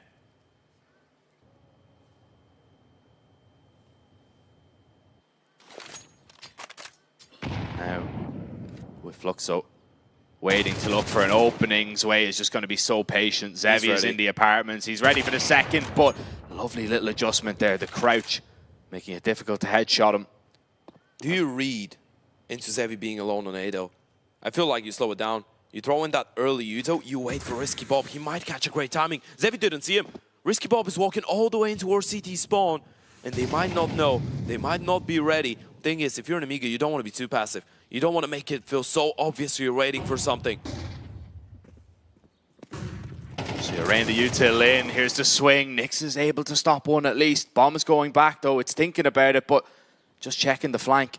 You're waiting for Risky Bob to get into a position to do something, and Nyx is never going to realize this, surely. He's not going to be in a position to deal with it, but he's just going to tuck. He's not going to peek out at all. Risky Bob looking out, clearing out all the possibilities. Eventually spots him. Nyx needs to win this fight, and he doesn't. He falls instead, but the tags are huge right now.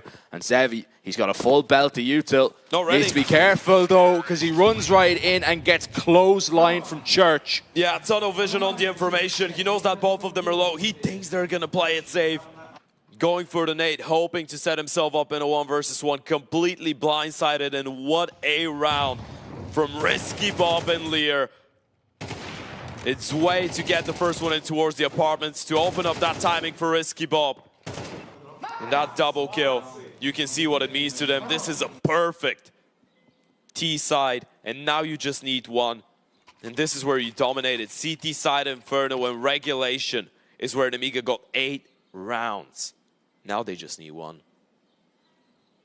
It's just one, and Fluxo need to be perfect.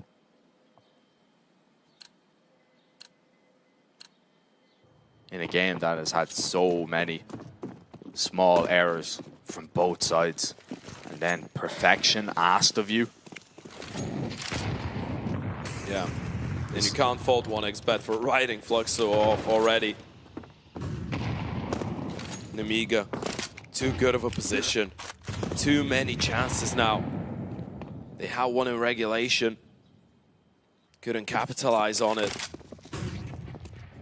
Now they get another, and of course it's Art, the space taker, the leader of the team, trying to take first point of contact, but Nemiga not giving him anything just yet.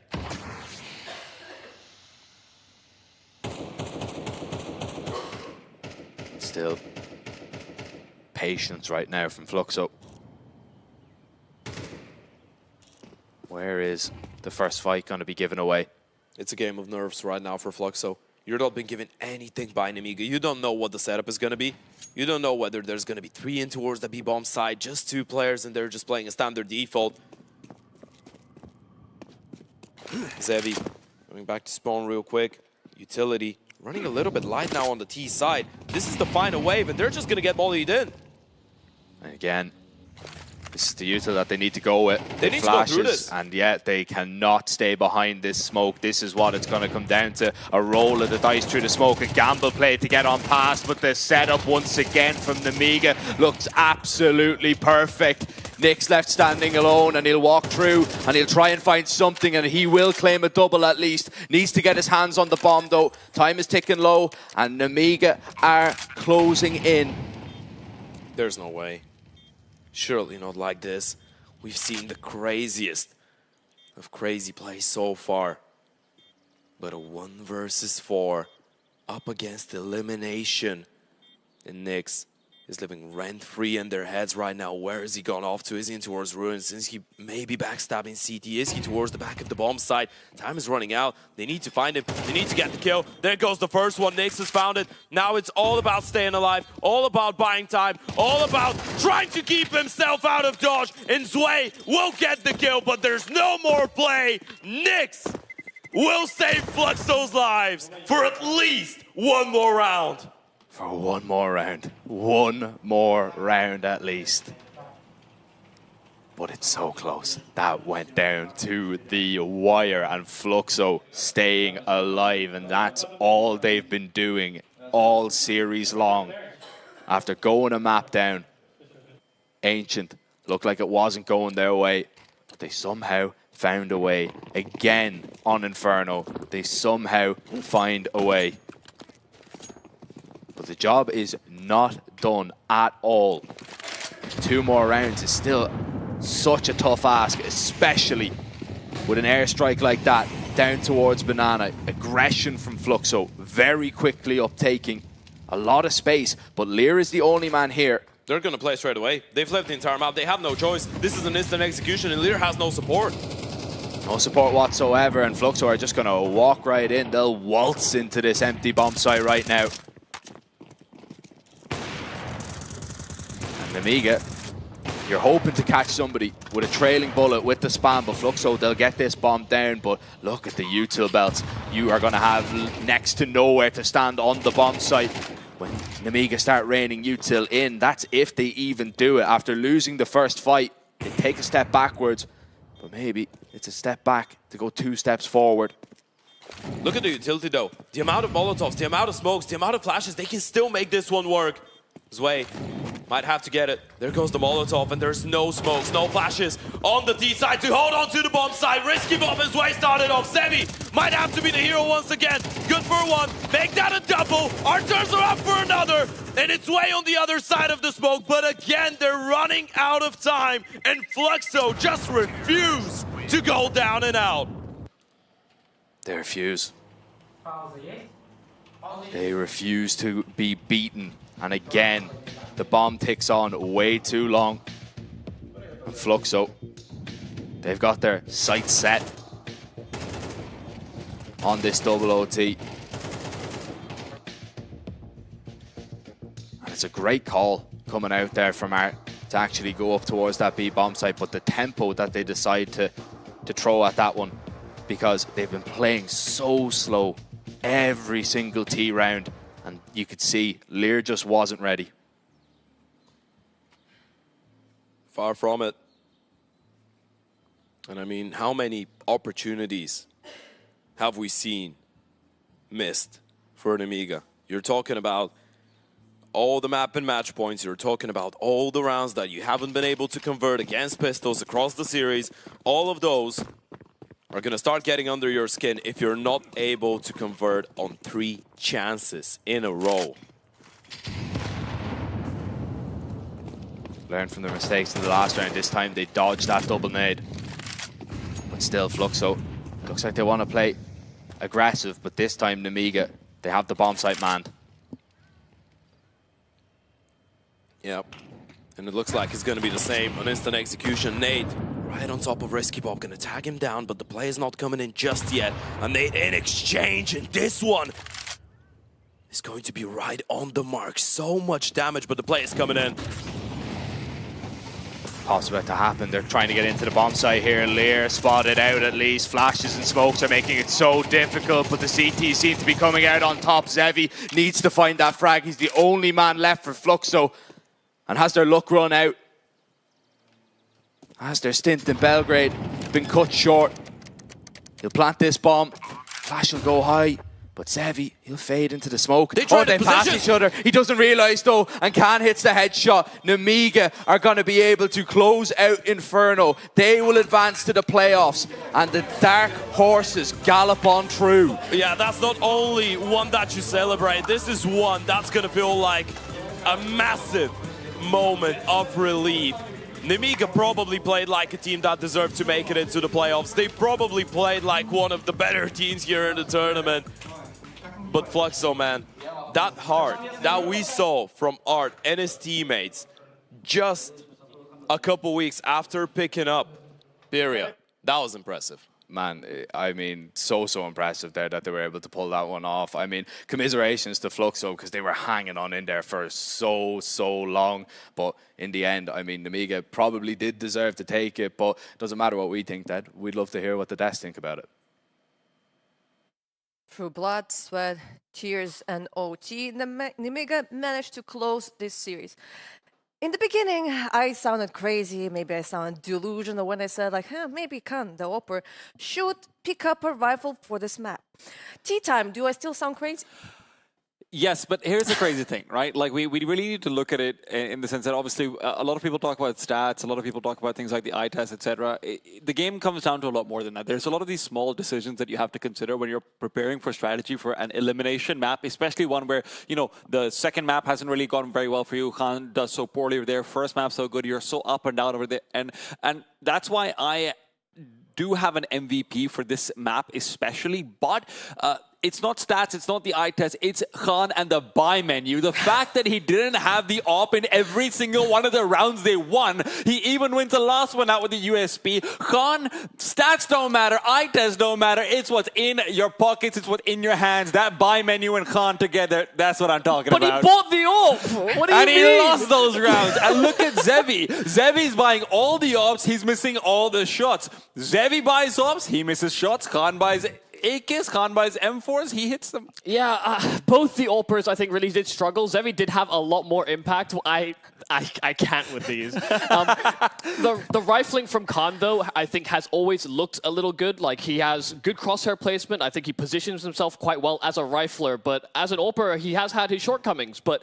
yes, he should be rifling more. I mean, I don't know why the further we get into the overtime, after all the multi-kills he gets in these rifle rounds, that he is going back to AWPing and then having basically no impact as a result of it. I think having a rifle in his hands is more freeing. I think maybe he's anchored down by the AWP at times. Yeah, maybe that is the case, because even in the first half on the city side, like, he just had a rifle, and only once like they got the basically like the round before the final one, they picked up the AWP from the gun. I was like, oh no, like nothing is gonna happen right now. He did get a kill, but that was like his only round on the city side where he actually played with an AWP, and before that he was leading in the score. I mean, he ended up leading the score, but in general, but he was basically kind of like the main reason why they managed to have such a good first half. And the thing is, we have a lot of these rounds that ended up developing throughout this game. It did come down to holding your nerve and actually coming up clutch. And this was one that was actually very important for Fluxo after they lost a 4 versus 2 in the pistol round in the very first half before regulation.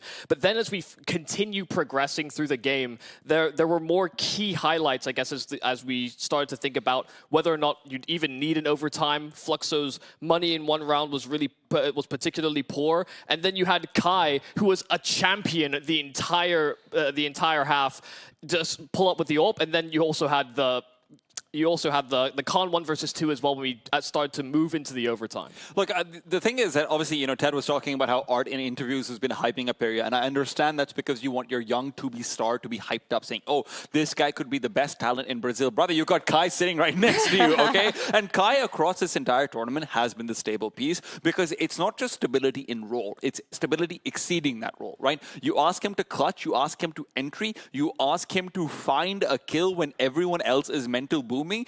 To be honest, I felt like Zevi was also really facing that mental block over here on the CT side. He was just missing clear-cut shots that he normally doesn't. And Kai and Nyx are the two players who actually stood up and made sure they got as far as they did. Yeah, and it's usually sort of veteran players that we'll look to on rosters that are supposed to provide that stability. But to be honest, Group A was just chocked full of like good anchor, good support players, actually rearing their heads. And Khan is a supportive style AWPer as well. I think there's a lot of to be, I guess, criticized in terms of how many players are underperforming in the star position. But Zhui is another one of those anchors that has been doing a great job. And he's the real MVP because apparently I don't have enough authority to sign one. But no, to be fair, Zhui across the entire series was absolutely fantastic. The first two maps, he was one of the main propellants for Nemiga coming in. But over here on map number 3, honestly, Risky, Bob, and Khan were doing just so much. Risky as well had been a little bit absent in the series, but now when it comes to maps where rotation becomes a priority, you can see even more so his general sense of the game on the CT sides and how well he's able to navigate. Ends up on 28 kills, Khan right behind him on 24. Xanter, though, still, again, decent series. But as we head to the playoffs, I'm not entirely happy about how he's been performing. Yeah, are they satisfied with having Risky, Zhui, and Khan occasionally? And sometimes Lair as well, yeah, okay, fair enough. Well, the thing is, yes, you do always have Xanter as a sort of X-factor stability element, but I don't think Nemiga played to all of their tendencies in this particular series. For me, they come across very one-dimensional in quite a few of their officials, especially on Ancient, but we've seen different looks from them as the tournament has progressed as well, which does make me excited for those playoffs, that they will have something up their sleeve. Yeah, this all just means that we have bad news for all of the Brazilian fans, that unfortunately both of the Brazilian teams are out, including Fluxo. But it also means that now that Nemiga qualified, they're going to face Fnatic, the winners of the second group. So you're saying you have bad news for both of them. Great, fantastic. Good job, Hank. No, but listen, I will be honest. I think that this is still good news for Fluxo, but we'll get to that in a second because Nemiga versus Fnatic is also going to be such an interesting matchup because we've seen Nemiga also be one of these teams that has been showing different facets that weren't available to them online, right? So even though technically you're looking at it, oh, Fnatic's probably researched them, yada, yada, yada, you don't know what they're bringing to the table, and that's what makes them so exciting going into the playoffs.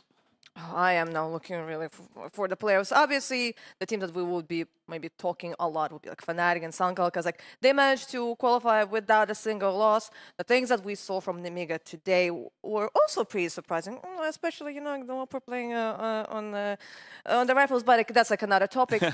Right now, we're gonna go on a break, but we'll be back with the final game of the groups. So come back again.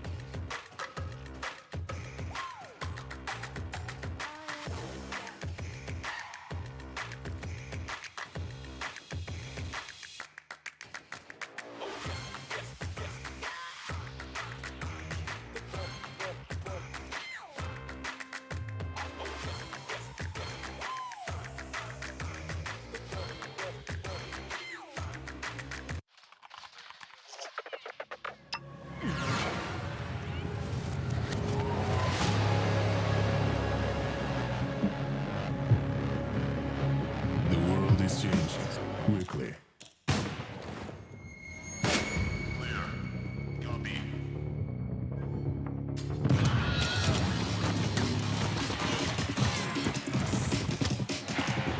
Sector clear.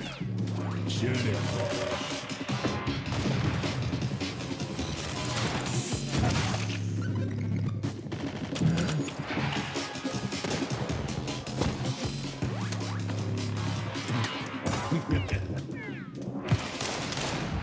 The world is changing, but one thing remains the same.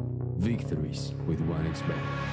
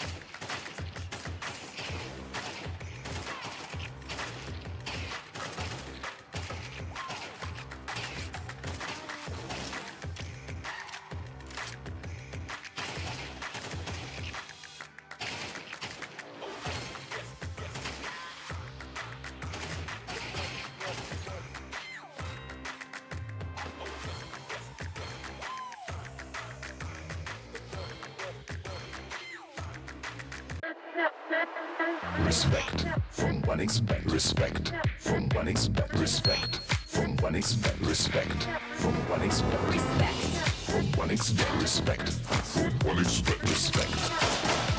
Respect from one expect. Respect from one expect. Respect from one expect. Respect.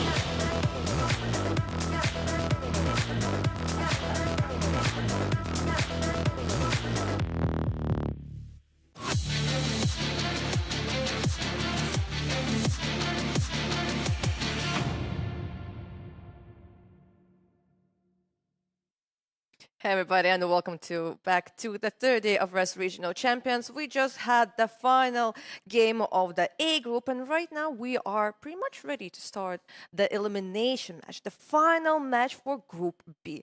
We just saw the Fluxo, unfortunately, getting eliminated, going home, and it's Nemiga who is going to play in the semifinals. But now we need to find out who is going to play against Sango.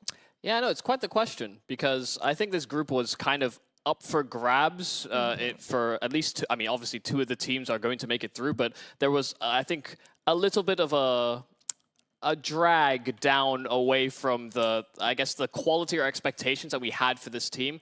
Team Solid were the team that was bullied quite heavily in Group B. But they've been bullied, they've been out, we don't care about them anymore because they're gone. And look, we are commiserations to them, but we're here for the ones who are also here with us. It's all about Paravision, who were yesterday knocked down versus Fnatic. It's a 1-2, but it was quite one-sided, if I'm being honest, in the second and third map. And then Unpaid, obviously, on the other side of it, a team which I think is still largely an unknown quantity because they've gone against a Fnatic who've obviously stomped pretty much everyone. And then they've gone against a Solid who have been stomped by pretty much everyone. So where does Unpaid fall? I think we're about to find out. Yes, Paravision and Unpaid are the teams that we are going to be looking at right now. As we already mentioned, the loser is going to be sent home packing. The winner will face Sangal. What should we maybe expect for the series? Should it be close? Maybe some kind of like little spoilers? I think the big question is just how well Alpha is going to be able to call. I mean, especially when we went into that game with Fnatic, I was expecting to see some level of control for him as an individual player. He put himself in very high impact positions, but when you think about how good the Unpaid roster are, they will take those fights and take that space from you. Yeah, I mean, when you look over towards it, there's a lot of players who like to take over a vacuum of firepower, right? You're looking at Cypher, you're looking at Jacob. These are the two kind of players who, when they get aggressive, they can really exploit the fact that Alpha is in high priority positions. And in my opinion, that does do just that. It creates a vacuum of firepower that needs to be bridged by like a Belchinok rotation, by a Patsy rotation, something like it, maybe some assistance to come through from Artfrost. And in those kinds of circumstances, aggressive riflers generally thrive, but only if they can sort of get into the flow of the game. Start, reading every tick that's happening. I think as well, when we look back at the solid games for both Unpaid and Paravision, I think Unpaid actually took away more lessons from that game than Paravision would have. The roster has not been together for very long. They haven't had a lot of time to prepare ahead of this event. And so all the mistakes that they made from those first two games, they are going to be able to compensate and actually adapt very quickly. But this Paravision team are the ones that have the most to prove in the server when it comes to this matchup. Oh, absolutely. I mean, you look over towards how their performance went versus Fnatic yesterday. After what looked like mental resilience, we saw mental destruction, right? On Mirage, they come back from 7-1. I'm thinking, wow, I'm so impressed with Alpha, the fact that he's been able to rally his troops together, all of this stuff, and then they get demolished on that Vertigo. Then immediately afterwards, you're like, well, at least, you're losing a half 12-0. That's something you can hopefully laugh off. Didn't feel like they really did, though, in map number 3, did they? And unfortunately, despite the huge amount of star power that is available to them on this team, I didn't feel like I saw it. I do want to frame this matchup in a particular way, though. If you are Paravision coming into this game, you actually cannot afford to lose. Unpaid have all the reasons as to why they may underperform, or they have excuses or outs. The star players still need to put up numbers. They still need to be impressive individually, but the expectations are set much lower. Paravision have underperformed with their roster for a number of months now already. Shifting to a prospective in-game leader, sure, it might be early-ish days, but they will have they'll need this result over a roster that, yeah, maybe don't deserve or have all these outs as to why they don't make it into the playoffs. I know this will sound strange as someone who is saying that Paravision probably should beat Fnatic yesterday, but I think right now Alpha as an IGL is really looking incredibly weak after what I saw over there, and where I thought maybe this is the tipping point where he'll be able to evolve. So far we haven't seen that. Now the good thing, which is why I'm also leaning towards Paravision taking this series, is Nexa is in the most difficult spot as an IGL imaginable, which is that on your CT side, you have these two incredibly aggressive solo playing pieces who you kind of need to keep an eye out on all the time because you have no protocols. So you're also creating a very similar vacuum of firepower. Even if I think man-to-man, I would probably prefer Nexa, to be perfectly honest. But because of the circumstances, you're also looking at the other side. Patsy and Belchin are doing almost exactly the same thing with their aggression. And that's actually one of the reasons why, and I'm sure you're about to cue us into it, I think Belchinok might be one of the big focuses. Oh, yes, definitely. I think yesterday he did not have an easy time, so maybe he will be the player that we should focus on the Paravision side, because he did not have a great time. But no, here it comes this whole conversation. Was this absolutely on him, or maybe it was also on his IGL? Because as we know, Alpha, he really often takes those good spots, maybe Connector and Mirage, maybe that's the reason also? I just think Paravision were confused when they played Fnatic. Quite genuinely. Everybody was missing shots or getting hit by timings or turning away. And I appreciate that Fnatic also came in with a very structured game plan, but that you have to be able to put a few rounds together, even if it is just on a whim or on intuition. It's very rare that you see a team shut down like this, and it's rare you see Belchinok shut down for Paravision as well. I do think that he will play a better game today, but that's only because now there is everything to lose. It does feel like, though, that both of these teams have a clear, unexperienced, rookie-ish player who we don't know how well they're going to do. Vladen on the other side of it, that's why we have the head-to-head between the two of them, because it feels like Vladen and Belchinok could be the deciding forces, which tip the scales about what's happening. This is, funnily enough, a very similar-looking lineup for either side, right? Artfrost and Harn both feel like they have ramp-up time necessary and might be more relevant later on into the game if their teammates are able to get them momentum early on. I mean, you're looking out towards Patsy and Kikert in a lot of ways very experienced. Patsy incredibly aggressive as well. Cypher and Jacob, I think it's an interesting parallel. Maybe not stylistically, but as far as the experience is concerned, right? Jacob's been in so many lineups over time. The big question marks on both these teams for me is Vladen and Belchinok. And right now today, I don't know if Vladen is still ready to step up for this team. Yeah, I don't agree that even Patsy and Kickert are comparable to Jacob and Cypher, just in terms of how much impact they can have. I know you're saying the playstyles are different, but in terms of just raw winning and stopping power, these two actually can just dominate games, and I think we definitely saw that in the Solid series. Not to say that Paravision didn't have pieces like that show up against Solid as well, but I just don't think it's even close. I think we might have also quite a lot of, I don't know, discussion in the Veto, because with the previous series, it was pretty much really obvious. Okay, Anubis, the best map of Nemiga, is not going to happen because that is the permabat of Fluxo. And we're like, okay, it's going to be definitely Ancient, it's going to be Inferno, it's going to be Mirage, depending like who is like picking one. In this, I was sitting and I was like trying to guess, because Unpaid, yeah, we saw them banning Vertigo, but that is like a bad map for Paravision and vice versa. What do you go for even here?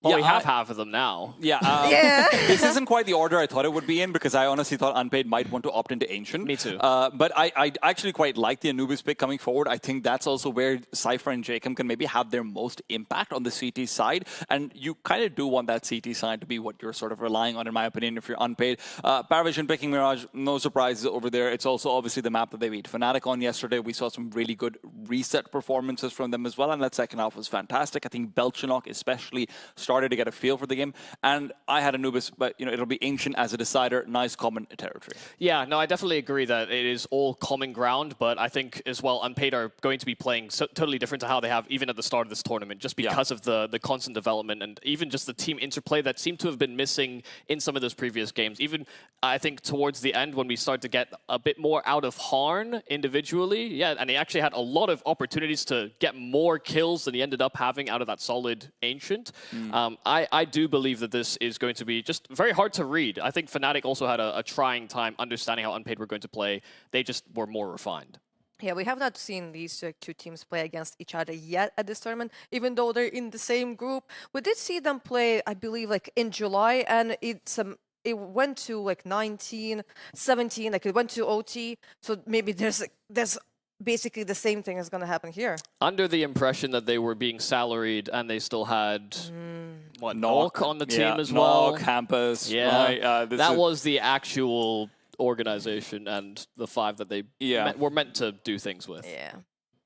Now their hearts have been broken. Now their hands have been broken. Now their roster has been broken. Now their Opper, well, he's been reformed after being broken once upon a time, right? So you can see why I might be slightly tempted to say I think Paravision take this. Yeah, I mean, we're going into a Mirage where Paravision definitely had some worrying signs at certain moments against Team Solid, where they fell into crossfires, they fell into the traps set up, and I think there's maybe something that can be taken away here for Unpaid in that regard. I don't know that it's going to be enough to support them all the way through this map in particular. I do think it will go all three. But if there is a win condition for Unpaid, it will be Jacob and Cypher on some of the mid fights, as well as their, I guess, willingness to push some of those extremities, get down to ramp, for example, on CT, or again, just keep fighting mid. I mean, that has definitely been a priority for Paravision on their Mirage in general. I see what you're saying, because right now, if we're looking specifically at Mirage, Unpaid, yes, yesterday they managed to win with a 13-5, but against Team Solid. Yeah. In the meantime, their opponents also won Mirage, but it was against Fnatic. That is a huge difference. Especially when you add the fact that even though it's a 13-11, the first 8 rounds of that game, it felt like Fnatic came through with a different set prepared CT side strategy for every single one. And you're really not expecting Unpaid to be able to put that kind of preparation in, or maybe if they do, it's a round or two, something like it. Now, the way I'll give credit to Unpaid is that their players are creative enough to do it on the fly. Maybe they don't need as much preparation time because they also understand that, yeah, we are going to make mistakes, whatever. Hopefully we make mistakes and fall forward, not backwards. It's also within the context of that was a map that Fnatic had been struggling to get consistency on in general. So the fact that their CT had so many of these cute ideas was very good, but it was clearly very focused on the defense and less so the offense. Yeah, so in a way we may need to put like a little asterisk next to the win of Paravision against Fnatic on that Mirage, just because like it was very close, and Fnatic so far, I believe like their win rate on that map is like 25 or now even maybe less. It still shows quality though, and it still shows good mentality from those Paravision players. I just don't know where that was for the rest of the series afterwards. In all fairness, BlameF did have a 2 KD I at know, the end of it all. and they had to play a Vertigo that they were clearly not confident on. Yeah. With that, you know, sometimes you gotta play Vertigo, sometimes you get to ban it because, you know, your opponents are bad at it. But if we had to choose a team that is not just gonna win Mirage, not gonna just win like the second map and maybe go to a third one, who are we going for? Because I know like we had a prediction in the beginning, but maybe now seeing the Veto, your opinion has changed. I have to go with Unpaid. I just have more faith in the players to perform at this type of environment, in this type of, I guess, a stage when they haven't been paid. They, one, will want to be in the prize money because $250,000 is on the line. So you're saying unpaid, but is it going to go to all 3 maps? I think it'll go all 3 maps, for sure. Tea-time? I think it's a 2-0 for Paravision. I'll be honest. If you gave this unpaid team even 15 days of practice, I think they would beat them 2-0 the other way around. But I've just seen how much Nexa has to do to try and bring everything together. I've seen how difficult it's going to be to get Harn to be activated on a consistent basis on Mirage as well. I think Artforce is very comfortable on Mirage. I'm just not. I'm not there. You look like someone who has something to add to that. I mean, it sounds like you're the team manager of Paravision, the way you're trying to keep your job. This is a must-win for them. I just don't know that they can do it. I think I've seen too much complacency, too many rounds that break down before they even really get started because the players just aren't engaged. I guess it will be about just how prepared they are for this game in particular, and are they actually confident enough to take on some of the stars that Unpaid have? Yeah, well, maybe like while some players are stressing out about like if they're going to get paid or unpaid, the players, I mean more of the casters that are definitely staying here for that whole series, RJ and Dweg. Invitation there, Heku, that I might just dip out halfway through map number 1 is a little bit weird there, Dweg. But regardless, it's all good. It's time for our final series of the day and of the group stage as well. Unpaid and Paravision. A match that, honestly, Dweg, I find very, very unpredictable, all things considered. I don't. I agree with Tea-Time completely. 2-0 Paravision. I think for Unpaid, going into this matchup, you're going up against a side who, let's be frank, it would have been a wake-up call yesterday. They would not have been satisfied with their performance against Fnatic. That is also true, yes, but I do think that Yumi's brought a lot of merit in terms of his arguments about some of those star individuals over on the Unpaid side. Now, credit where it's due, obviously. Both of the, criticism where it's due, actually, more specific. Both of these teams, their best showings were against a team like Team Solid. Which means nothing, really. It means nothing in terms of the grand scale of things, but I'm wondering whether or not this is going to press in that sort of fashion that Unpaid have stumbled through the first day, come a little bit more confident in the second day, and bring a bit more confidence now on the third to try and get this victory in the series. So that's my sort of thinking about this, and it is a little bit Cinderella tale, I'll admit, but look, there's a lot of cohesion around this Paravision side that I think was missing yesterday that I'm worried about coming up today here as well. Well, I'm surprised you bring up the Solid result. If you don't think it matters,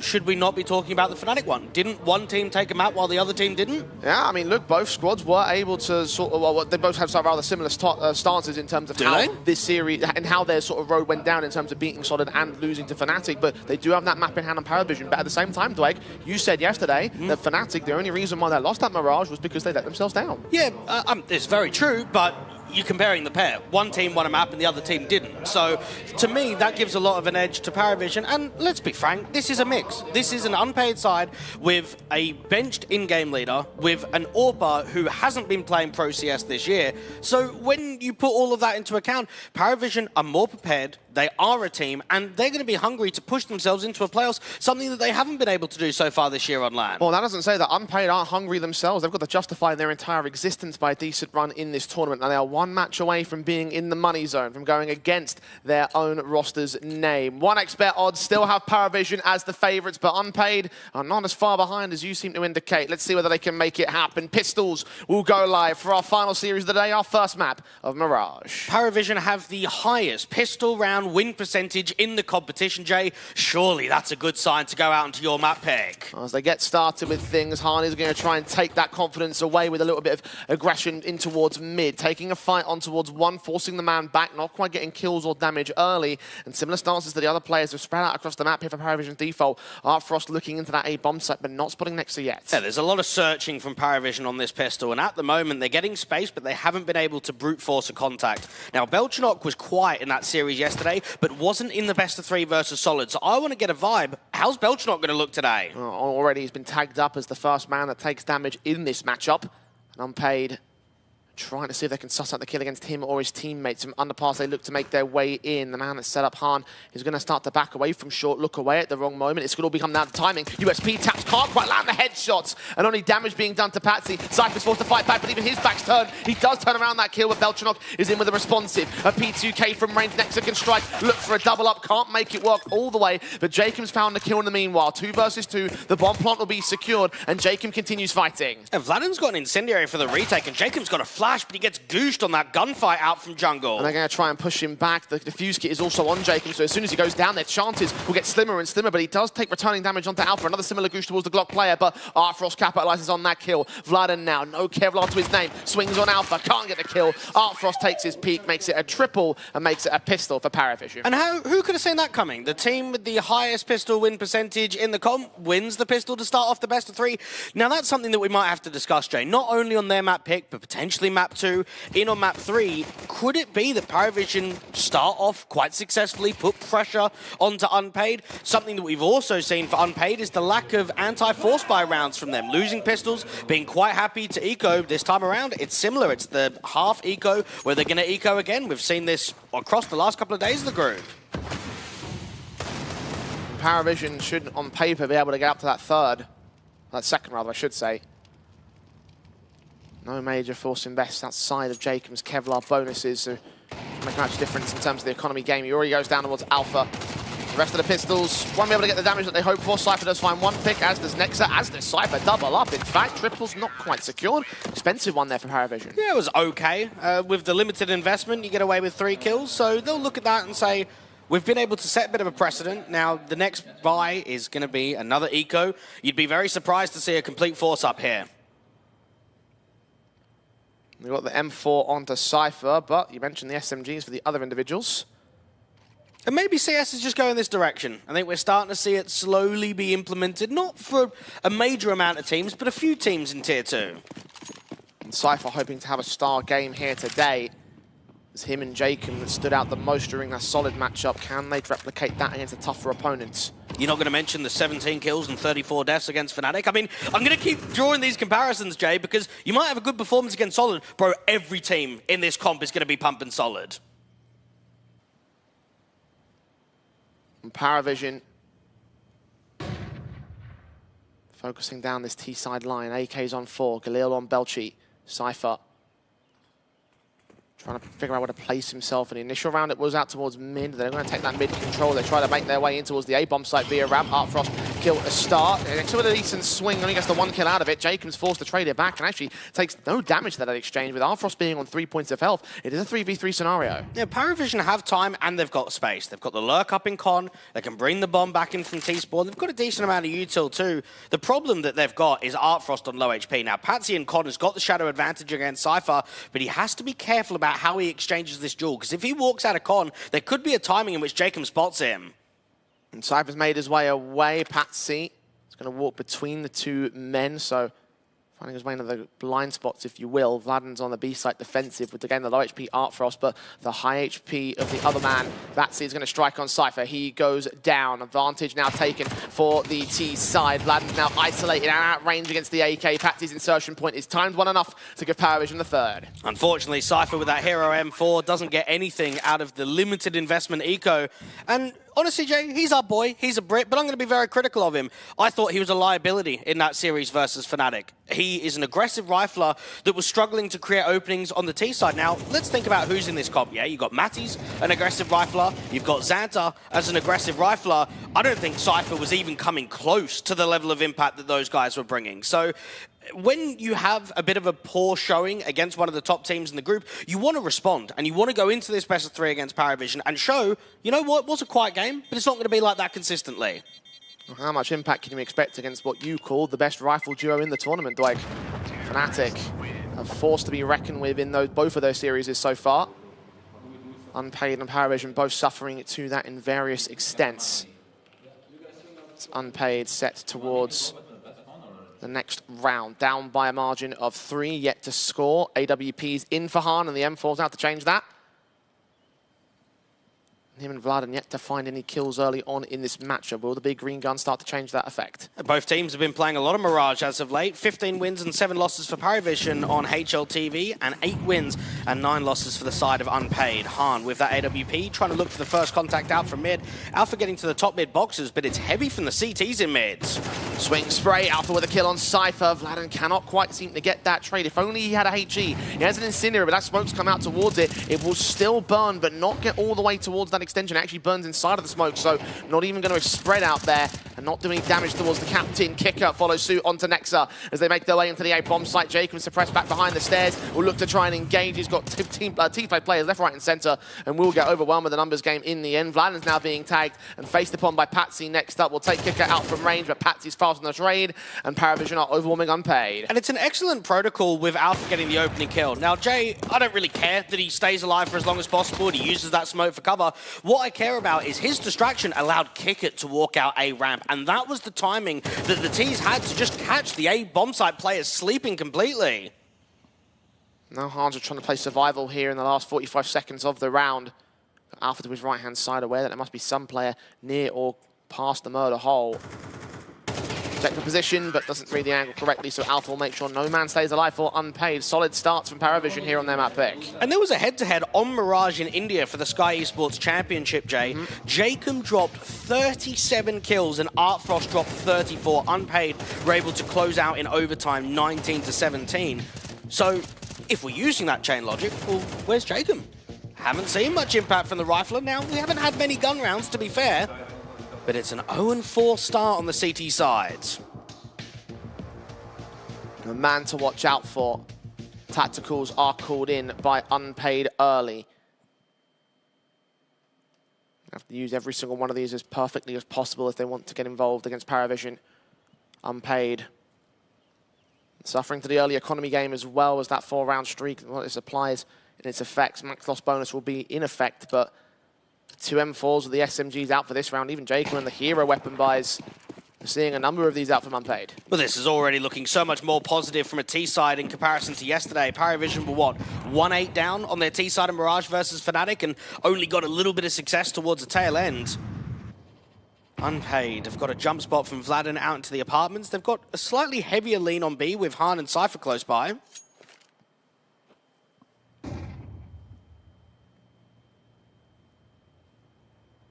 Slow to the approach on Parry. Kicker leaning in to try and find Vladen. Spots the jump face. There's a smoke available to the CT player, but a little bit late to cut them off directly. They're going to push ahead of that utility. Second player is towards the site. Han's going to get taken down by Alpha towards mid, and close range engagements to the AKs. Eventually find those kills. Pat's even dropping out of the apps to get Cypher. Nexa will fall soon enough, and they are overwhelmed on that B side extremely quickly. And just from what I've seen in the first few rounds of this map, I'm getting the feeling that this is a refreshed Paravision side. Again, yesterday, maybe it is difficult to draw the comparison against Fnatic. Maybe if there was a slightly weaker team in the group, it would have given a bit more of an idea, a bit more of an understanding of just how strong that they can be. They got pumped. They got absolutely owned. But they also know that they should perform at a much higher level. Now, are Paravision a title contender? I wouldn't say so. I would say Fnatic are much stronger. I would say Sangal are much stronger. And I'd even probably throw Nemiga in as a stronger team. But are they a team that can beat Unpaid? Absolutely they can. Well, never that much was in doubt. They certainly are beating them now. 5-0. Still yet to see a round out from the Unpaid side. Still waiting to see those key individuals, those star men really shine at this moment. It is still early doors for the most part, but we're 1 round away for them to not be able to claim the half at all on Unpaid. Another tactical's called in, this time for Paravision. Well, I'm going to ask you, because you're the one that's backing Unpaid in this best of 3. Is it just on star players? Is that the only win condition? I mean, it's certainly probably the biggest win condition, honestly, for Unpaid. I mean, they're probably not going to have, certainly not going to have the tactics towards it because of the nature of the lineup that keeps on changing, the standing situation and the extenuating circumstances that we have to face for them. So, for them, they need those individuals to step up big time. Paravision. Not going to take away from your arguments. You are right. They should be a much more prepared team, much more drilled squad overall. And Michael did say it on the desk, they shouldn't be losing to Unpaid. Paravision are a legitimate team. They've got the RMR coming up around the corner. They'll probably be looking to push themselves, what, top 40 maybe towards the end of the year, thereabouts, as a ballpark figure. You're in a group stage where all you need to do is beat Solid and Unpaid. Bro, you should be in the playoffs. Simple as that. Will you be in the grand final? Maybe you realign the goals once you make into the top 4. But this is a game where a lot of teams and a lot of viewers are going to look at a Group A and Group B and say, well, look, Group B is a bit weaker, isn't it? We don't have the strength between the numbers. So if you are a favourite team, well, you've got to prove why you're a favourite. If you're an underdog like Unpaid, you've got to prove you have something behind yourselves. What do you think? If they get grouped here, is the team dead? Probably. I mean, there's not really much justification at this stage for them to stay together. I mean, you know, it's tough. We were talking about it on the desk over the last few days, especially, right? There's probably some teams looking around for new players, shopping about, and now these boys will be on the market. I will say that if that is the case, there probably won't be many changes till post RMR and Major. Yeah, that's true. But the searching is going to be out. The eyes are going to be on these players. Well, Unpaid are also playing in the tournament next week, so maybe it might at least give them until that much to sort of continue performing as best they can. But out here in RES, Alpha is walking A. I'm loving how active they're being right now. Belchanok trying to strike out towards mid, spotting Cypher, forcing him away from contact. Early kills that come in for Patsy. Jacob dropping to his name. Hanzor did strike. Look at Alpha's position. Nexa has no idea. Cypher's got to spot the information and just get bursted upon. Will Nexa look to strike? No, he's waiting, hearing footsteps, but taking a very awkward spray. And Belchanok does find Cypher in the end towards short. Han does strike back, but that's 2 kills found by him and him alone. Vladen will need to step up and do something, but he's smoked off. No vision towards Belchanok. Now utility flashbangs coming in towards CT will keep Han blinded. He hasn't got anything to play with. No room to breathe here. He's getting no support from Vladen either, so it's on the AWP and the AWP only. Molly's going to continue to push him back. Vladen's waiting for someone to try and counter a rotation. He's evading at least the contact towards jungle. The Molotovs that will ensure that he can't push through that doorway, but he will take that angle of an aggressive force. Han does not get the wallbang shots, looks towards the back line and spots a player, but doesn't get a kill. Artfrost and Alpha return onto both, and Paravision are 6 on the trot. Now, I don't want to be known as the Nexa hater in this tournament, Jay, but Cypher, I mean, you're doing a pretty bad job at that so far, Dwayne. Walking out A, and Alpha isn't even pre-aiming. Top con on the right-hand side, and Nexa loses the fight. You tell me how I can't be critical on that duel. It's impossible. It can't be done. So left alone and isolated there, and Connector watching both mid and the site, and ultimately got too much. I'm just surprised on how much they're exploiting A space right now. How many timings they're getting out A main. Flash is forward, Unpaid trying to aggress against the T-side line. Artfrost is going to get run down by Han. Vladen sprayed manically. Deagle back forward and aggressive as Alpha will take back the return. 4 versus 4 ensues. Vladen's been tagged up to 32 points of health, so Paravision come out on top. And now it slows in for Paravision. You had a slightly aggressive move. Jacob's detected out to the right-hand side. The spam's slightly late, so the M4 actually does get a chance. Hated still, Jacob pressured by Paravision's utility. Trying to look for that small gap in that smoke, but nothing is presenting. No one is at top mid to that position that he can, spot. Patsy's the closest man. He'll be seen, though. Jacob rounds that corner, takes the man advantage in for Unpaid finally. Has got to back away, though. Cannot afford to get traded. And Kicker's not in a position either to punish any CTs, because no one's peering aggressively in top con or from short. Belchanok on a timing on a walkout. You've got Nexa that's actually regrouped with the rotator, Jacob. Bomb now pushing up towards the apartments. Vladen just be there to try and deal with Kicker as he starts to make his way up towards the bomb site. Paravision of 30 seconds for the site hit. It's on Nexa and Jacob to defend for this execution.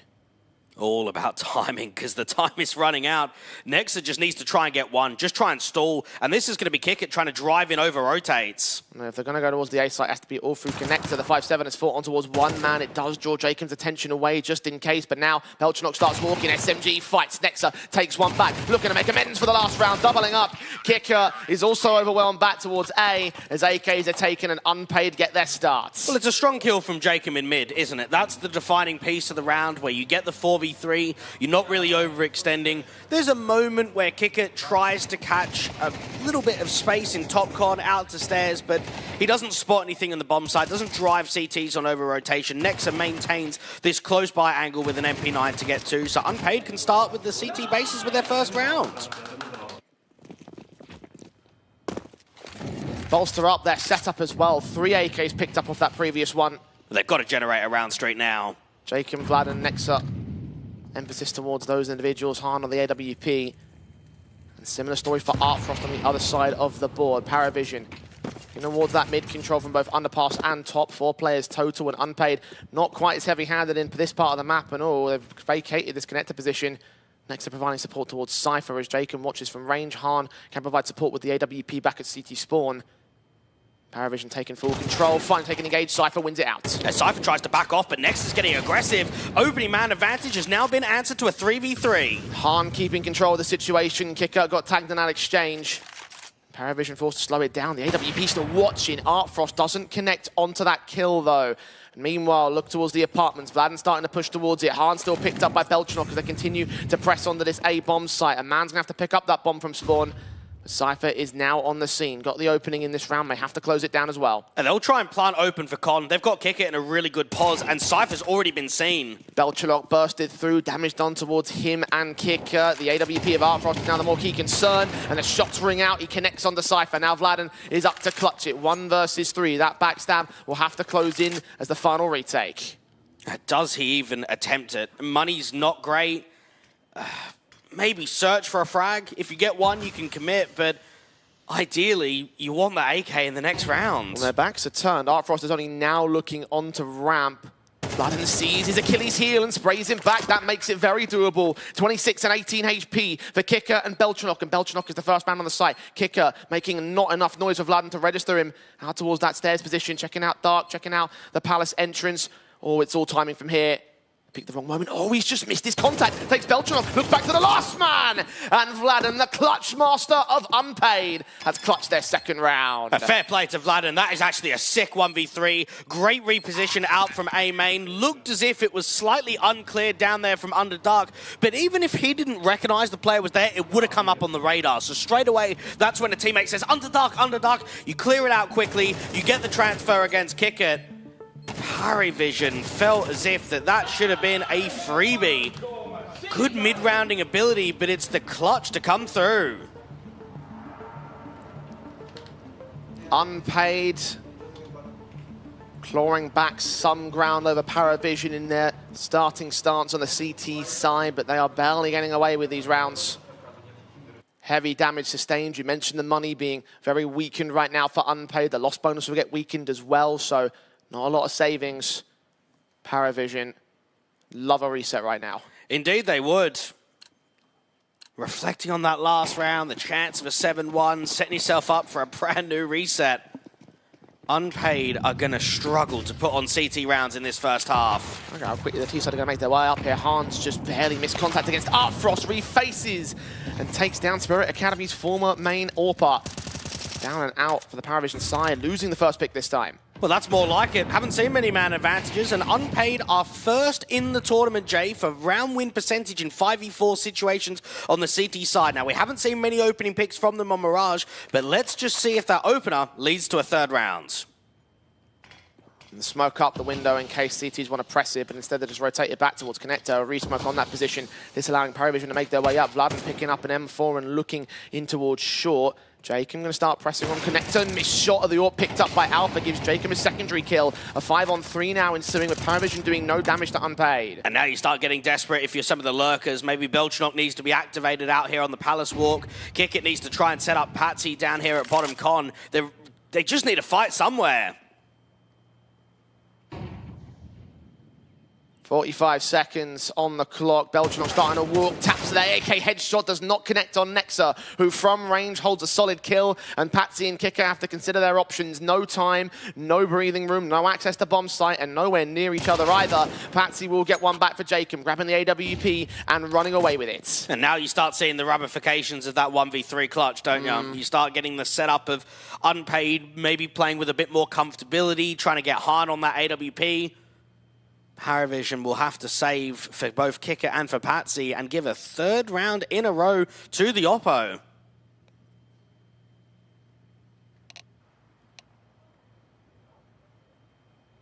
At least the 2 guns get held over for Paravision because they're not going to have much more else in for this next round.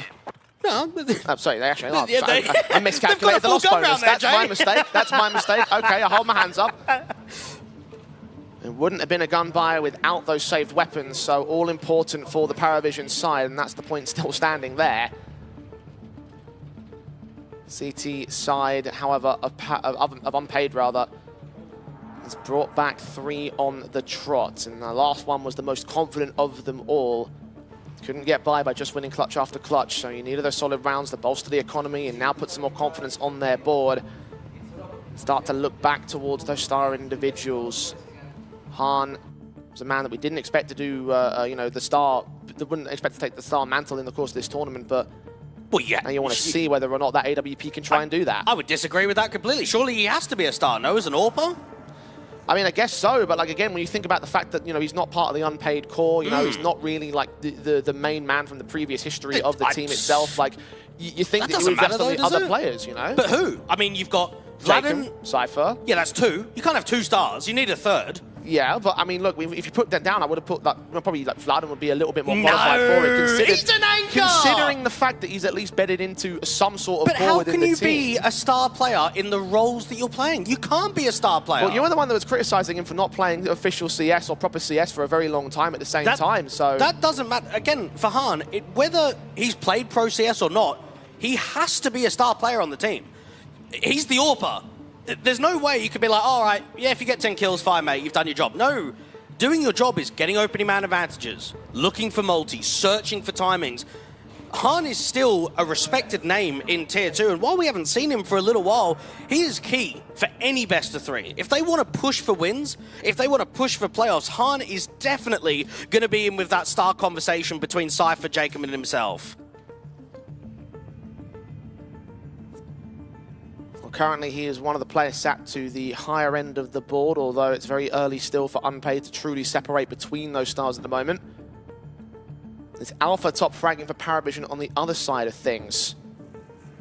Although I'll admit, I feel like Patsy's probably had a little bit more impact over the course of the early portions of the matchup. Yeah, I don't know. I mean, the start has been very team-based from Paravision. They've had some good defaults. They've had some really good timings. Alpha's been able to get, a couple of opening picks out from mid. Kickit and Belchadok have been working timings on A-Main and Palace. So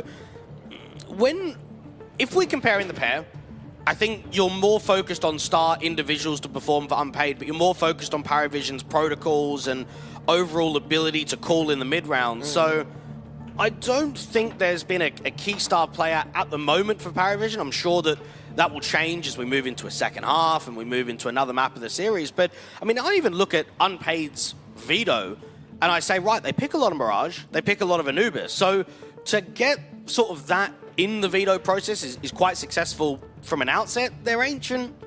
It's okay. I mean, again, the map pool's never going to be the strongest when you're a mixed squad and you're not grinding officials, you're not playing constantly. What about key letdowns on the Paravision side? Because the desk were bringing up some concerns about Belchanok, and obviously yesterday wasn't the best of showings from anyone on Paravision, but is he going to be a concern? He is currently, again, at the bottom at the moment, hasn't had much of a match in the early portions of the matchup. Again, it's roles, isn't it? What can you do from a Palace lurk? Like, you tell me, can you open up a bomb site and get 3 kills? You can't.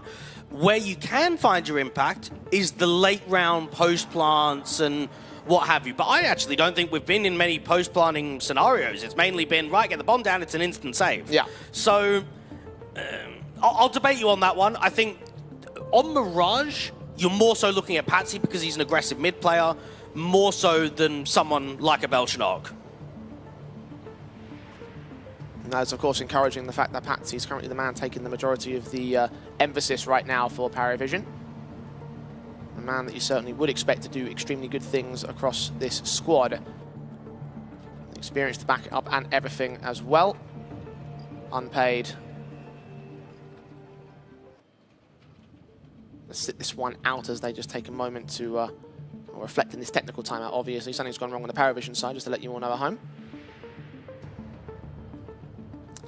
Mirage certainly has started the better for the Paravision squad here, and for their map pick, I'm not too surprised. Where would you sort of put Unpaid in terms of being able to restore something into this, you know, first map at the very least? Would it have to be a 6 apiece score? No, I'd probably 4 at a minimum. Again, their Mirage is okay, so I'm not too concerned of a blowout performance. I think we should still get a fairly competitive tail end. It didn't look like that from the start.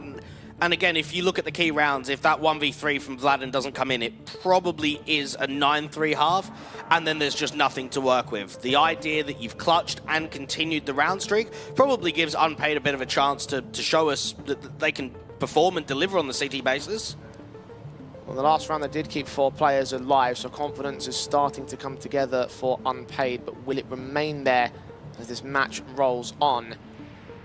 That's the next big question on my mind for this team, because they will need that confidence. And even though it came down to a single 1v3 clutch to get them going, it has at least gotten them going somewhat. It's a bit awkward timing, the fact that you've got your first confident round, now you have to sit on it and wait for a little bit at the same time, though. So, I mean, look, mental game has been something we talked about for Unpaid over the course of the week here. I mean, you know, in terms of this decider game, in terms of where they sit at right now with Paravision pounding them down as much as they have done in the early matchup, like, are there many key concerns for them in the in-server, in-moment sort of matchup? What, if there's a tech pause? Tech pause and, you know, just generally anything that's happened so far. I mean, not really. It's so difficult to always judge. I always think when you have these technical pauses, momentum, what have you, every team is different. Every team addresses issues and fixes problems in different ways. So it's very hard to find that line on which way a Paravision side are. I will say that these are a team with a lot more LAN experience than Unpaid. Yeah, they don't have a huge amount on Paravision, but with Alpha being a new in-game leader, with Finn being the head coach, with a core of Tier 1 players, you've got to be looking to just basically keep pushing, and no matter what tournament you're in and what situation, that you keep pushing yourself into at least playoff contention. Paravision are a side that we've talked about so much as having a lot of potential that's not been lived up to as of so far, right? So it's like, you know, like a good run here in RES probably would be something a little bit more, you know, pivotal to that story, right? It would be more of evidence to showing that they are fulfilling that potential, if you will, right? I would say completely not. Why would I say that? They've got Solid and Unpaid in the group. I'm talking about the tournament overall. It doesn't matter. Like, it doesn't matter. What matters is once they start getting victories against the better squads, once they start pushing best of 3 victories on LAN against teams like a Nemiga, a Sangler, Fnatic, that's when I would say yes. For now, when you're beating Solid and you're playing Unpaid, I don't think, in my eyes, that tells me yes or no. It actually just tells me no, basically. So are you writing them off already to take it past the semi-finals? Oh, 100%. 100%. Okay, wow. I mean, they're not going to be a favourite to do so. If they were then able to win today and win in the semis tomorrow, then I would say, do you know what? They're starting to make a conversation for themselves. They're trying to prove that they're a top-end team in Tier 2. But making the playoffs here doesn't do that. So you would agree that a deep run, not a playoff run, but a deep run here in this tournament would be sufficient to give them a conversation? Grand final with a minimum. Okay, right, well... That is well, not the expectation, but the They must have a similar goal to me in that I'd say case. So. I mean, like in terms of us as, like, you know, looking the outside looking in. I mean, in terms of what they expect out of things, it's you know, one thing versus the other. I mean, you know, their internal expectations can sometimes be unrealistic, as we've seen in other teams. Sure. You know, like, but for us, in terms of like, looking at this squad and what we expect for them and what we can set as goals, I mean, that would be you know, a crucial turning point, like you mentioned, for them. If it goes that far, then absolutely congratulations to Paravision. Well, let's just dumb it down, okay? This is a core of Tier 1 players that have qualified to the RMR.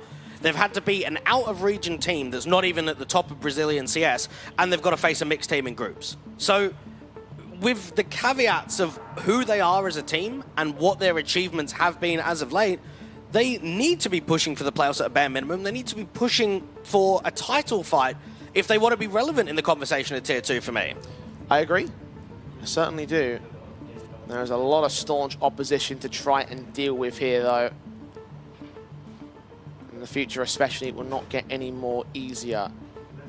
If Unpaid post up those star performances, then maybe they could throw a few spanners into the works, although for Paravision they have been dealing with it well so far. If anything, the headset issues have been catching them more off guard than anything else. I have nothing else to add there. He's made a joke, I've laughed. Made a joke, yeah. And now you're not even going to follow now it it's up. just silence. There you go, cool.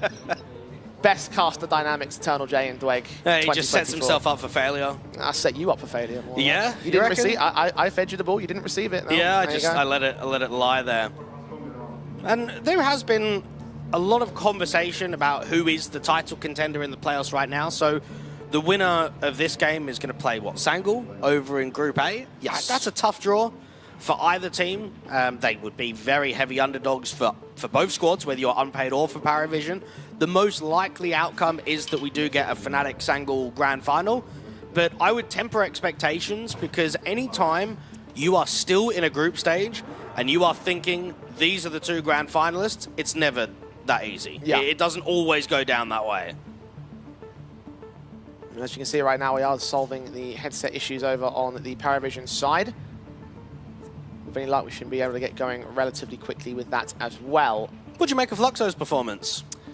I mean, look, hats off to them for taking the fight back to Nemiga earlier today, because I wasn't 100% certain they'd be able to do that, to be honest. Yeah, they've come away with beating Aurora closely. Well, 13-11, 13-11, map 2, map 3.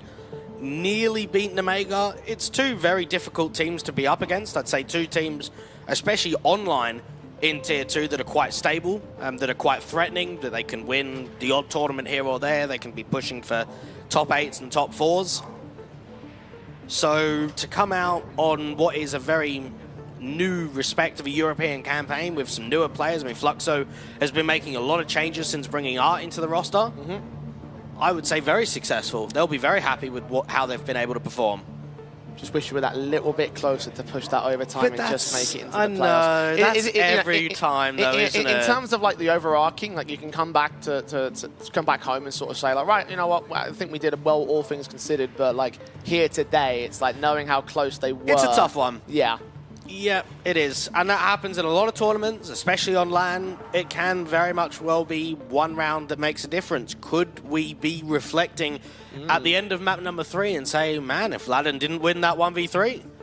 I mean, yeah, like... It does happen. It very much comes down to a few key rounds in these best of 3s. I mean, look, if they do manage to formulate something like an 11-13 on the unpaid side, or 13-11 for the unpaid side, for that matter, like, you look if they at that. just lost out, yeah. If they lost out that, that 1-1v3, you'd be saying, oh, well, how different could that have been? Definitely. Could it have been the case that, again, in one direction, would it have been Paravision enough to just edit past the finish line, or, would it be Unpaid to be able to turn it back? So these little things do matter, especially these days, and, it's far too early, obviously, to make those conversations happen just yet, but just keep it in the back of your mind.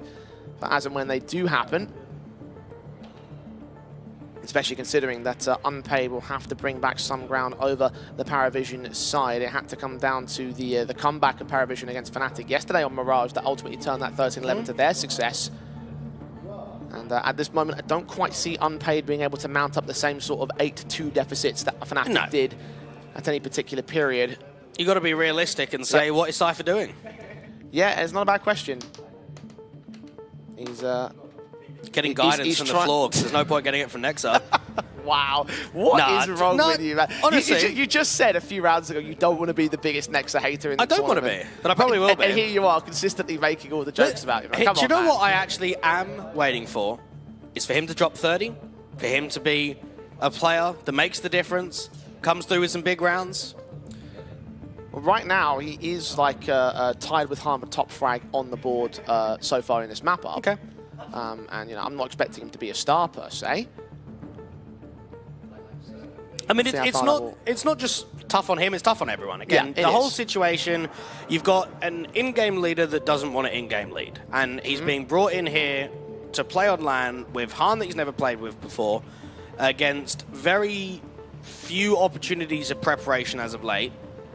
It's a very unique situation, which no one would want to be in. So you just want to try and make the most out of this experience. You're right, they've got the Thunderpick World Championship next week. So if you can get into the prize money here, if you can push for a top 4, if you can try and go into that tournament, get a good few upsets here or there, then there's something there. There's some substance. But every team will look at Unpaid, and I'm sure a lot of teams will be feeling very sorry for them right now. Yeah, I mean, it's something that, again, I think Michael said it on the desk as well at some point. It's like, you know, like, yeah, sorry that it happened, but if you can't deliver the results, like, you know, what's the justification of you equally being here at the same period, you know? Like, because that is ultimately what they are staring down on the Unpaid side, right? They no longer have backing of an organization. Yeah. They could well get picked up. They haven't had the results to back them up as of lately. We don't know exactly what the mental is like at the moment. They've talked about mental stress when it comes to the situation as it stands, but now that's been relieved. Is that going to lift pressure off them? Is it now going to apply more because you're completely in the wilderness now with absolutely no support at all, trying to work on getting new organizations, new salaries, or maybe even working on your own individual offers at the same time? Like, there's so many intangibles about this Unpaid side. Well, there's no way you could say less pressure of, what, not getting a paycheck. That must be the most high-pressure position that any player could ever be in. It's true. It is true, but at least to have it out there, you know, to have it known. I don't think that makes much of a difference to me, no. Okay. No. The pressure is very high. And therefore, they're going to have to create diamonds under that pressure here against Paravision. And I'm hoping they are going to do so for no other reason than to see Cypher succeed. I'll fully throw my bias out there. Yeah, it sounds like it. Yeah. Unpaid have to bring back this deficit, of course, against Paravision at this moment in time. Still waiting on this headset issue to be fixed at the moment. Do they have to bring it back? Why do they have to bring it back? Well, they're down on the scoreline. This is a deciding game, so... Yeah, but it's not their map pick. It isn't their map. Yeah, you're right about that, but... If you say Unpaid have to bring it back, do you then also say that Paravision have to win? Well, then let's talk about the likes of Anubis then. Is that where Unpaid are going to get into this series in your eyes? They should do. Okay. I reckon we're going to a third map. Anubis is decent. Hang on a second. I'm pretty sure at the start of the series you just said it was going to be a 2-0. It could be. Again, Anubis is a map that it is decent for Unpaid. And remember what they produced on their T side against Fnatic. So it could go to a third map. Okay. Anubis and Ancient also being in the map pool as well. I still don't think no matter how it goes, there's no way that they'll win the series. Maybe not no way, but they shouldn't win the series. It should be Paravision winning this best of 3. Well, again, as I said, as I agreed with you in terms of the team cohesion aspect, they'd certainly have the better of, the better over Unpaid in that respect. What was that? What was that movement years ago where you used to stand still? Can't remember what it was called. And then the music would go, and then everyone would start dancing again. Can't remember. This is probably 2010s. Oh. No, what? Oh. What are you on about? Wasn't there a thing where everyone just stops, and then everyone starts moving again? I'll have to try and Google search it later. Yeah, how specific, Dwight? Yes. Everyone stops and starts moving. That could also be described as a 100-meter sprint. Yeah, nice one, CS Jay. freeze Cheers, time. Yeah, nice one. You know, one. like me walking down the street. Like, I don't know. Like, you tell me what that could mean. Well, I don't know. You've just trolled me. But yeah, you've trolled me, brother. Like, what? What are you on about? The viewers will know. Oh, yeah. Okay, tweet us then. Let us know. But yeah, no, very still on this Paravision side. Just got to... Headsets are going on, though, so maybe we might be ready to get back into server here. Kicker's chilling. Minus Kicker. There we go. Okay, now he's getting engaged. Come on. He's got the headset on, but it's not on. He's listening to someone talk. I think he's waiting for the check. No, he's not keen. Oh, for God's sake, come on, what are you doing, man? He's not interested. Play the damn game, Kicker. Come on. Cast to start game. Kick and start game. Yeah, mate. There we go. Okay, we're ready to go. We should be ready to go. All right. Oh, hang on. Time to end the worst fill of my life. Unpaid stand 3 rounds down against Paravision, currently leading on the T side. Minimum 6 has been taken by the CIS squad. And now they look to lock in the advantage at the turn of the half of their own map pick. 3 more rounds to that turn. Unpaid have the full rifles. There's very little cash in reserve as Paravision also buy into round 10. Let's go live again, Dweg. Well, Han was able to win the opening man advantage by that aggressive short play in the last round. You've already got him starting window this time. Utility sent in towards the common positions of ramp, utility down at smokes, HGs for Han to allow a lot of mid pressure. They've gone mid aggressive quite a lot here unpaid, but this time they're not seeing anybody. Now, Han has taken all of this territory away, which means Jacob and Nexa can double up on A. You've got Vladden that's over-rotating too, and Cypher is going to maintain the triple A. Smokes up to apartments can ensure that they can't really press onto that position, but they're going underpass instead, so Han's backs now have to come in soon enough. Jacob's been drawn away by the smokes coming in. Connect to jungle instead are suppressed. Got Vladden potentially looking down from the mid window, catching one player off. Patsy has fallen. The HGs will just be evaded by Alpha. The majority of their damage, in fact, all the damage does not compound. And look at Han, he's seen the bomb carrier. He's seen Artfrost. Now all 5 players can adjust towards the A-site defensive. And look at the knife kills coming in for Han to just add extra to his confidence. A 5-on-3 established as Artfrost falls in fashion. Kiko now a dug. Gonna try and bail his team out, but Nexa holds his line. And Beltranok tries to trade it. Han now with HGs onto that man will keep him at bay as the bomb is in full CT control, and the one man towards mid is caught off by Nexa to burst through to the double, and Beltranok, no way he wins this 1 versus 3. Now, Han has just won that round by himself, and not off of the killJ, but the information. As soon as he gets out there in top mid and he sees nothing at all, the read is there and entirely on the A stack. You've got 3 players in strong positions. You've got Jacob, who's trying to waste time. He's not looking to fight. He's not getting aggressive. Vladden catches a good timing against the boost up into window, and then once this bomb goes down, you just know that Paravision are going to struggle to find any success on the bomb sides.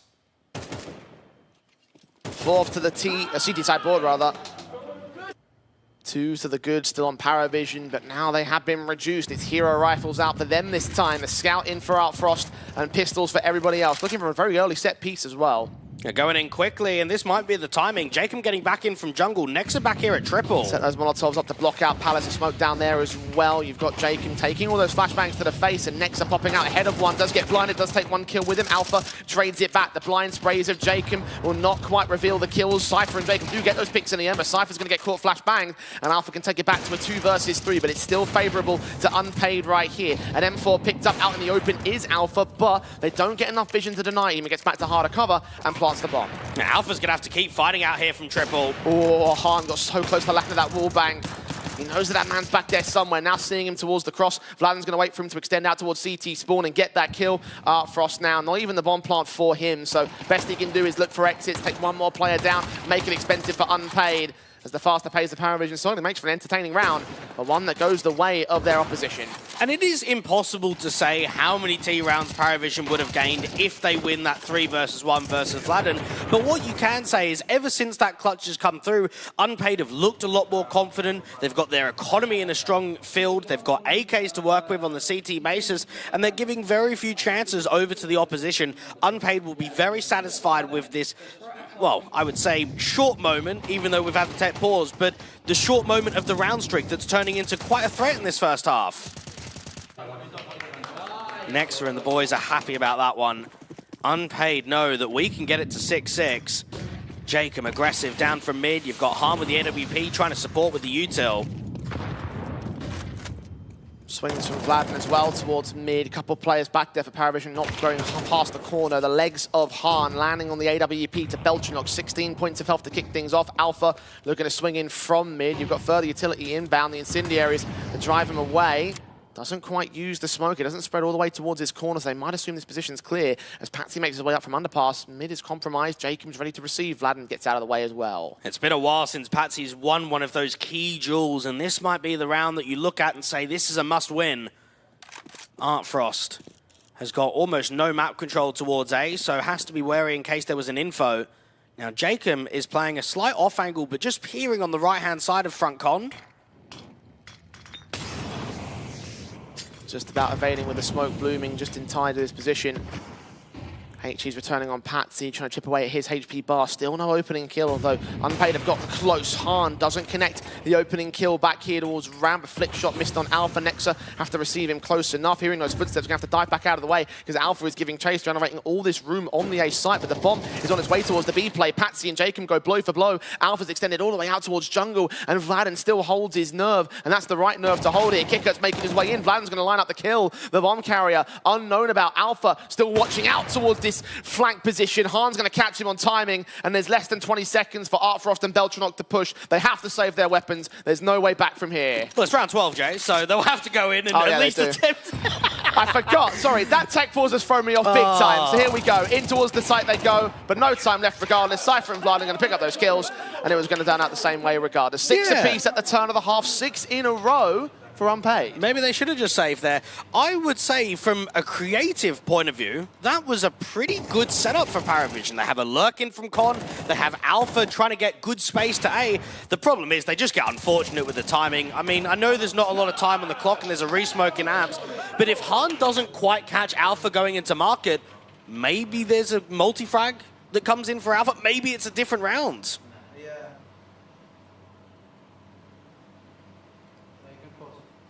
Stirred all squared up. As you say, Dweg, the threat generated by unpaid. Now, we've been discussing, Jay, over the last couple of days, where Sangs come from. All squared up. Why is that a thing when we've got a tight scoreline? Now, that was one I don't know. Why is a square involved? I don't know. Honest to God, I couldn't tell you. It doesn't make sense, does it? We all say it. We do, you're right. But unfortunately, my English language knowledge is known in the language and not the English language history part, so... Let us know. Twitch chat, on Twitter, all squared up. Where does it come from? What's the origin? And more importantly, who's looking more bolstered up at this juncture? Paravision did take 6 in a row to take the half, not advantage, but the minimum 6 basically that you need, but it was returned very nicely by the unpaid squad. So, Dwayne, what do you make of the circumstances at the moment? I would say strange, similar to the best of 3 that we were calling yesterday. I reflect on that whole Fnatic one with an 8-1, but then not closing, and then a 12-0, and then an 8-4. There was a lot of randomness, I want to say. And right here, it looked to be a 7-1 scoreline with that 3v1 versus Vladen, where you probably would have pushed for a 9-3, maybe a 10-2. And instead we're at 6-6. So from Paravision's perspective, it is a bit of a letdown to just allow all of that pressure to basically disappear. They move towards the CT half of things. Remember, that was where they brought in that comeback against Fnatic. Chance to prove that it was more of the CT strength rather than Fnatic letting themselves down, like you said yesterday, unpaid.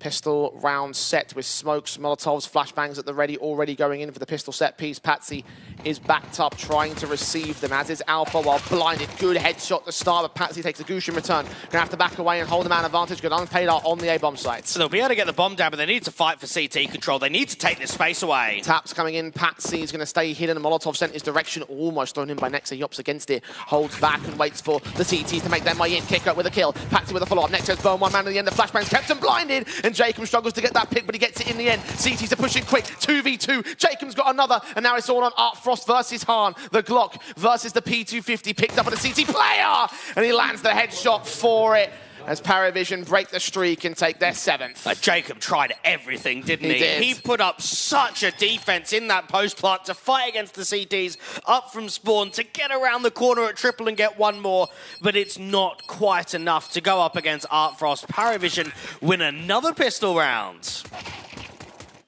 All important opening stance for them. Unpaid, push back on the back foot. You're right, Jacob did almost everything right. Now, do they buy? We've been discussing this whole buying state for unpaid. They got 4 casualties and a bomb plant, but no, they're going to go for the hero rifle once again. No, they're going for 2 hero rifles, 3 They are hero buying it all. rifles. It's going straight in for it. As you mentioned, uncharacteristic for what Unpaid's buy strategy is in the second, but that plant bonus enabling a little bit more fight in them. Will they turn that fight to success is the next big question. They could yield so much out of the second round steal, but equally it could start to get well and truly ahead of Paravision. They do have the better buy regardless. If they go mid from the T perspective, they're just going to get farmed. With the lack of util, it's going to be so tough to break against this crossfire. Now, Kickert is slightly alone on B. Belchnok is quite aggressive to short, so it's going to take him a while to reposition. The Eagle stance falls back. So silent. Not a lot of movement anywhere from unpaid.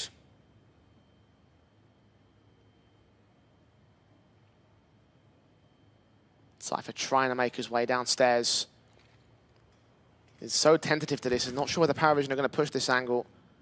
He's fortunate that no one has, but still, very quiet and slow from Unpaid, only now making their way into top mid. Well, Paravision have broken apart their setup just because of how nervous they would have got off the time. Go back, be slightly more defensive. They've got a good read on this. I would say that it's eyeing up to be a B split, but rotates can come up quickly from market. Smokes up on Con, M4 burst fire, blind sprays at Beltranok through the mid window. Jacob gets a decent dink down, but Patsy transfers between the two individuals, takes Nexo, who took that tag damage earlier. 4 versus 3, Kicker on the balcony. Cypher's been tagged, Beltranok holds the kill, and Kicker swings on Cypher, who's making no qualms about his position. Hardcore out in the open, Orners, Lonesome Paravision will lock out Unpaid, no chance to make this force buy work for them, as they get up to 8. Now let's just consider this, okay? 6-0, responded by 6. We go into the second half. If it's just a massive round streak and it's a 13-6 scoreline and we just get judgment, okay, it's very momentum-based. Well, surely that doesn't look good for a map like Anubis. With how T-sided it is, with it being Unpaid's map pick, with the choice of side being up for Paravision, you want this game, if you are Unpaid, to be a bit back and forth, to be quite scrappy in the affair. If it's momentum-based, I think you lose out. Unpaid.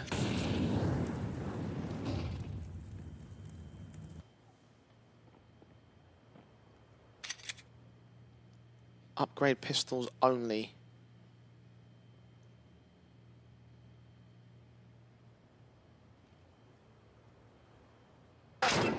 Dink down on Patsy, tagged up initially to one of those upgrades, but not enough to get the kill against him. Frost about to face 3 players down in underpass. Spotting them, HGs will only land towards one individual. Cypher actually managed to edge out that kill. The second nade will also connect some damage. A third one, unable to get the picks for it. They've backed away. Yeah, they might get an opening kill, but there's not expected to be much in this round. What, maybe one more? If they can get one more, then you can be happy with it. If that one more is Kicker, then maybe a bomb plant bonus as well. Yeah. I mean, It's there's a difficult. rotate from market, and the short player Belchnok's coming back in, so unlikely they get a plant. Yeah, the window has been missed. Here they come regardless. Gonna have to try their hand at something. No sense in saving. Famar spray from Patsy doesn't quite line up. Belchnok with a kill, and 2, and 3, and 4, and not the ace. Not the ace, unlucky. All good regardless. Round goes the way of Paravision. Pistol, Force Buy, and Eco has been won. Now they look to the gun buys of Unpaid, who've been fighting from the back foot for this entire match thus far. Will they have to do so again for how much longer? Well, in my eyes, this is last chance saloon, because let's think about it. Lose this gun round, you're going to be down, what, 6-11 on the T side of Mirage, where confidence is flowing, economy's going to be strong. You have to win this gun round.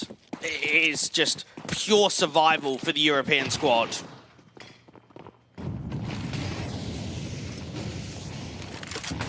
Incendiaries moving, Jacob pressing AWP, landing the first leg shot for Paravision, but not the kill against the man. Frost caught blinded by Vladim's flashbang. Jacob times it well for the kill, but Belchanok takes harm back in return, so that AWPer unable to find anything else left in this round. Swing from Cypher did see one, prematurely fires though, unable to connect the kill. Kickert knows about him, but is he ready to receive? Yeah, this is all timing, because Belchanok's looking in, and so is Kickert to the mid-face. Cypher's ready for Kicker. Is he ready for Belchi? Awkward spray, drops off of it. Kicker gets away, barely. Molotov's against him, going to burn. He can't put a flat of smoke up in time, so Cypher eventually gets the kill he's looking for. Yeah, Belchanok over-rotates to the B bomb site, and the A players aren't seeing anything at all. This is a complete regroup to the apartments for Unpaid. And second man's looking to go make his way back for Alpha as Patsy starts pushing in towards ramp, but it's going to be far too little too late. Paravision now left that at a B bomb site. Jacob making his moves forward, and the smokes will come down to confirm it. This might have to be a save call for these riflers here. Not a bad save. Let's see what Belchanok spots. If he can get a kill, if he can get a contact, maybe there's workability. Well, Jacob goes down, the low HP element, so now they'll start those rotations. Third man in particular is very far away from contact. Alpha's making his move. Belchanok's been taken out towards short, and now Patsy falls away. Alpha will stick around for exits, but that's as far as this round will go for Paravision. And they know that Vladin is tucked in this little cubby corner. He's being spammed up, but doesn't quite drop. Actually survives on 12 points of health. Should now make his way away from Apps and get out away from the bomb blast. Alpha might continue the hunt down at underpass. No, doesn't opt to do so. 3 maintain their lives for Unpaid, or at least should do. Paravision. Actually actually do end up seeing that third player drop towards the bomb blast. So, yeah, Vlad not quite getting away as good as they want to. That spam did do enough work for it. There was the start, there was the follow-up. Jacob and Cypher, the two men to try and collapse that round overall. And a bit of frustration that they didn't drop Jacob. They knew that he was low, and they knew that he was out there to top mid. They keep spamming, they keep Hing, but they just don't quite catch him in that cubby corner. Frost especially. Orc back in his hands, but bottom of the board for his team.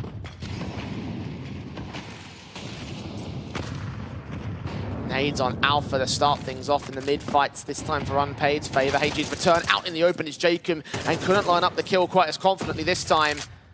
Belchanok and Alpha are very low HP though. Now, because the T's did double HEs into Con, that tells Belchanok that they're going aggressive mid to the start of the round. So that gives him the confidence to wide swing out, make sure that he gets a flash behind him from a teammate, and just look to get that straight up fight. And Jacob is kind of high and dry in mid, isn't he? He doesn't have that backup. They left him to be a solo lurk.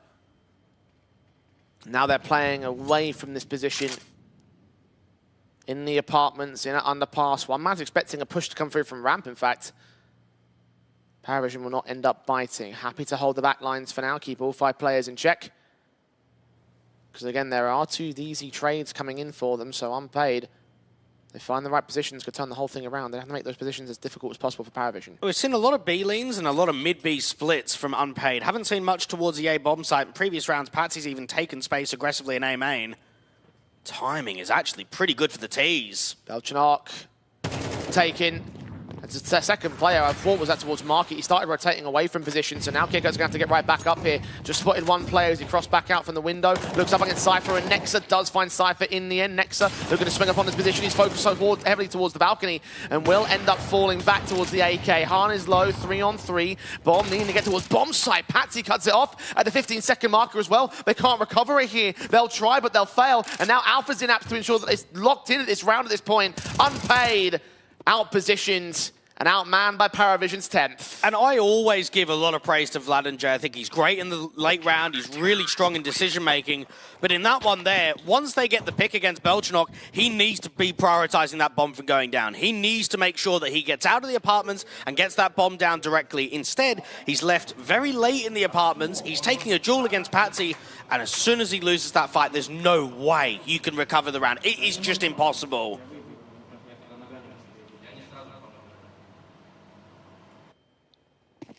3 to the good on Paravision's lead again, Unpaid. Coming back with the hero weapons, hoping for heroes at this moment. Heroes in Jacob and Han. They're trying to expect. Han does take first fights out towards the apartment, takes you sent in a general direction. Jacob finds the first kill on Alpha towards mid this time. He has been hit and miss in terms of the last couple of rounds, but this round was a hit. Patsy trying to watch out the mid defense through Con. Unpaid know that they've got a good start to the round, but they need a little bit more. A lot of players moving back towards the apartments. This is very characteristic to what we've seen for the majority of the first half for Unpaid.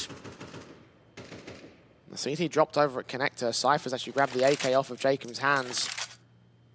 Patsy was looking to swing, but doesn't go all the way forward towards it. Spray comes forward. Now we're down to 3 players on Paravision, but 2 tagged up so heavily for Unpaid. Jacob has grabbed an M4. The short players walk back. Will Belchanok reface and check this corner angle? No, he won't. This is beautiful for Jacob. He's going to spot the pixel soon enough.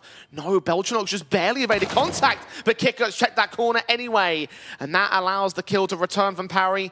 Losing the one M4, Belchanok pushing. Timing. Oh no, he's going to have all this information as well. This is perfect for Paravision. The problem is they don't know that Han's already out B. This player at bench might be able to win the round. Han can't quite burst to the headshot. He's taking damage. Kiko's taking some in return. And he's trying to defend against it, but Kiko's got the kill. It's a 3v3 now. Bomb needs to get planted. They've lost one of the AKs though. Cypher's going to pick it back up at 15 points of health though. Vladen needs to wait and bait for Belchanok, and a Glock will not be enough to get the kill quite easily here. M4 swings, does not see him, or doesn't quite catch the kill for it. He doesn't see Vladen at least. Nexa tucked away, not sure exactly where to look. Short is being compromised and pushed in right now by Paravision as Kicker gets out far. Nexa with 2 on the transfer, and a big moment from the big man. And that might just be enough. Art Frost, he's been spotted by Vladen. He's running for the hills. Nexa, the man of the hour for Unpaid with a hell of a transfer. That brings them back within 2. And just remember, it wasn't even Nexa that invested into the hero rifle. There was one for Han and one for Jacob, and just pistols for the rest. Vladen didn't even invest. He had a Glock with no armor. Nexa recovers one of those rifles on the post plant and gets a spray transfer onto 2. He proves everything in that round to try and set up the comeback in the second half. You can critique him all you want, but not for that round. Wonderful, absolutely wonderful for the captain. Top of the board for unpaid. And now you've got to capitalize on it. Now you've got to try and bring it to 10-10. Because Paravision are broken on the investment. M4s will come out for 2, AWP for Artfrost, but look at Patsy and Kicker. Artfrost shot connects to Jacob though, proving that he's still a threat in spite of everything. And not even 15 seconds into the round and they've got themselves an opener. Belchnock might be able to make it too. Cypher's kept away. Back out towards mid, watching for someone to be there at the fade of the smoke. Kicker checked by Nexa. Nexa wins the fight. B site under siege. CT's on rotations from range. Belchnock can get the kill. Cypher may be in trouble right here. He just evades contact against the man as the bomb is picked up and Cypher starts walking. Alpha's right there to receive him as he writes the right position at the right time. 4v2. As unpaid continue to walk slowly, give away no information. This follow-up that was so desperately required may still fall by the wayside. Han has not seen Alpha on the center of the bomb site. Timing again. Vladen, a 1 versus 4. Not a clutch that he can take this time. Paravision up to 11. And is underwhelmed the right word to use there? You've just had an anti-half buy still. You haven't invested much. You've come away with a round victory. You're setting yourself up to be a threat in the second half. What happens in the next gun round? 1 kill. No bomb plant.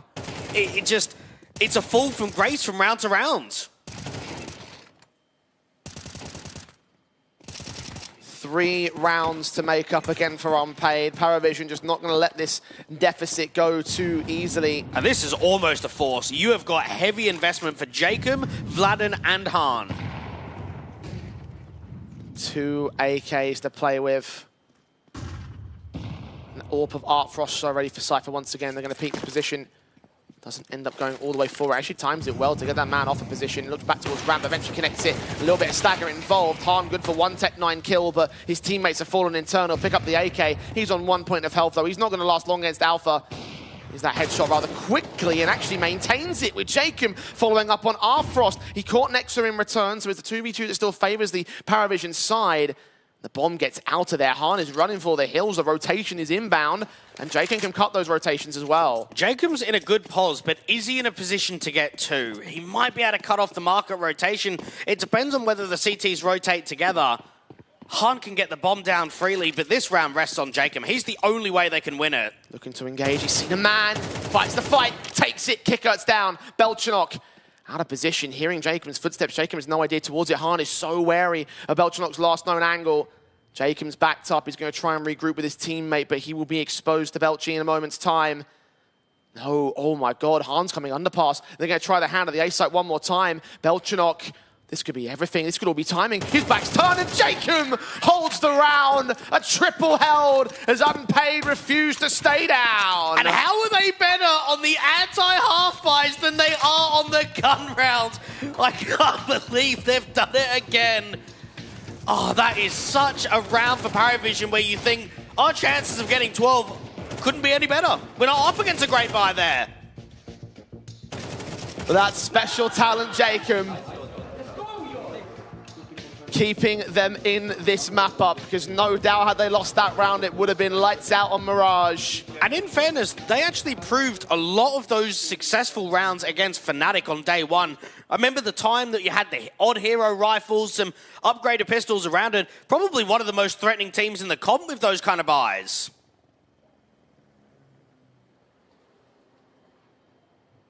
And no such buy available for Paravision. Scout only. USPs, that is it. And is at this point, do we bring up the 1v3 that Vladen won? If that round doesn't get 1, it's game over. Map 1 is done. You are right. If everything plays out exactly the same, that's the difference maker for Paravision. Those individuals worth of impact. The thing that unpaid are relying on in this tournament. Coming up in this first map of the best of 3. What a way to open this decider game as well. Paravision will certainly be conceding that lead to within 1 of Unpaid. Zeus being the only other investment outside of Artfrost to scout. The stack has come in towards the B-bomb site. Alpha, as soon as he faces resistance, the best he can do is get that 1 Zeus kill and then just fall down off the back of that. Unpaid should have the A site. The Unpaid just need to make sure that they're strengthening their economy line and not losing too many players, because round 22, 23, 24 is very key for keeping the money strong. Alpha seen. Jacob gets the kill. And that leaves the round with no opportunities left in them. Paravision will indeed be challenged by Unpaid. The rifles will come back for the CTs, which will be their next key chance to try and strike all the same. And see if maybe these pistols and this scout can get any exit frags. That is the best you're looking for here, though. Even that's being counteracted by Unpaid. 1 exit frag and pick up an AK. Mate, I'd be happy with that. Nothing will present towards CT spawn, which is where Paravision are playing all their cards here. Even if they run into the bomb site, they might be able to catch a couple to the bomb blast. Vladin has been caught by bomb blast so far in this matchup, but only 2 picks to his name. Only so much damage being done. Jacob led with extra support. Artfrost will not be allowed to walk with damage. Kill comes from behind, in fact. That's all she wrote on this particular round. 10 to the board of Unpaid. Paravision now got to mount up as the last remaining CIS team in the competition to try and stabilize their own map pick at this stage. It's becoming a threat now for Unpaid.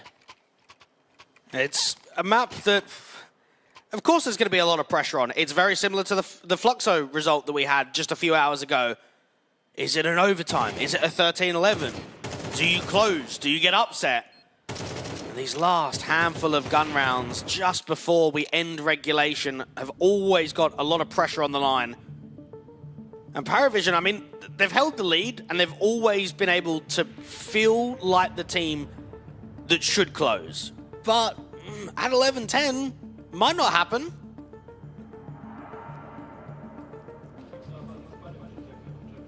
Only 1 more makes the difference for Unpaid to equalize, for Paravision to get to map point.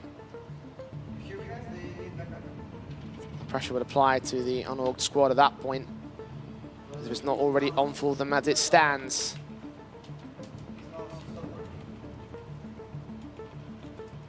And small tech issues before we get into those later few rounds, and imagine the headset problems may have returned. It's a moment for us to reflect and take stock in how things have gone so far here in the second half especially. I mean, there's mouse issues, in fact, so...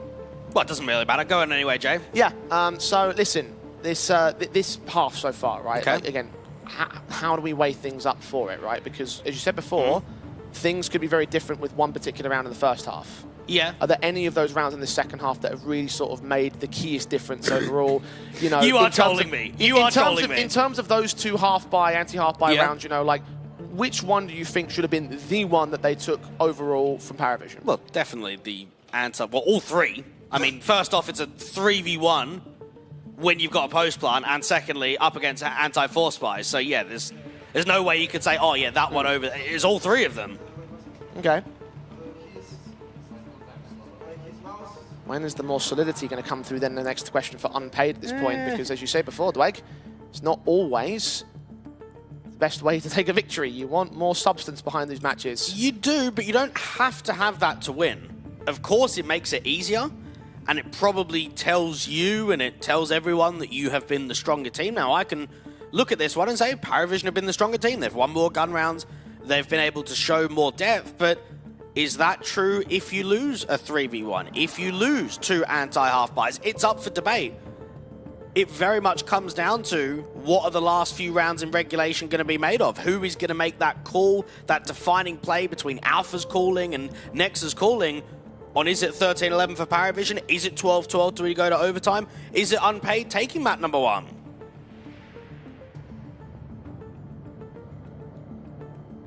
Only a couple of rounds away from taking the lead over that Paravision side, and again the map point with it as well for Unpaid.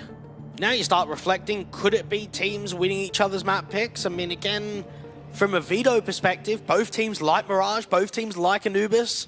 With how competitive it's been on map number 1, could that be the case? And there's certainly a consideration to make for it.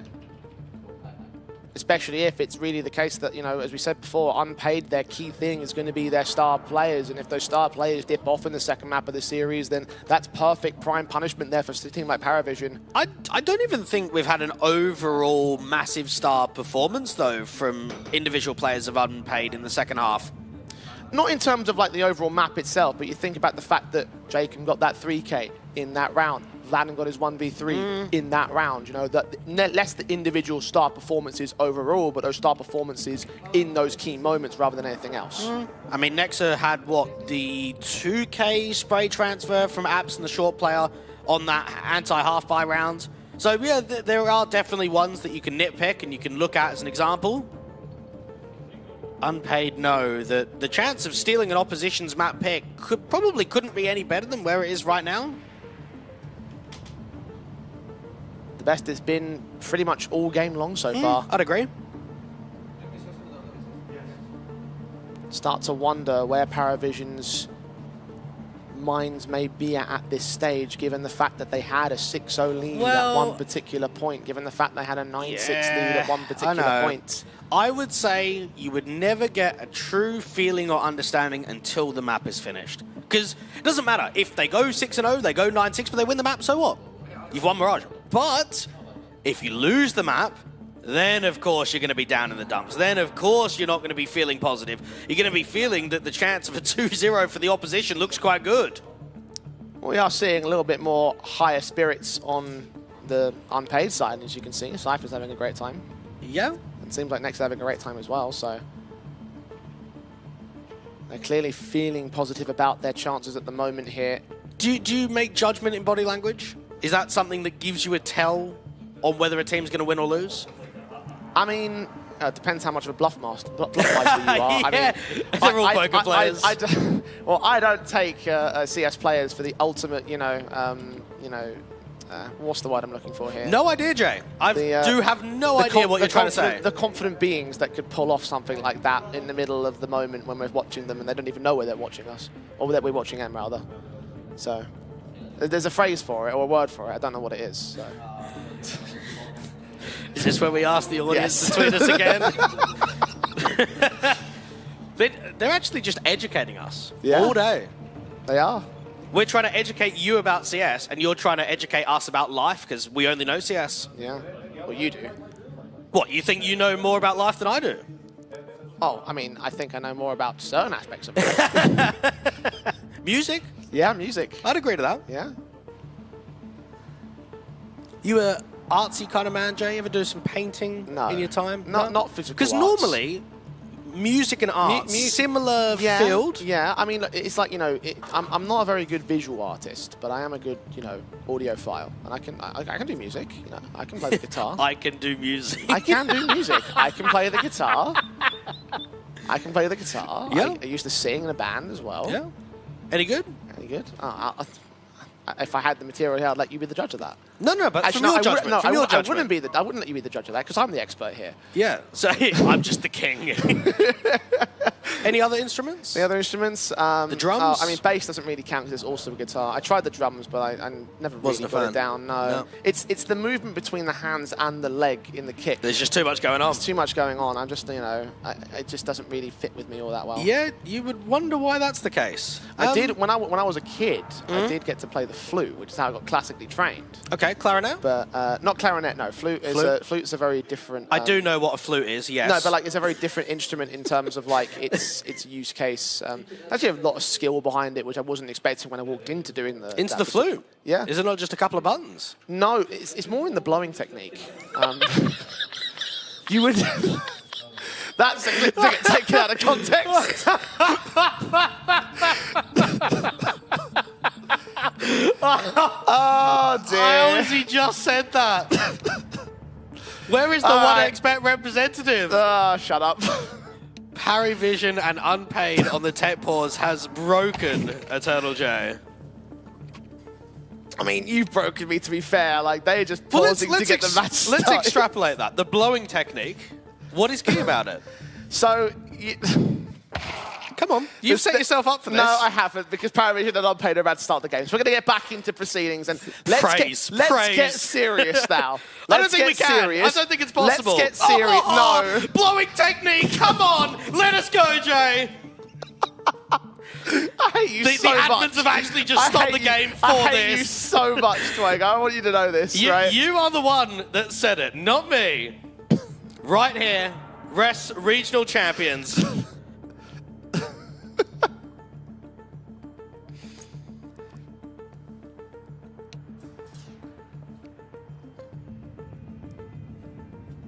I've got nothing to add here. I was waiting to see how long the silence would go on for. Paravision starting to formulate their buy, so I'm hoping that these mouse problems are going to be resolved by now. We can jump back into it, because irrespective of our jokes and things on the stream, this is a very critical moment in this matchup and in this map. I mean, let's not really discuss anything, I think, until we go back into the round, because otherwise we'll just spitball. One thing I will say, Sangle qualified to ESL Pro League last night. Okay. They've done quite well in the playoffs. I know that Nemiga are in the lower bracket. I think they have to play Saw or 3D Max, or maybe both of them. I'd need to verify very quickly. I know Sangle beat Nemiga to qualify last night. So Nemiga got pushed into, I believe, the consolidation final or the lower bracket final. Masang, it's great to get back into the Pro League because they of the did very well. Yeah, I mean, especially considering that they were coming in as like one of the hottest, if not the hottest, Tier 2 team into that particular competition. Debatable, but I mean, they got a lot of tournament well. wins. A lot of tournament wins, and they were looking like they were just on fire when it comes to comparing to their Tier 2 space, going into that Pro League. A couple of good victories in there. Yeah, they beat FaZe, they beat Heroic, they beat FlyQuest. Yep. They got knocked out. FlyQuest, I'd debate being a good victory, but No, I mean, it's still a LAN team, isn't it? It's true. At the end of the day, FlyQuest play mainly on LAN than online. Doesn't matter if they're from Oceania or Brazil or wherever they are in the world. They are in the Tier 1 circuit. So it is a very good win for someone like a Sangle. And knowing that you're here on LAN again, you've been completely undefeated, you topped the group, you're probably looking to try and get into the grand final. There's a lot of players on Sangle that haven't been in playoffs on LAN. There's a lot of guys that have been group stages and play-ins and not in those deeper runs. And Sangle, obviously one of the teams that we're looking at the most in terms of this competition, is being one of our 2 grand final favourites here. A little bit of debate as to who we looked at as being specifically like obviously everyone walked in saying Fnatic being the tournament favourites, but on the desk, for instance, they were saying a little bit like, well, are they going to be the tournament favourites? Is Sangle going to beat them out? Are they going to find that victory? What do you think? I would say Sangle, if it is a grand final between Sangle and Fnatic, Sangle are the better team, but Fnatic would win it off of the basis of LAN experience in grand finals. Okay. Because Sangle have not been in that position. They have not been in the atmosphere of being a contender for a title. Whereas Fnatic, it's still a core and with Tier 1 players and with a very deep cabinet. Maybe said not for a while, but with all of that added, pressure would be more on Sangle than it would be for Fnatic. Okay. Well, I think we're all looking forward to that particular match as the Dream Grand Final. And to their credit as well for Sangle, I did catch LNZ on the way up to the elevators. He was heading straight to the practice room, so they're taking this. Did he tell you that? Yeah, he told me that. Okay. Straight up. Was it a smirk of? It's also that he also got off on the floor with the practice room. So, okay. I could even if he didn't tell me, I could have assessed from that much that he was going to the practice room. Yeah.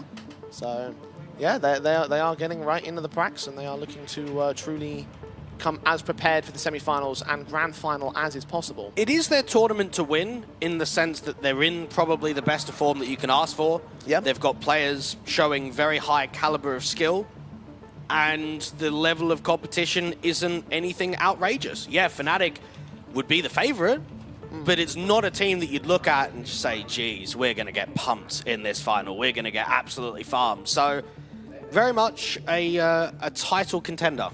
Indeed they are. I would say Nemiga is not a run-over team, though. And I know Fnatic are going to play them over in the semi-final tomorrow. Yep, that's there correct. Could be an upset there. Again, Fnatic are going to be the favourites. It's a dark horse team, aren't they, Nemiga? What, just in the playoffs or in just the groups? In the playoffs. I mean, that's tough to say when all you have to do is win a semi-final and then you're in the grand final. But you did say that they could upset Fnatic, right? It's not like guaranteed. Yeah, they could do. So you would still call them a dark horse, right? I always find it tough to call someone a dark horse for upsetting once. Well, let's define it then. Okay. Because at the end of the day, like there are only so many matches to play in a format like definitely. This, you know? So it's like Then I wouldn't put dark horse in the conversation. You wouldn't even include it at all. No, really? not in an 8-team GSL group into semi-final, grand final. Okay, then how many matches would you need to play to sort of look at them as being a dark horse? Probably, I'd probably say 16 teams, maybe, of GSL groups into maybe quarterfinals, semi-finals, then grand final. It's just, you have to play the teams that are in front of you, but to be a dark horse of a tournament, there needs to be a bigger sample size and stronger teams as well, I would say. Because a lot of teams, Nemiga would look at and say they're on our level. Sangle, Aurora, Harry Vision, yeah, they're all on our level. Maybe Fnatic is that level slightly higher, but they're all on a similar pedigree. Yeah, I mean, I disagree with you in terms of the sample size thing, because ultimately in this kind of format you can't get that big a sample size. So I feel like you look at things and you think about where Nemiga would place against the rest of the field of competition, and it's like, well, we've got our two clear and obvious grand final favourites, Fnatic and Sangle, and so who would you place next down the list? It probably would have to be Nemiga, and in that sense I would sort of see them as those as the dark horse of the tournament by virtue of that. You know, yeah, getting victories in terms of the group stage, it is, it is what it is. Beating Aurora is, obviously not the best of showings from them in this competition. Fluxo, obviously, they fell to them earlier on today, and that was also a close affair. So, credit to them in terms of, Nemiga being tested in that respect. But in terms of who else you would put above them, like, is there another third-place team? No. But we've already seen all of the group stages. If you asked me this before the tournament started, I would say maybe Aurora and Paravision. But because we've seen the matches, no, there isn't. Okay, all right. Maybe my thought process is you can only call a dark horse before we've seen any games. As we're legitimately looking at Group A starting, Group B starting, and say, okay, they're a dark horse to maybe make a run to the grand final. But now that we've seen the teams, we've seen what's on offer, we've seen some surprises, we've seen some competitive games. For the most part, Group B's games have been kind of whitewashy. There hasn't been that many close affairs. We've only had 1 3-mapper so far in Group B. And even that was an 8-1 that should have been closed. Yeah. So, I mean, this one, 11-10, is probably the most competitive series we've had yet. But at the same time, it was a 6-0 to then a 6-6. So we haven't had the traditional competitive games that you would expect in the LAN environment. And even then, when you think about Fnatic and Paravision, yes, that first map was, a 13-11 by the end of things, with taking away all the context of how, the start had worked out and the deficits that they had. And then the second and third maps were not quite as, comebacky or, close at all. So, like, again, as you say before, Group B certainly has been not the weaker of the group, but the more sort of, like, one-sided of the group so far.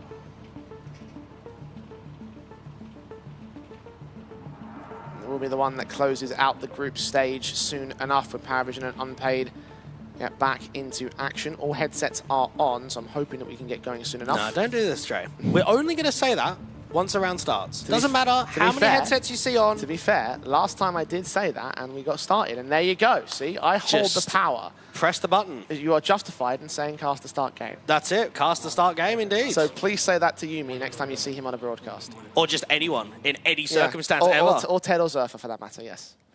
Right, let's get back serious now. 11-10 on the board. This map up hangs in the balance. Money is little for Paravision in savings, but they have brought up to the rifles here. The AWP, the M4s, the FAMAS set in for Kicker, and Unpaid looking for their chance to swing ahead and truly take control over Paravision.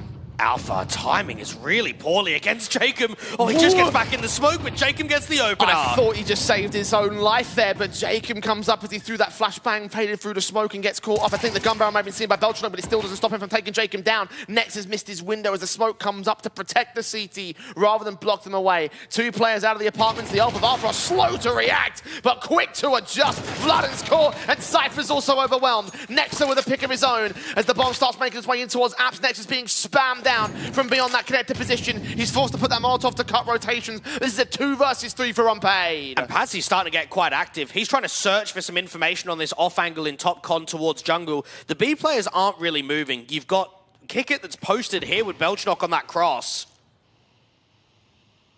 No gaps, oh no, but Patsy bursts through anyway. Catches Han, drops that bomb. It's all Nexa to clutch now. Digging some Vladen-like energy with 40 seconds to do it. He's just not given a chance, is he? No one's over-peaking. No one's giving him a fight. Everyone is so defensive. And it means that for Nexa, where do you get the disrespect? How do you offer up a fight to give yourself a 1v2? Burst spray through. Patsy's caught, damaged up to 24 points of health. Doesn't make a difference, though. He can't make his way into a bomb site. He hasn't got enough time. Nexa is falling away to hold on to the AK. As Unpaid, at the very last hurdle, will have to concede map point to Parivision. If I'm Jacob, I am fuming. Yeah. I've got the opening man advantage in a 10-11 round, and we've fumbled it. We've completely disregarded impact in the apartments. We've struggled to fight against the AWPer towards short. We've struggled to open up the bomb site. And Parivision are in a state now where when map point is gained and an uncomfortable round comes through, you think 2 chances to close? Right, let's get it now. So that chance was well and truly available for the boys over on Unpaid. They couldn't take it, though. They couldn't make that chance work. We are back to our regular scheduled programming. Parivision. Hell of a round to take at this stage. Hell of a set of circumstances to make it happen as well. I honestly thought that Art Frost was going to get caught off guard there, but didn't quite work out for the Unpaid camp. Well, rotates were quick in from Market too, which helped out Art Frost from Kickit's point of view. And then secondly, Patsy, he was the one that, re-aggressed through top con to get that trade back against Jacob. Also the one that dropped that bomb from Han's perspective to short. So Patsy, a rifler that I would say we've been talking about across the last 3 days. Every single series, building him up as one of the star players, one of the difference makers. The multi-frag that allows 12. 1 to go now for Parivision. At least the buy is good for Unpaid. At least they're not being reset after losing that last. Even Parivision having those rounds where one man makes all the difference.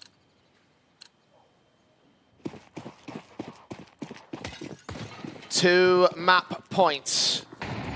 Orcs in on Han. Not the case for Parivision. They've got the M4s across the board. The 1 AK saved on Kicker. Alpha, look at how quickly he makes his way up towards the top. Merely does not quite find contact. Neither do his teammates in support. And Patsy waiting for the A-walk to come out from both Jacob and Cypher. Respoke to the Palace position. It's going to stall for time even further. Unpaid are going to go in pretty quickly towards A, though. Patsy holds dark. Jacob's walking forward. AK to find the fight and win it out. Kicker backed up at the stairs entrance as CT spawn. Art Frost is known about as well. Unpaid try and Molotov him away. Kicker is still close and in the open, but not so open that Unpaid can find him easily. Made the way to the bomb site before they take contact against the man Jacob. Up on the boost, and will get taken down. The spray of blood, and it's good! And the double is even better! Belchnock knocked back a peg. The 2-man advantage ensues. The bomb yet to get planted, but Alpha and Art Frost are playing a 2-prong retake. Art Frost needs to scale around these smokes down towards CT. He's got to stall for time to set up Alpha. H is coming in towards Cypher. That will dish out some damage, and it will force him off the bomb plant for now, giving Alpha a little bit more time. Nexa being hard. Oh, and Alpha nearly whiffed it, but he gets that kill in. Art Frost follows suit on Vladen. It's a 2 versus 2. Cypher backed up behind the boxes, and he's waiting for further vision, further face in on the CT side. There is utility inbound, a smoke that won't quite quite block off Han. The flashbang that will get turned away from. The AWP shot ringing out. Cypher has the attention turned away. He gets Frost in the end. And Alpha is waiting for another repeat, waiting for a chance to trade. But Cypher's too good for him, doubling up and holding us into round 24. And of course, it's Vladen to step up when required. Kickit finds himself in a very uncomfortable position, doesn't he? Because he can't really fall back towards CT, so he has to play the off angle. He has to try and fight against the stairs player, and Vladen's the one that walks out, exposes the line, gets that multi up, and allows Unpaid to go all rounds in regulation. Huge doubles from Vladen and Cypher. Paravision using a tactical timeout. Second of regulation, surprisingly enough. Unpaid. Up in the advantage now. Saw the buys on screen for a moment. We'll emphasize that they are not great for Paravision. One to return for the Unpaid side into overtime on Mirage. The worst thing is the buy. That last round was the key one to win. What are you working with now? A Fama for Belchnok, a Fama for Alpha 2. Artfrost is on a scout, and you've got upgraded pistols for the rest. Flashes forward into mid. Cypher taking contact first and foremost. Kicker is backed away. Artfrost looking on towards connect to the boost players, and will be spotted first and foremost. Artfrost will take some damage to the engages, and ultimately Patsy's going to have to try and fight back. 4v4 for it. Alpha, his Famas engages towards mid, catches Han off guard. That Molotov will be not quite placed enough as he's back in the ladder room. Meanwhile, Vladen working his way up to the bomb site, did not see where Patsy is. Alpha is taking more damage elsewhere from beyond this smoke at shore. Nex has got to be wary of him. But when and where will he find that kill? And Patsy might be the defining piece of the round because the A players are already out. Vladen and Jacob have created so much space, and they are appearing to fight aggressively towards CT, and Artfrost is hoping for this. No one's got the bomb here on Unpaid. Someone's going to have to go back in. If they rotate through Palace and even through Ramp, that could be Patsy's chance to strike. Kicker and Jacob going blow for blows on the HP markers. The scout shot doesn't connect there with the Deagle player either. Jacob continues his spray and brings it into a 3 versus 3. Patsy is being watched and accounted for by Vladen, even if he doesn't have the information just yet. He's waiting for someone to make a backstab move. You wonder when this bomb goes down or when it gets tapped, is Palace being watched? Is there a timing where Patsy can come out and try and deny? 30 seconds. Time is short, and the other two CTs are stepping up to the spawn position. Alpha to move in. Shadow advantage, giving Jacob a bait. In fact, the Outfrost gets the shots on, and now Nexa to look for Patsy. He's seen him peeking in aggressively first. 2 versus 2. Plant is secured. Both players are known about now. And Nexa and Vladen set up for the post-plant. HP and weapon advantages over the CT side. Scouts continuing to fire away. Artfrost can't connect the blind shot. He jumps up on top of the ticket booth and Vladen takes him. It's all out for now. Oh, burst onto Nexa. There's so much damage. But from range, Vladen's the man to get the kill. And we're in overtime. And Vladen's done it in back-to-back rounds. He had that triple that set them up to the 11th and had it in the 2v2 post-plant to make sure that Nexa is not being fought upon. Oh, smallest of margins. The difference is really naught. Even out here to spawn. I thought when Jacob lost this fight to the scout, they'd lost everything. Maybe Patsy gets a little bit too eager. Did he maybe peer too far forward? Should he have waited for the tap of the bomb? And Paravision are forced to fight on. Overtime on their map pick. Could have been like this against Fnatic yesterday. It is like this against Unpaid today. The T-side start is where the international team will sit first up. Can they edge this one out over Paravision? It looks so confident at the start. It looks so proficient in the 6 and 0. That's where we started this map. At least we're getting decent economy. Paravision didn't have the AWP in the last couple of rounds, so that might be a difference here to OT now. Artfrost wants to find that impact. It's Alpha that takes the early damage to the utility up towards his underpass angle.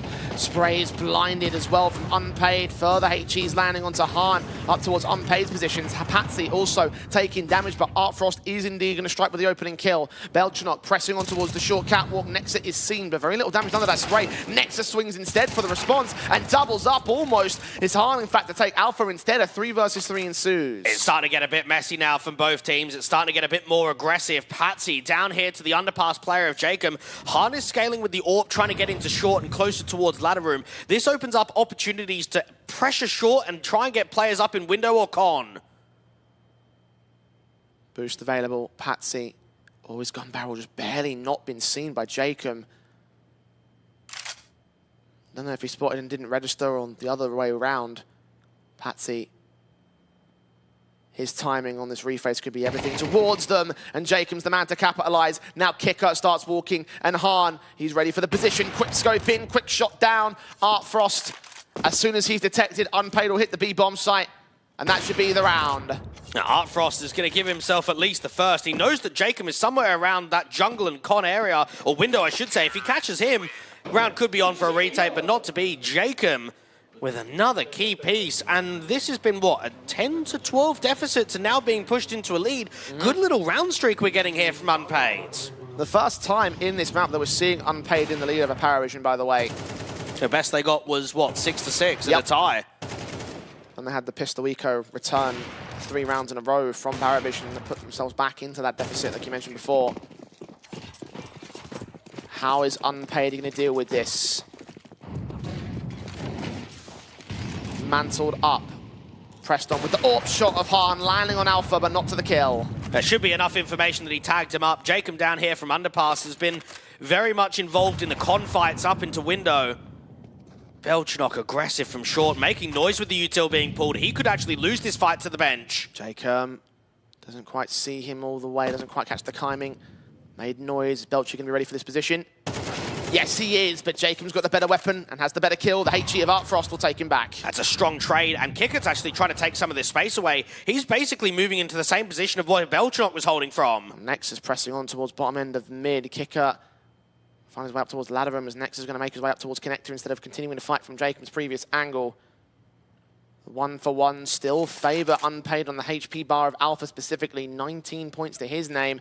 No one's watching this short presence. Han does get caught off guard by Kicker anyway. Watching from the ladder room. Man down to the advantage of parry now. Now, Patsy and Art Frost are defensive on A. This gives them a very good likelihood of being able to stall out the time of the bomb going down. I actually don't even know if Firebox is going to get cleared. I can't remember the last time someone's been playing that position. Difference maker of this round could be the difference maker for Paravision in general. Vladim's got utility to set Cypher in. That's one Molotov used. Cypher's got one still to his pouch, seen by Art Frost first, though. Burst fire of that M4. Patsy's going to wait. They hard spam it, and Cypher takes the kill anyway.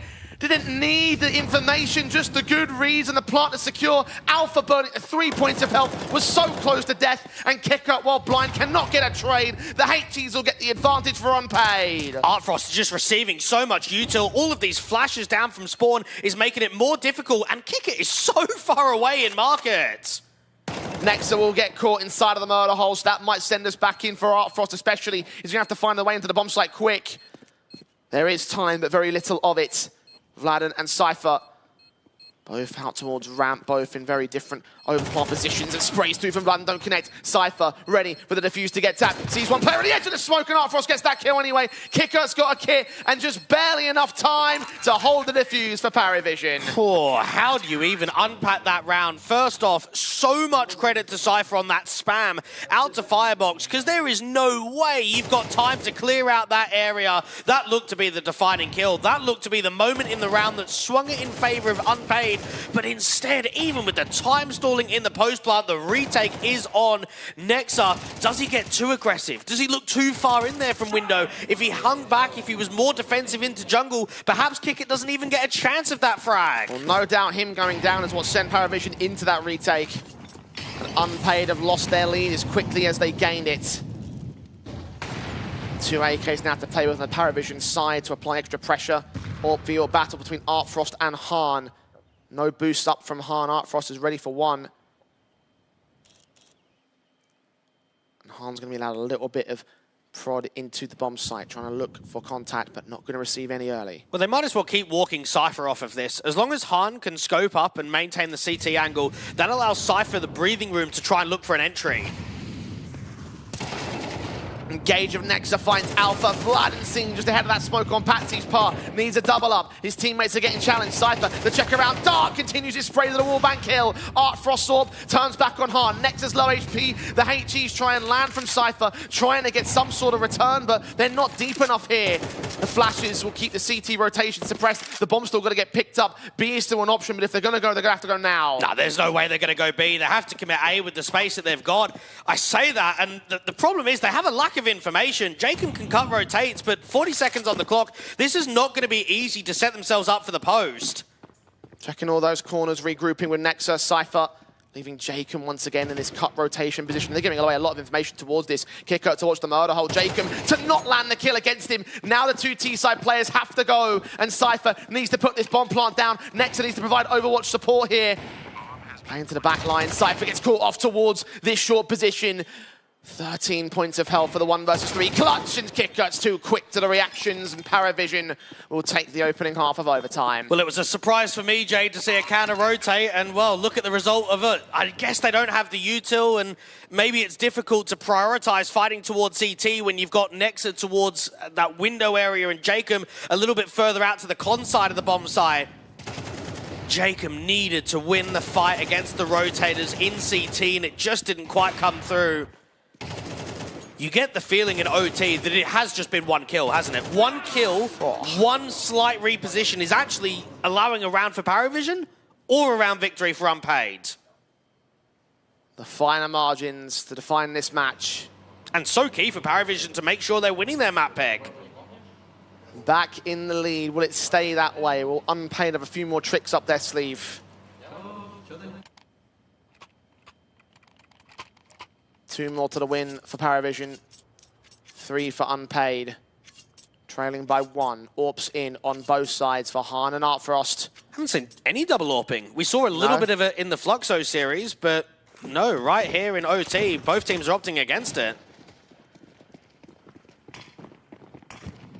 Nexa set. Artfrost looking to boost up, or get boosted up into mid. See nothing of the Unpaid aggression. There is nothing to see past connector, past the ladder room. Such a strange setup here for Unpaid. They're actually working with Jacob and Con and no one on the A site. You've got Vladen deep in market that's re-smoking off Palace, but it gives timing and an opportunity for a walkout in A main. Relying on the idea that Paravision will not go for that walkout though. HE's come raining down on Patsy, taking damage to start off this round. No kills against him, no kills for him. Might be an obvious battle for the opening pick towards the apartments. Han, Artfrost to receive, flashed away, has to get out of position. Find a different angle, reface towards the whole corridor. And they back off entirely. At least I know the AWP is out there on B, and Cypher's been able to win out the opening fight against Patsy. Smoke start coming down towards that connected position, but still no one's on the site defensive here towards A, so that leaves Jacob pretty much almost alone. A second player has joined him in the jungle, though. Alpha leaning forward as Paravision rotate back to the A sites. Alpha needs to put pressure on this short player as Cypher. If he gets this kill, there's a way into the round. Smoke covers the 2 off, and Cypher has the angle and the timing better than Alpha does. Down and out he goes. 3 players left for Paravision. Deeper Molotovs in against Blood, going to force him very far forward, but not into the clutches of the T side just yet. Jacob gets up close and personal as Cypher also faces Artfrost, cannot connect a single kill in the round. Unpaid are back up to Paravision's level. And now we've actually seen Cypher with big impact turn around on its head, turn it into a round victory. Just the multi-frag alone of 2 from short set up, and then from that point onwards, 5v3, they just all start hard swinging. Jungle, undercon, top stairs, everyone can fight together against the main players. Make that round feel like a breeze.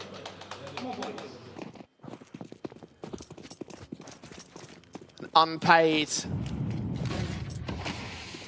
Take back the lead here. Paravision feeling the pressure once again. Individuals aren't delivering. Unpaid are coming together. It's Patsy just to knock one of those players off kilter. Cypher spotted there towards short, but not taken down. Cypher and Jacob are really becoming that dynamic duo that we wanted to see in regulation. Kicker trying to make a move out from A main. The AWP strikes from CT. Good shot for Han. Kicker down. Molotovs and smokes coming in for Patsy as he tries to attack here on connector control. Jacob is just completely blinded off. He catches the angle anyway as Patsy falls. Alpha faced upon by Cypher. Jacob doubles up to trade back his young man. And Hahn waits for another face as Belchanok is challenged back out by connector once again. Low HP for him. Art Frost, the heavy hitter left for Paravision in this round and being watched by another AWPer. A backstab closing in for Unpaid. They're setting up all the cards for this round. And they know exactly how to position themselves. Vladen can get in underpass, help out Jacob and Con. They've seen the bomb in A ramp. They know that Belchanok's out there in Palace. There should be no way that Paravision could open up this A bomb site. 30 seconds. Hahn to wait. And Paravision to get challenged anyway. Jacob takes Belchanok, and Art Frost, the best he can do is hold on to the weapon. There's surely no way he wins out this clutch. He is out of the round, and Unpaid are up on map point to a 4K from Jacob. And not just a 4K from Jacob, but a 4K from Cypher from the round before. That is just impeccable to have your star players delivering that kind of individual performance in the rounds that are required to try and close out this map.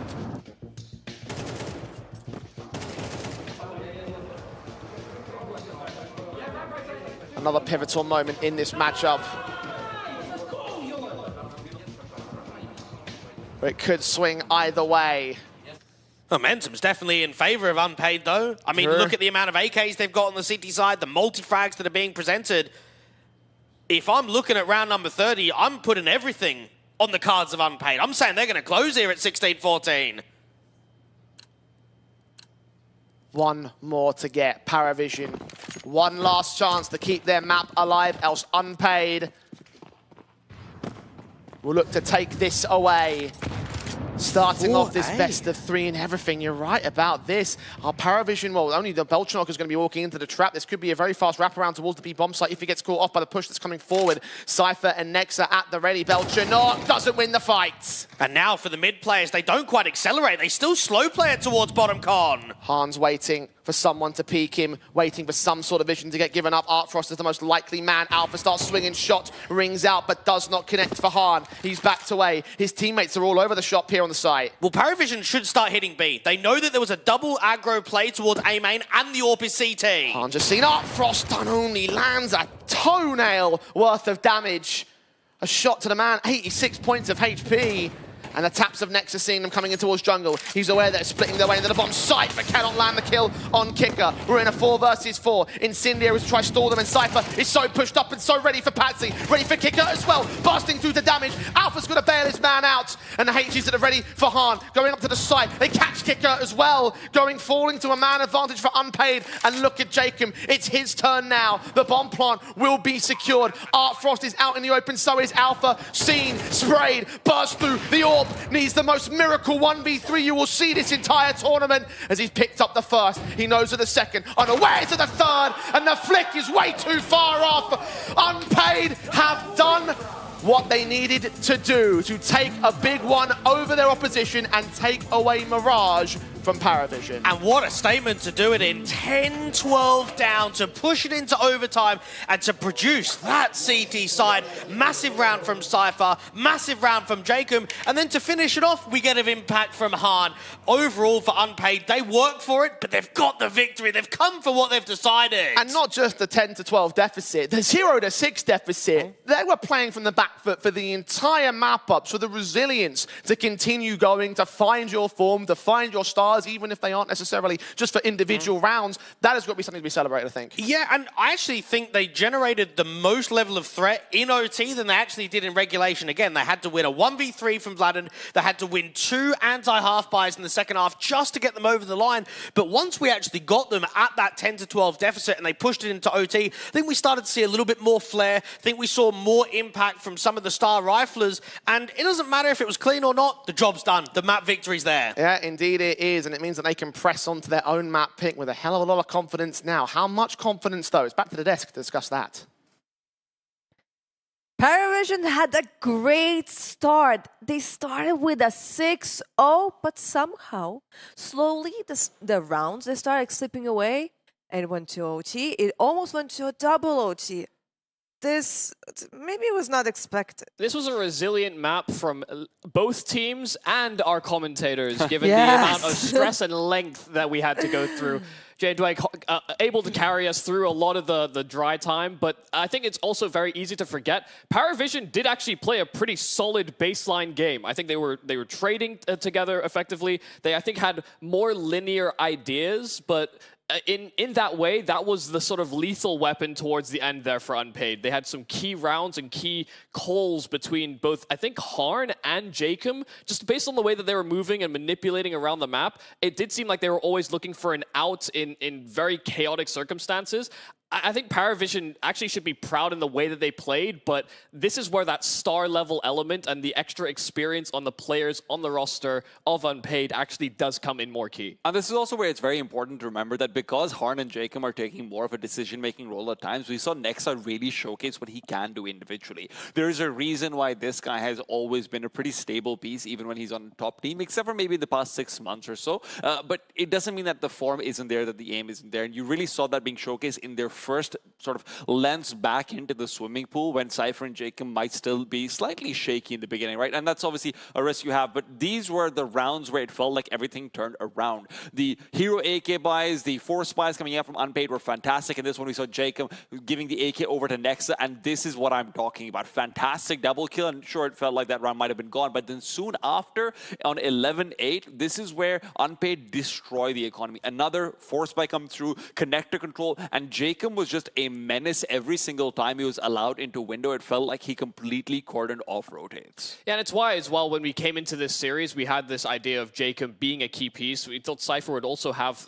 his moments, and he did, but I think Jacob was definitely the MVP of this map. Just the way that he was always trying to cut rotations, the way that they were calling around him as a pivot point was very much the win condition, I think, towards the end. Yeah, and we kind of basically didn't have like much information on Unpaid when it comes to Mirage, because yesterday they did not have a hard time against Team Solid. On the other side, like Paravision, like they managed to win against Fnatic, but like barely. But here we just went the full length.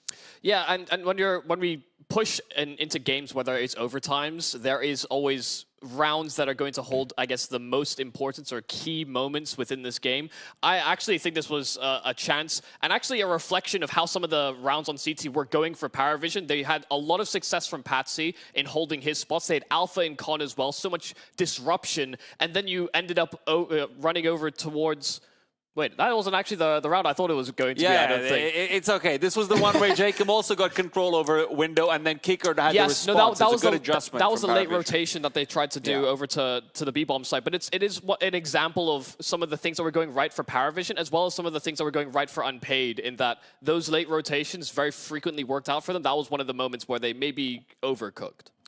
Yeah, and listen, it was also a good adjustment from Paravision, but it did feel like sometimes there weren't enough of those. Belchenok started off incredibly strong, but as you can see in the end, bottom of the scoreboard wasn't really able to keep it going and maintain. Vladin on the other side as well, like Big and Jay mentioned, was one of the reasons why they were even kick-started in the first place. So great performances coming out from both teams, but unfortunately for Paravision, it felt like they lacked a star, while on Unpaid side, I think Jacob was the very clear-cut man controlling the map. Yeah, and I think the big thing is that Alpha actually did have his moments. We I think have been a little critical maybe of the space and the positions that he is playing, but he was doing a lot to disrupt the mid-control of Unpaid very continuously. He was a massive nuisance. It was only until the later stages of the game that he was being punished for some of those aggressive moves. And because I do want to at least call out the player I've been hyping up a little bit, because obviously, at the end of the day, if I'm saying they're missing a star, who's supposed to be their star? It's supposed to be Patsy, right?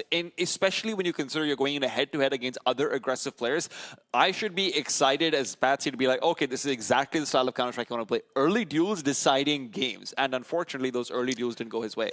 But he did have some of them. And he did have some of them. And then he also didn't try to overplay his hand. But that's the thing, is that when they started to play and recede back into being more defensive, they were also clustering up together to guarantee trades.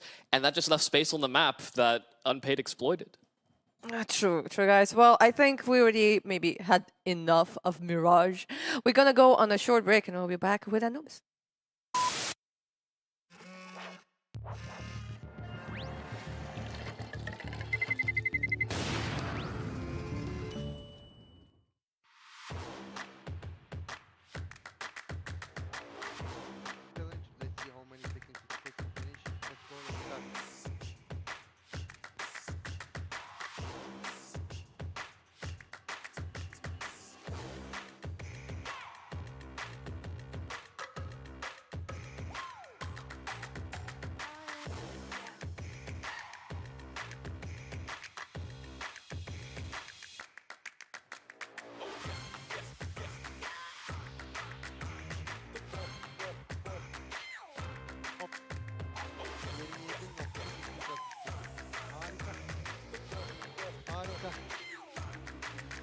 new breakthrough and innovative phone with 1xBet app.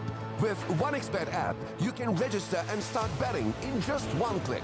Intuitive interface and thousands of sports events every day. User-friendly app. Big wins, fast payouts.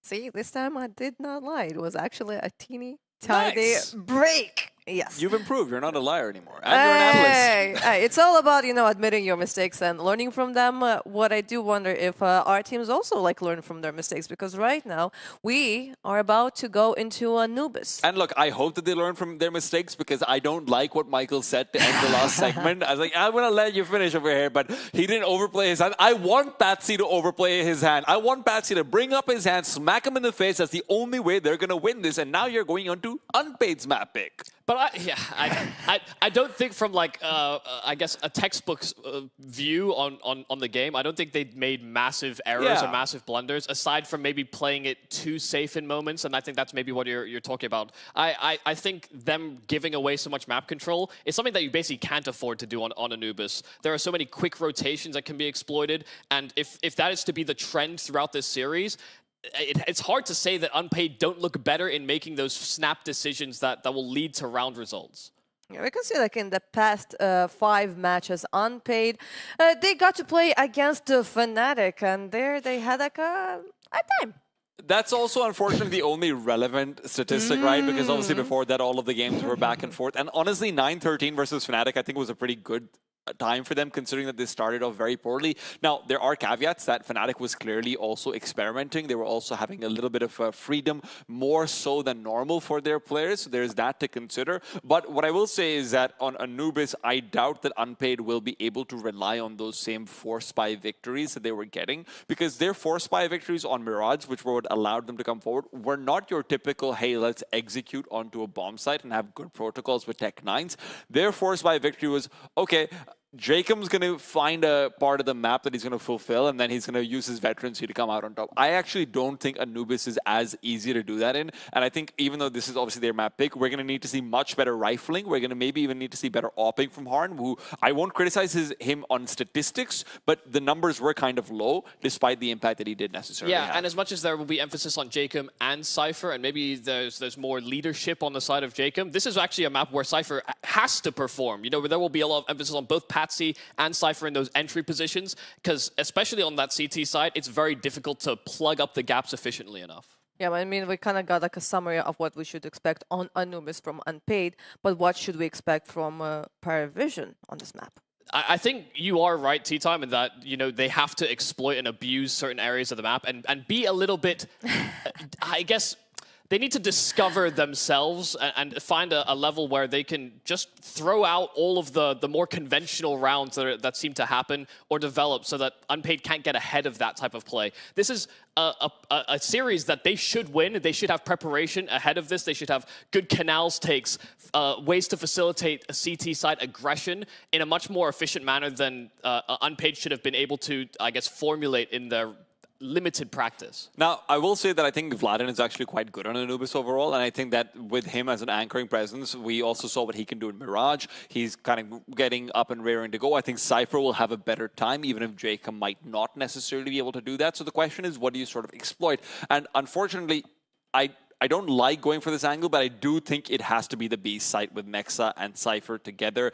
That's a communication mess, in my opinion, that's going on over there. That's very difficult to get it all together, even if this is your map. It's also the less familiar bomb site for Nexa, because if we think about what he was doing in terms of anchoring for G2, he was the A-side anchor, and that's where Vladin is now occupying. So it's a bit of foreign territory for Nexa in terms of experience, and I think there were moments in that Fnatic game where he was definitely just caught looking at radar or just unaware of what timings could be hit by their opponents, and yeah, that could be a very vulnerable piece on that CT side. Well, I did want to remind our analysts and our viewers that when it comes to the previous series, the teams managed to win each other picks.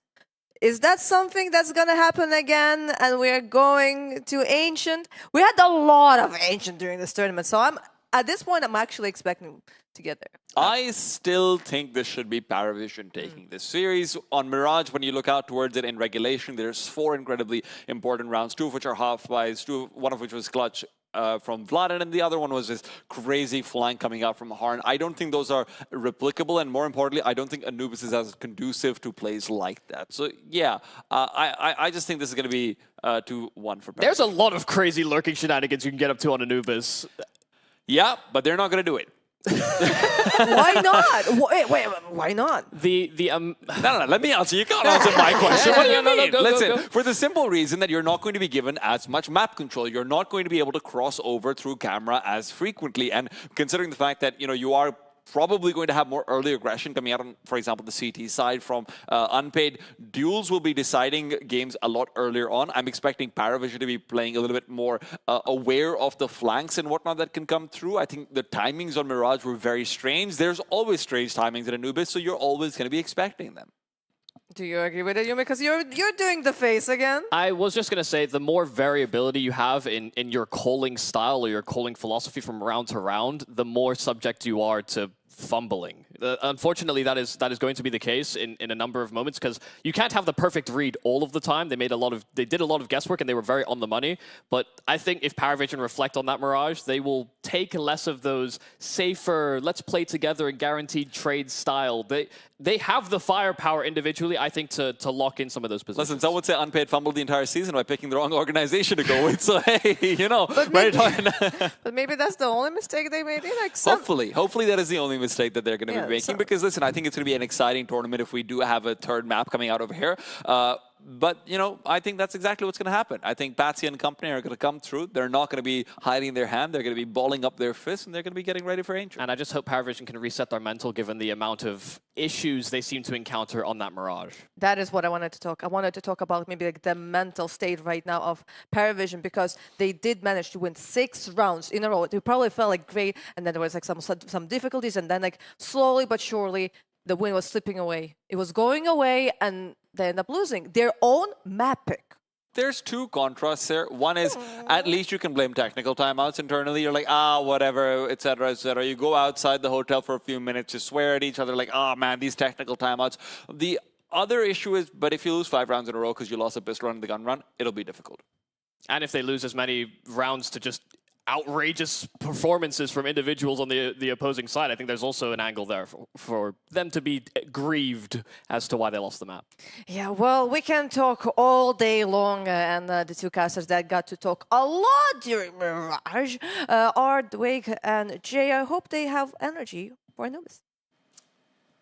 We never run out of energy, Heku. We are so ready for this one. If it's anywhere near as close as the last one, then I have a feeling we're in for a very good time. The overtime victory for Unpaid does put them ahead by a margin of 1. Tea time certainly seems to indicate the idea that, we're going to a third map. We're going to see Paravision still take over this series. Are you still aboard the Paravision hype train right now, Dwight? It's a tough one to get a lot of evidence when you're 6-0 up in the first half, 3-0 up in the second half, winning both pistols, but still going to OT. So it was an underperformance from Paravision, where they missed out on a couple of key rounds. They'll be looking for redemption, but if you're Unpaid, you're looking at this and saying, mate, we should have lost map 1, and we have done it with style at the end. They'll be charging for the 2-0 right now. Indeed they will, and if you want to talk about the idea that you need these players, these individuals, to have those individual rounds, like Yumi was saying on the desk, we've been highlighting throughout the course of that first map up, then really that's the kind of confident basis that you need to have at this stage. However, if they start to lose that confidence, if Paravision start to post up resistance, and as I said before, if they start to get like the 5-6 round streaks, then you can't guarantee that they're going to continue to find those kind of rounds. The problem is, how do you win a pistol round against Paravision? With them being leading squad in the tournament, with them looking very strong in pistols in this isolated best of 3, that might be a winning condition that Unpaid need to try and get on their side. Now, this is a squad that has been very successful in the RES circuit, always making it to the playoffs of our European series. There's 2 grand finals, 2 top 4s, and 2 top 8s. So with them 1-0 up in the decided best of 3 on LAN, 1 more map to get themselves into another top 4 LAN position. It's going to come down to some critical positions. I'd say Cypher on the T side with his aggressive rifling is going to be key. Jacob in some of those star roles. Han, he had an okay game. I want to see if he can have an okay game again. would much prefer to have him have an average, an adequate performance than a really good one and then a really poor one. Yeah, I'm with you there on that respect. And you talk about, obviously, the playoff history between Unpaid, for instance. I mean, Paravision, they've also competed in some of the RES events before, but not nearly had as much success on the online environment. It's only recently that they've spiked up and earned their invitation here to this tournament. So are they going to be able to justify that invitation here against the Unpaid side, who, again, as you said before, have that history of making it into the playoffs? You did say that they could have the chance to make it a bit of a whitewash, a bit of a bloodbath in the series. They missed out that chance on that Mirage, and have to take it right now here on Anubis. Let's see if they can get it done. And they've got to prove that out of the 6 teams that qualified into the LAN, the 2 invited teams will at least have one of them into the playoffs. Let's see if Paravision can recover all and send us to that dream match of Ancient. Anubis, 4 wins, 8 losses in the last 3 months on HLTV, 7 wins and 6 losses for Paravision. And 1xBet odds favouring Unpaid now off the back of that map victory, so their loyalties have shifted. Let's see whether Unpaid will live up to their namesake, whether or not they're going to end up with a little bit of cash in the bank by the end of today. Pistol round is live. Unpaid on the T-side start. Paravision going quickly into contact. Belcher cannot quite deal with the flashbang position, and Vladimir Harkin is about to take him down. Patsy from beyond the smoke can get a kill alongside Alpha back outside of Temple. They're going quickly against the bomb carrier here. Nexus behind the pillars. HE sent towards Alpha's position. Damaged up. Seeing that second engage. It's a 4v3 on the retake for Paravision. Double Julies on the retake, and they're coming in quickly.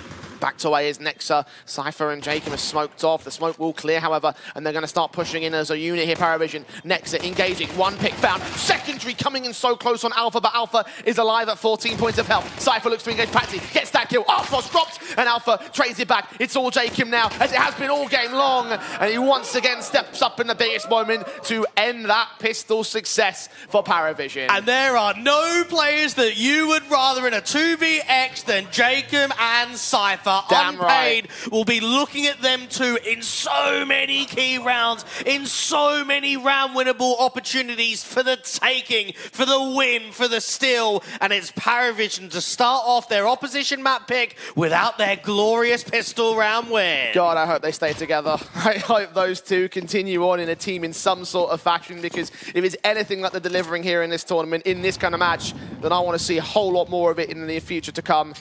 Jacob going to try an entry here towards the B-bomb site, spotting the pistols that have been upgraded on some individuals. It's not a forced buy-in from Paravision, and they will not be able to find the kills that they want. Jacob has been tagged to 9 points of health. His other teammates start coming in from other angles. Cypher in particular on the other side of the bomb site. And the 3 kills, 1 trade back from Art Frost as far as Paravision are going to go. Now, stats don't always tell you the biggest picture, Jay, but what it does tell you on this map is it's one of the weakest in the pool for Jacob. 12 maps played in the last 3 months and just a 1.05 rating. So I wonder whether being on LAN in comparison to online officials is actually going to make a difference in this context. Well, it's very early doors, but so far so good for the man in question. Got the kill to open up the site, and everybody else converging upon for Unpaid. No rifles given over to Alpha, who's the only man left for Paravision. See if we can get an exit, make it expensive, but that's the best you're looking for here in this 1v3 context. And Jacob could in fact be the man to fall here. Low HP, the lowest on the server at the moment. Han is the first port of call.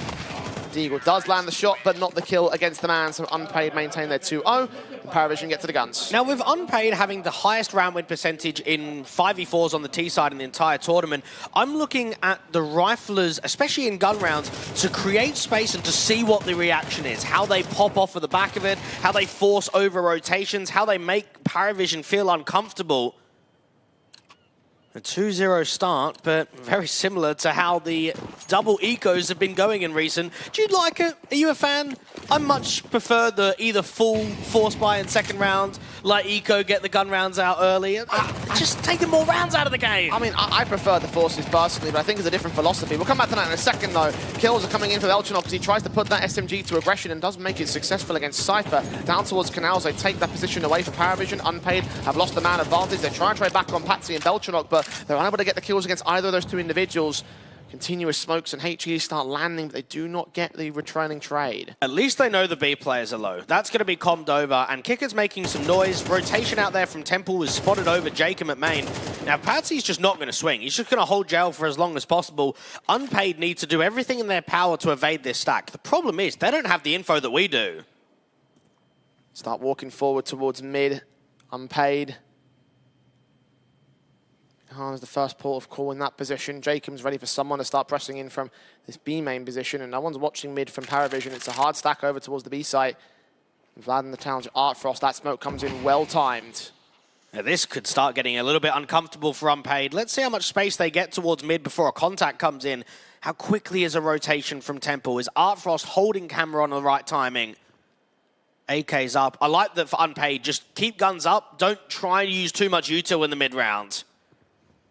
Smokes, mollies sent into Artfrost's general heaven angle. It's going to be utility that calls in rotations, the very fast ones at that. Jacob is ready for Alpha to make his way in. Needs to win this fight, though. Smokes start coming in. Artfrost challenges. Now they're down to 3 players. Jacob also gets overwhelmed by 2 individuals. They're down to 2 on the Unpaid side. Nexa could even get caught off guard right here. Patsy swinging. Kill gets found. Artfrost undetected. Needs to prioritize that bomb plant, though. Van's got the trade together, but now Beltron will have to strike against him. Has Nexa secured the plant? Yes, he has, but now needs to clutch the 1 versus 2. Reload. Alpha is going to move against him, but Nexa lines up the spray. It's even on the HP bars, but can he land against Beltranok here? He's round the corner, and Nexa holds the quadra. Unpaid, keep the streak running. And Nexa's trying to silence me. Another big round for the Serbian. We saw what he was able to do out on that B site of Mirage on the anti-half-buy to get that spray transfer, to get the round-winning play. But this is a tough one, being swung from A main and from Bricks at the same time, and they are hyped.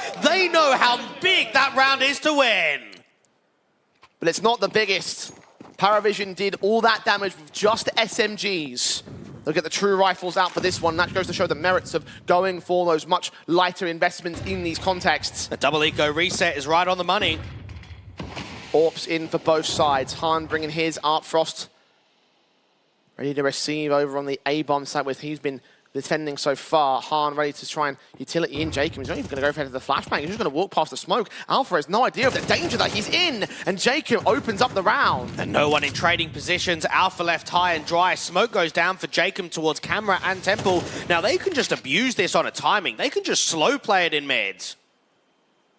Cypher did prod out past that smoke. The flashes will enable him to try and get involved here. Artfrost Orb. Going to get Molotov the way, but he lands on Vladen. Trying to switch to that smoke, takes a lot of damage for it. The HG's come against the man. He tries to dive out of the way. Meanwhile, Patsy has caught Jacob in that mid-fight, but Nexa's involved again. Kicker to a 2 versus 2. Artfrost to a 2 versus 1. It's Cypher's time to shine.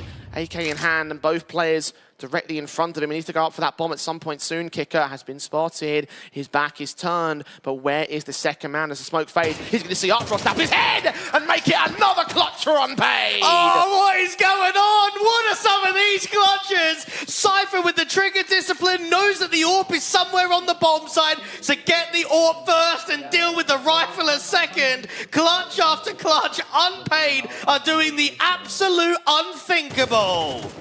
These rounds are down to the wire. Paravision making it expensive time after time, but Unpaid are the ones coming up with the rounds themselves. And as you said in the last map, it doesn't have to be confident. It just has to be 13. So far, they've lost 0. Paravision are going to be so frustrated because they look at that and say, mate, it should be 2-2. We should have the economy game in our favor. We could have reset it Unpaid. We could have gone on our own round streak. We could have pressurized the scoreline at the half. Instead, this is just fuel, isn't it, for Unpaid? This is where you want them. AWP on Han is looking to put Paravision back down again. Already landed the first kill on the B main press for Paravision. Now, make no doubt, at this juncture, even though it is early doors, Unpaid are trying to look to 2-0 in this series. And it reminds me of the T side we saw against Fnatic on day 1. The pressurization on that T side, the workability. Do you remember how many A splits we were getting? Not so much just how the rounds were going down, but how they were struggling. They were capitalizing on Crims that was really having a tough time on A. And they just realized certain sectors on the map, okay, let's punish there. That's where we're going to get our success on T side.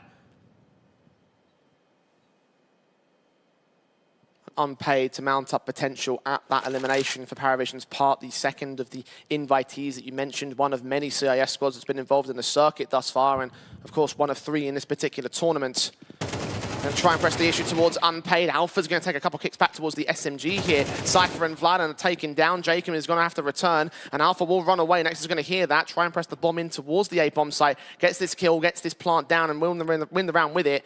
Alpha's just about escaped Desire, though. And we have seen some very competitive upsets. Just think back to the Fluxo game versus Aurora. 13-11, 13-11. It can happen. And for Unpaid, with where they are right now, they've got to be looking at 8-4 maybe? That's got to be a realistic goal. Alpha's leaning into Nexa, doesn't engage the kill, bound for it, so Artfrost is left to hold on to his Deagle. At least it was a half buy round for Paravision. They'll build back to the guns and the next max loss bonus in effect at this moment, but 5-0 for Unpaid. And I mentioned just moments ago that Paravision, obviously one of many different accolades of the CIS squads involved in this tournament. And, you know, like obviously we were discussing earlier about Nemiga's opportunities of, you know, I thinking they're being a dark horse, you necessarily debating that in that particular stage. I mean, where do Paravision sit in that particular pantheon? Well, if we're going to take all Russian teams, you have Spirit and VP at the top. You've got Bet Boom as probably a close third. Then Nemiga at fourth. I'd probably put Aurora at 5. I'd put Paravision even below Aurora. And then after that, you've got, what, 9 Pandas, Gun 5. I'd probably put Cloud9 below all of them right now, and then followed by an Amcal. So if you are a Paravision side that is looked at in the competition as one of the weakest CIS teams, well, you've got to prove something. You've got to come here and say, hang on, Dweg, you don't know what you're talking about. We're here for the playoffs. They've shown moments of brilliance throughout the course of their time together. At some points, even in this matchup as well, Unpaid have been pressured. They're doing the pressuring now. Shot on for Artfrost, showing exactly why he's renowned.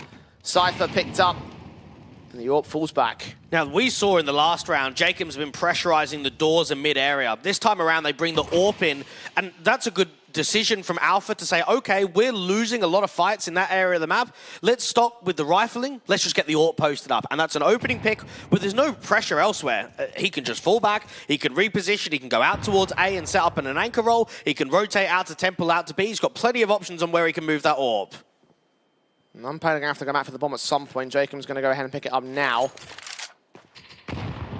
Start prodding back to that B bomb site. So mid-heavy from Unpaid's default, but Electric contested by Nexa. Vladden's there with support. They're wary of a push that could come through from Paravision, and they're not wrong to be scared about it. They're starting to move now. Yeah, it's good info gathering coming in from Kick It, because it's going to give them the tell to start stacking up B with 3. Execution utility comes in, though. Third player drawn away from mid into the bomb site defensive. Nice nades landing for the CT side. And Jacob will try to open up the smokes for the AWP to lean forward, but Han sees nothing. Vladden's making his way out to bomb site, sees a player back in the back lines. Belchanok with that kill. Nexa, close range, evading that flashbang just barely. Alpha swings into the casualty. Unpaid have to take 20 seconds now. The back lines have closed, and Han and Jacob have no choice but to close out the round with a save. It's just a good read there from Paravision. Not only have you got 3 towards B, but all of the players that are trying to scale out from A main and Electric, they just can't win an entry, can they? They can't win that opening fight that's going to allow them to get protection of the bomb plant. And Belchanok is spamming, Alpha's playing on the backside, and Nexa gets caught in and around the pillar, and Paravision win there first. All important. Yeah, they don't look hyped when they win a round, do they? No. I think they're disappointed to lose out on their own map pick and disappointed to be down 1-5 at this particular stage. You got to brush it past you, though, can't you? You can't dwell on the past, because this is such a key best-of-3 series, and I'll say it right now, if you're not making the playoffs and the RMR is not a major qualification, roster changes are going to be bound for these guys. You have to be driving in those events. You have to be looking for success. It's not good enough to just be an attendee. Money is not there for Unpaid, of course. Certainly not so much for Jacob and Han. Jacob especially, $0 into this round. 2 weapons that were saved the previous. I think Nexa brought a little bit down as well. $900 available for him in savings. Anytime I see a hero rifle on anyone on Unpaid, I'm thinking there's a threat. I'm thinking there's workability in the round for damage. You took the words out of my mouth. I was about to say, think about how many times they've won with these rifle sets or individual hero weapons in any of the Mirage rounds here on Anubis. However, it's not going to be quite as successful. Han's taken back by Alpha. There are not many other players on the team that can AWP, but in this circumstance, you'll do your very best if you're Vladden. Belchanok wants to just jiggle, see a shadow, see some util. That's when you can drop the incendiary against the run out. Smokes up at main. Jacob trying to burst through the smoke, trying to see if he can clear up some vision. Good flashes against Vladden's going to enable the information for Paravision with the AWP is still in play out there. Incendiaries will continue to block. Vladden's ready for backstabs. Further HEs coming in towards the main players. Jacob is getting desperate to get a kill and they're running out of time. And Vladden's got a single smoke, so probably get that down towards the left-hand side. Get them out of the bomb site quickly. Well, just spotting Patsy there before the smoke is blooming for Cypher. It's Jacob picked up by Belchanok. HEs of Artfrost getting Cypher. And also land an AWP shot onto Nexa. Deagle back from Vladden. Unable to find any kills. All 5 alive for Paravision. 2 on the board. And maybe this is where you take attack and just relax. Just slow it down. Make sure that this 5-round streak is not being responded to by any sort of streak from Paravision. You want to keep it competitive. You want to give yourself a strong lead moving into that second half. You want to be in the complete opposite position of what you are on Mirage, of not just clawing back the scoreline. You want to be setting an example. You want to be allowing Paravision to be the one to make the mistakes, for them to be pressured. Some triple AKs available for Paravision on the CT side. Even if you can take one of them away on this anti-eco, that will make a difference. They've got upgrade pistols and Kevlar around them to support a little bit of resistance against the rifles. And flash their way in towards the bomb site. Belchanok has caught 2 kills, trying to make it a triple. Pat takes that kill back instead. And from range, they cannot deal with the AK. Do drop it on, actually, them. On almost that second for Belchanok. Very well credited towards their name. They do get all 3 of those AKs back in play regardless. So, not to be there for them. Good efforts. But now comes the real challenge of the rifles. Now, just to look at the map pool as of right now for Paravision, they pick a lot of Mirage and then they pick a lot of Ancient. They don't pick a lot of Anubis, but they play quite a lot of it from an opposition map pick or a third map decider. So, still one of the maps in the pool that I would consider to be a strength. And they'll be eyeing up 5 or 6 CT rounds would be a good baseline. See if Art Frost can keep maintaining the threatness of that AWP in mid. Swinging from Jacob, getting an opening kill this time. Take down Alpha and Art Frost's combined efforts. To half HP he'll go, but Paravision are the ones that are down a man. Yeah, Paravision have the highest percentage of trading after a teammate fell on the City side in the event, Jay. Not in that round. Tried to swing off of the back of the AWPer, but couldn't conclude the likes of Jacob. Han, if he scales, should be able to catch kick it on this right-hand side. Belchanok, who's going to flash his teammate in right there. He might actually leave... no, Art Frost doesn't got to flash, excuse me. Dry faces instead. Good line up. No, Han's caught napping. Kicker with the kill to a 4 versus 4. Patsy's watching. Smoke's come up and he's moving on towards jail. Turn away from the flashbangs. Next year he's going to get caught. Jacob needs to find that trade. He doesn't. He drops the bomb instead. Down to a 2 versus 4. Fladden gets away with a stellar flick that probably shouldn't have come through for him. Plant down default and hearing players coming in towards Electric. All 3 of them from Paravision. He needs help from Cypher. Cypher needs to fight against these Electric players. Sprays through. They're still wary about CT spawn, however. They're going to group together and start watching for both of the main entryways. The smoke down towards Temple will keep that one clear, but only for a moment's time as Smokes and Incendiary start coming back towards the main position. Electric is known about the presence. Flashes start coming in. HG's land towards Cypher now, but Vladen holds it at Glyph. Kicker starting to swing. Belchanok sprayed down. Damage done at the second. It's all on Cypher now. Another 1 versus 2 clutch. He takes that first man. Art Frost known towards the bomb site. Cypher sits on the bomb directly. Art Frost swings in with a shot and can get the kill. And the kit in play, I think, is just going to have enough time for it. Indeed he does. Paravision up to 4. Well, finally, because that would have just been the kick in the teeth, wouldn't it? You've lost a clutch to Cypher. You've lost a clutch to Nexa. You can't lose another one to Cypher again. Down to the margin. Now that Incendiary was missed out towards the backside. It meant that Vladen could have just played around it on a slight off angle. Good effort from Cypher. At that sort of range, up against the AWP, you probably feel as if you got the Pika's advantage. Unlucky. Was it just a pure no-scope? It was. Straight to the head. Yeah. Unfortunate, I'd say. Cypher's played that well. A lot of unfortunate circumstances for unpaid, not just in server. The problem is, though, is you can't make too many excuses. The first thing has to be said, where are they capitalizing on these opening mana picks and driving it forward? They've had a tough time adapting after this 5-0 start. And it might be unfortunate, but it is the reality they have to deal with. And if they can't deal with it, then they're out. And look at the money, too. Art Frost is already on 10k, and you've got players, what, in and around 5? They're up against an eco, so you're not expecting a huge amount of CT damage to come in. It's what you mostly be looking for if you're unpaid, plus the bomb plant bonus. So they should be able to buy for basically the entirety of the half.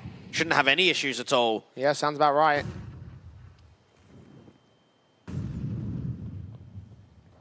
Alpha M4 leaning forward, waiting for the P250s and stuff to reveal themselves. Didn't see the mana peeked out. Jacob's going to get caught off guard for it. Nexa does deliver that 1 trade. That's as far as it will go for him. Art Frost with the response. Matt 10 in for Vladen, unable to farm some cash, unable to get anything back against the CT side. Nate actually blows the M4 towards him, so actually you can try and see if we can put some more damage on your board. I mean, again, as you said before, it doesn't really mean much in the late stage of this half. Yeah, you just want the round steals. And unfortunately for them, I mean, 5-5 now, it's going to be tough to be able to kind of come back here. Yeah, not so incredible in terms of the differences. I mean, you think about the fact that we had a 6-0 from the Paravision side in the last map, and Unpaid brought that back. Unpaid at a 5-0, and Paravision have basically returned the favor again. Only a couple more rounds left in the half itself. The AWPs will at least come returning from Unpaid's position. Onto Han, the AK is outside of that. Patsy moving close towards Jacob. They're right in front of each other. They have no idea until Jacob gets that spray towards the headshot, takes the man down to start, and looks for even more, but Alpha does not bite. He's been reliant on these opening advances, at least challenges towards mid. Now Kicker gets flashed off for the angle, but he's not really falling back, is he? He wants to actually go for an aggro play here with Alpha with the flash. Pushes him in towards main, sees nothing of the CT side. He's being silent about it. He's not making any noise. Quite a number of players held up in mid as well. Incendiary is towards Jacob's position. Vladen has caught Kicker. Alpha trading it back. Nexa comes back with a returning response. 4 versus 2. Enabled for Unpaid. Artfrost and Belchinok faced upon. Nexa gets away with the kill on Artfrost just about. And Belchi's known about, so they can just press towards B, put the bomb down, and fend him off. And Nexa's played very well on this T side and should be praised. Yeah. And Belchinok in the 1v3 might as well go for it with the money where they're sitting, but realistically, his chances are basically naught. Han should see him soon enough. He does lose his life for it, but there's 2 more players to adjust. Has smoked off Vladen here. How poetic it would be for him to get a clutch back to return towards Unpaid, considering how many they've won already in this map. Molotov's onto the bomb, though, going to suppress his time that remained. He's onto the position. Sprayed down by Vladen, who does hear those footsteps and does read the angle. Right, so Unpaid will not get away with lost half. It's 6 on the board. It's going to push to 7. Similar to how the first half went down with not just so much the 6-0 to 6-0, but just how the rounds have been won. Hasn't felt that one team has been all that threatening. They've had moments of success, but not the continuation. I've got a very good feeling that we're going to have a similar scoreline. And that's not to say that we're going to go to OT, but that it maybe goes 13-10, 13-11. I don't think we're going to get a one-sided score. I mean, honestly, I wouldn't be shocked if OT was happening again here on this second map. It's been very competitive. And it's what you want for such an important best of 3. Yeah. From each team's individuals, in each team's perspective as a whole, they are sort of delivering the win conditions at the moment in various capacities, yes. And Paravision just cannot afford to get back-to-back grouped in LAN events when you've only played 2 this year. With such a small sample size, you need to be pushing for more. Get us to that 3rd map. Get us to Ancient. Grouped in Mumbai. They get grouped in Belgrade as well. For a team that wanted to and expected to do a lot in the Tier 2 atmosphere.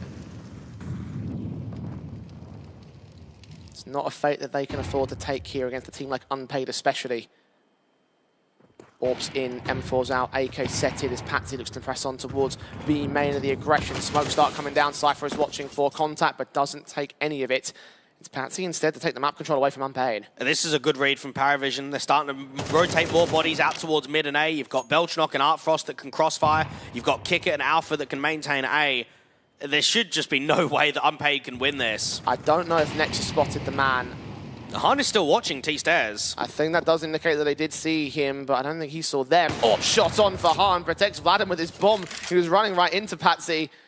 And the kill gets found on Unpaid. And that is a very good timing because now Nexa is just trying to hold them at bay. He's trying to bring more of the A players away and into mid. Good shot from Artfrost as Nexa drops Kicker. It's about to get flushed out by the Molotov. Cypher needs to put it out now. Kicker might even swing towards contact. Look for the AWP player. And Kicker all lines up a lot of damage and a kill on Cypher, but not to the rest of them. Jacob trades it 3-on-3. 2 players still stand to the bomb site. A 3rd man's on the way. That Molotov does not connect to backside. An Unpaid cancel and rotate. And Belchinok needs to fight on the site. He needs to get out here to the backside. He needs to fight against the electric players. Well, he's ready to receive. He's going to get there. Look at Alpha. Look at how fast he's made his way up. Kill gets found. 2nd and 3rd players are also known about. And the 2nd man does fall. Vladen, no idea. Belchinok straight on the site. But he lands that headshot anyway. 11 HP to take down the AWPer. Artfrost needs to get up close and personal. And Vladen doesn't know exactly where he's coming in from. It's a deagle pulled out on Artfrost. He knows how much damage his teammate has done. As Vladen clears out Temple. Got to turn back to electric. The timing is everything. And it was damn near on. But the crosshair placement was not. So Artfrost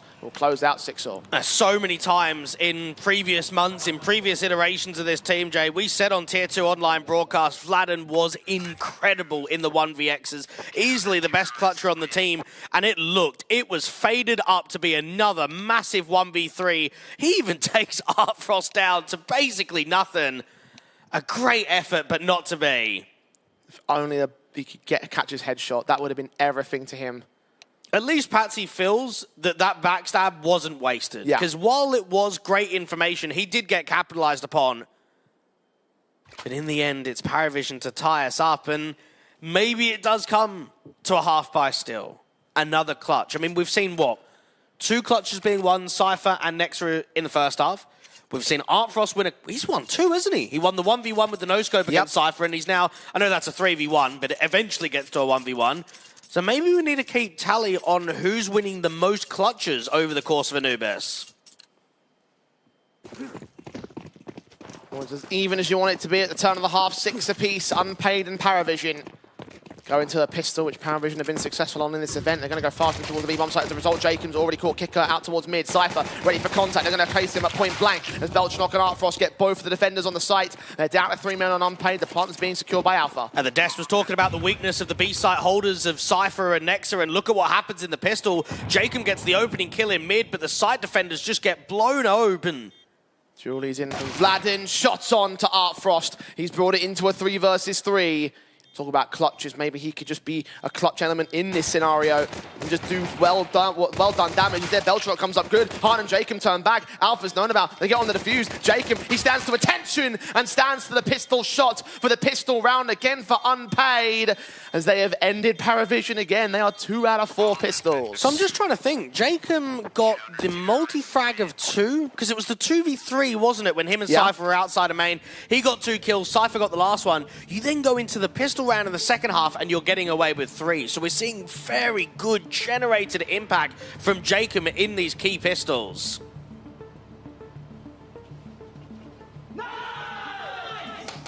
Making the ultimate difference. Celebrations in the Unpaid camp.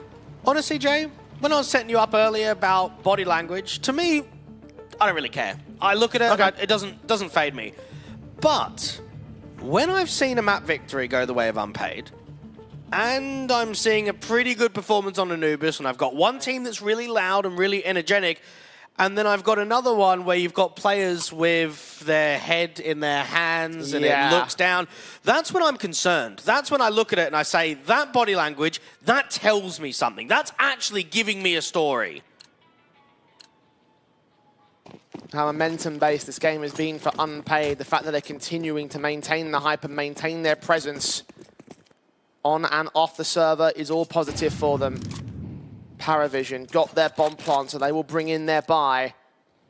It does rival the CT sided by only 2 M4s to the 3 Galils out on Paravision's part. Hahn's being pressed down by Belchnock. Not taking significant damage, but he has been tagged early. The Paravision have really struggled with their round 2 force buys. They've only won a single one of those buy-up rounds in the entire tournament, so it's risky to buy up here.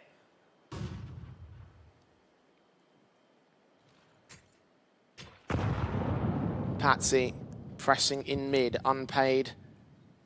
Man watching it, but not directly. Jacob watching the camera entrance, and there's a number of players right behind that main man. Jacob backs off as Vladen starts to set utility in against the T-side contact.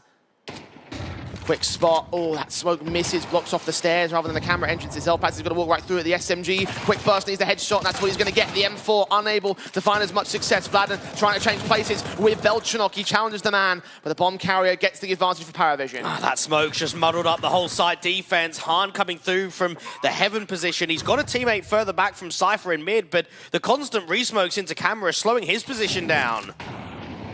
Incendiaries to clean up heaven, but it doesn't really help Unpaid at this moment. See, Cypher's already backing up. Nexa stick around for exits. Hahn needs that M4 for the next round because Unpaid have been returned to by Paravision, not quite a streak heavy at the turn of this half. And to run into Vladen, who's such a strong anchor, and Jacob, the star player, it is underwhelming that they get completely overwhelmed without equal trades. That is going to hurt. Now, Nexa might be able to catch 1 or 2 on the exit. It'll have to be a force buy back. Unpaid, I mean, win this round, you go up 9-6. you feel that you're 1-2 gun rounds away from closing out the entire series and getting a 2-0, now pressure's back on to see, are you even going to be able to win the anti-force buy? Done it multiple times to stay alive on that Mirage. The hero moments required out of this. For the unpaid camp, they will bring home as many weapons and buy into the others. It's surprising that they're keeping Han on the M4 rather than getting it into either Cypher or Jacob's hands. Yeah. He's going to have to make something work on B. Considering that Jacob is the top fragging star, Nexus the top fragger in general, Cypher's not been too terrible himself. And they've got belief in him. G up the stand-in. Only 5 kills deep on Han thus far on this map. And it's a very heavy stack towards B. You're leaving Vladen as the solo A player with Jacob that can be a bit of a rotate, but you are leaving 3 on B. This is the defined play. 2 on the A site defense. Jacob was watching mid and takes the close quarters of the A bomb site alongside Vlad, and those two fell so quickly to missed utility in the last round. The gamble's moving. They're going to go triple into mid now. They're going to try and retake that space. And that might just be the right call. Han's M4 is ready for rotates. Jacob's there with support. And they're rotating their way back into Electric. Cypher might have to try and challenge them. Then I'll try to throw misdirection with this utility in play, but it still seems like A will be the final execution. This is a good read. All that Alpha's trying to do is sell the fate towards B, but Unpaid have got it on A. And they're going to rotate away instead.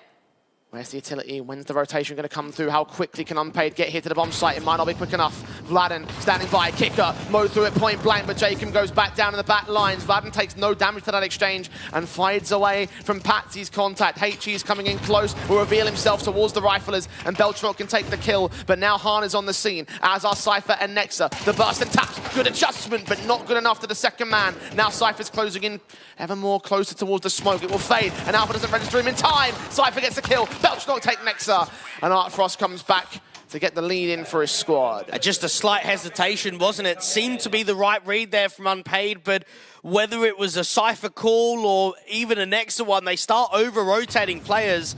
Now Jacob just gets pretty much domed straight away. A completely blind Patsy gets that opener. Unpaid just move away when the execute comes in. And now Paravision not only have the lead, but they have the lead on the T sides.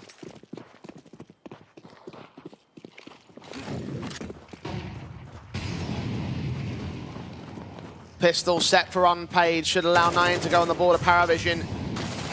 Straight into the midst, that goes Belchanok and makes a hell of a payday out of it.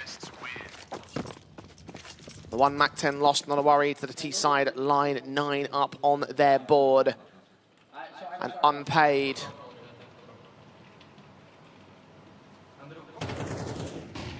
Now need to make up 2 rounds with the next buy and the one afterwards. Paravision trying to edge ahead, a rifle which could well decide their map success. Something that Paravision have struggled with on the T side across this tournament is flash assist. They're the lowest in the tournament on their T side throughout the entire group stage, and second lowest for utility ADR. So I wonder if that actually makes a difference come here the T side of Anubis. Jacob dropping down into the canals, extremely aggressive. He's got a teammate close by him of Nexa, but because they don't engage into a fight, they end up just backing off and tripling up in Electric. It's a good call as well, because Belchanok was looking to press on from main. Jacob just sees him above that smoke, struggles with the spray, gets it together. Next starts swinging from the close range angles and will take now Alpha back in the end. A 5 versus 3 established by Unpaid.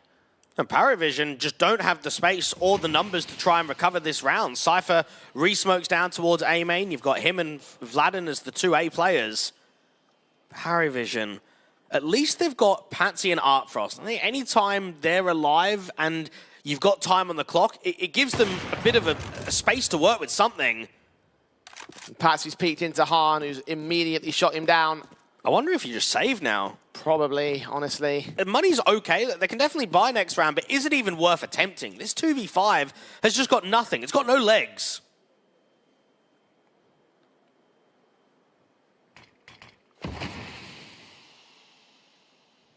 Yeah, just kicker being smoked off, so if he was going for exit frags, even that would be unsuccessful. And try and flash and HE his way in to try and get Cypher, but unsuccessful in that respect, so he can still buy. Art Frost thought was more important and now definitely needs to save. Unpaid, find a response to Paravision, posting resistance once again in the late portions of the map up. Within 1 of the leaders. Both teams have been, I would say, quite ruthless with the player management. The organization of Paravision is a completely different team than what the first one was. Remember when we first saw Jerry create this lineup with X5 and Xe Power? Yeah. And now you come in with an Artfrost, Kickit, and Patsy core that had only been generated at the start of the year. Bringing new players in. Belchnok was benched, but then brought back, had a little stint standing in for Aurora. Alpha got brought in to replace Jerry just a handful of months ago. And then you look at Unpaid. I mean, you had, what, Lonks, Farfen, Cirque. A lot of players coming in and out. A lot of variations of the lineup that was successful. But right now, the mixed squad with 2 stand-ins are only a handful of rounds away from closing a 2-0 and moving on to the playoffs here in Belgrade. We're going to get the lead over Paravision first. They are still trailing in spite of how close you mentioned they are. Map up in the series. The next 5 rounds to go, their direction means that they will eliminate Paravision. Paravision are fighting for map 3 on the contrary though, fighting for survival in this series and in the group. And the AWP from Han is being forced away with a lot of util, but rather than backing off, he actually aggressors. Took very little damage for it. Crack angle held, flashbang being turned away from, smokes are in the way to keep him covered and get himself out of position. HG's coming up, the sprays through the smoke, does not offer anything towards the T side or towards Han either. Information does not go back. Continues to hold an angle, but he's unsupported here in mid. If he goes down, it will be all on the site defenders. It certainly was a good decision for Han to back off. He tried to hold and maintain the line, but realized that you can't hold it for the entirety of the round. Now Han has got to try and get this AWP in for impact because they're smoking off camera, which should smoke him off from Temple too. He's scoping in, expecting there to be a press, and there is one coming in from Alpha. Completely dry peek of the AK. Han will need to hit it. Meanwhile, there's action coming in towards main. Alpha has fallen, and Han quick rotates towards the B-bomb site. Cypher's calling in for backup, and Belchnok is the first man forward. The bomb carrier seen. Nexa with a strike back, maintains the man advantage for Unpaid. Swings on towards Kicker, and doubles up as well. Patsy now moving up with Artfrost support of the AWP in the back lines. They've got 10 seconds left, and Artfrost is picked up by Jacob and Vladen on rotation. They lock in number 9. And it's an easy call to get Han involved in the action. Now he's defensive in mid, right? He's sitting there at Temple. He's dealt with the lurk, but Cypher's the one that's close towards B-Man, and he's hearing the footsteps. He's hearing the util being pulled. So that's to tell Han, mate, come CT, set up this crossfire. And while it looked like the M4 got the kill from Nexa on the backside, it was Han with this crossfire to allow the time to build for Nexa to have the protection. So good work on the B defense. It's all coming up Unpaid right now.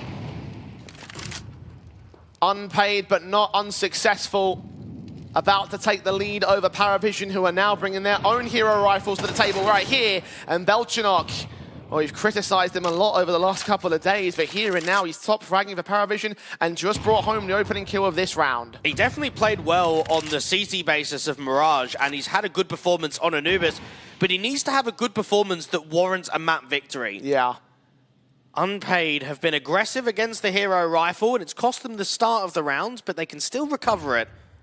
Han is bringing that AWP more defensively on an A rotation. Mid is completely open for the T's to take. Paravision recognise the lack of overall weaponry available to them. It's just this one AK for Belchnok, and they can make their way up towards mid and grab the one that Jacob had dropped. But do they want to play that risk? It seems that they do. Best option to split into A with Kicker to play out towards main. It is being watched right now by Unpaid. Nexa's next man up. All about first contact. See the first, but actually don't spot the mass bodies. Start hearing those footsteps soon enough. Those smokes come in towards camera. Hans Orb is ready for Kicker. Lands it. No issues there. Vladen continuing to wait for them to make their moves forward. Flashes do catch him completely blinded. Or now needs some support of Han's AWP. Perfectly landed on towards Alpha next up. Belchnok overwhelms his rifle though. Han hits a triple. USP's coming up. Belchnok's got an AK, and so does Artfrost. He will eventually find the kill that he's looking for, but Nexus on the backside, and Belchnok is looking for a clutch. He's not going to land it.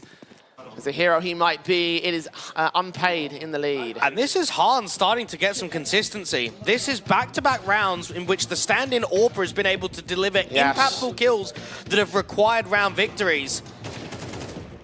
Could he be that extra third player, that star individual that he should be, but to actually put the evidence on the board?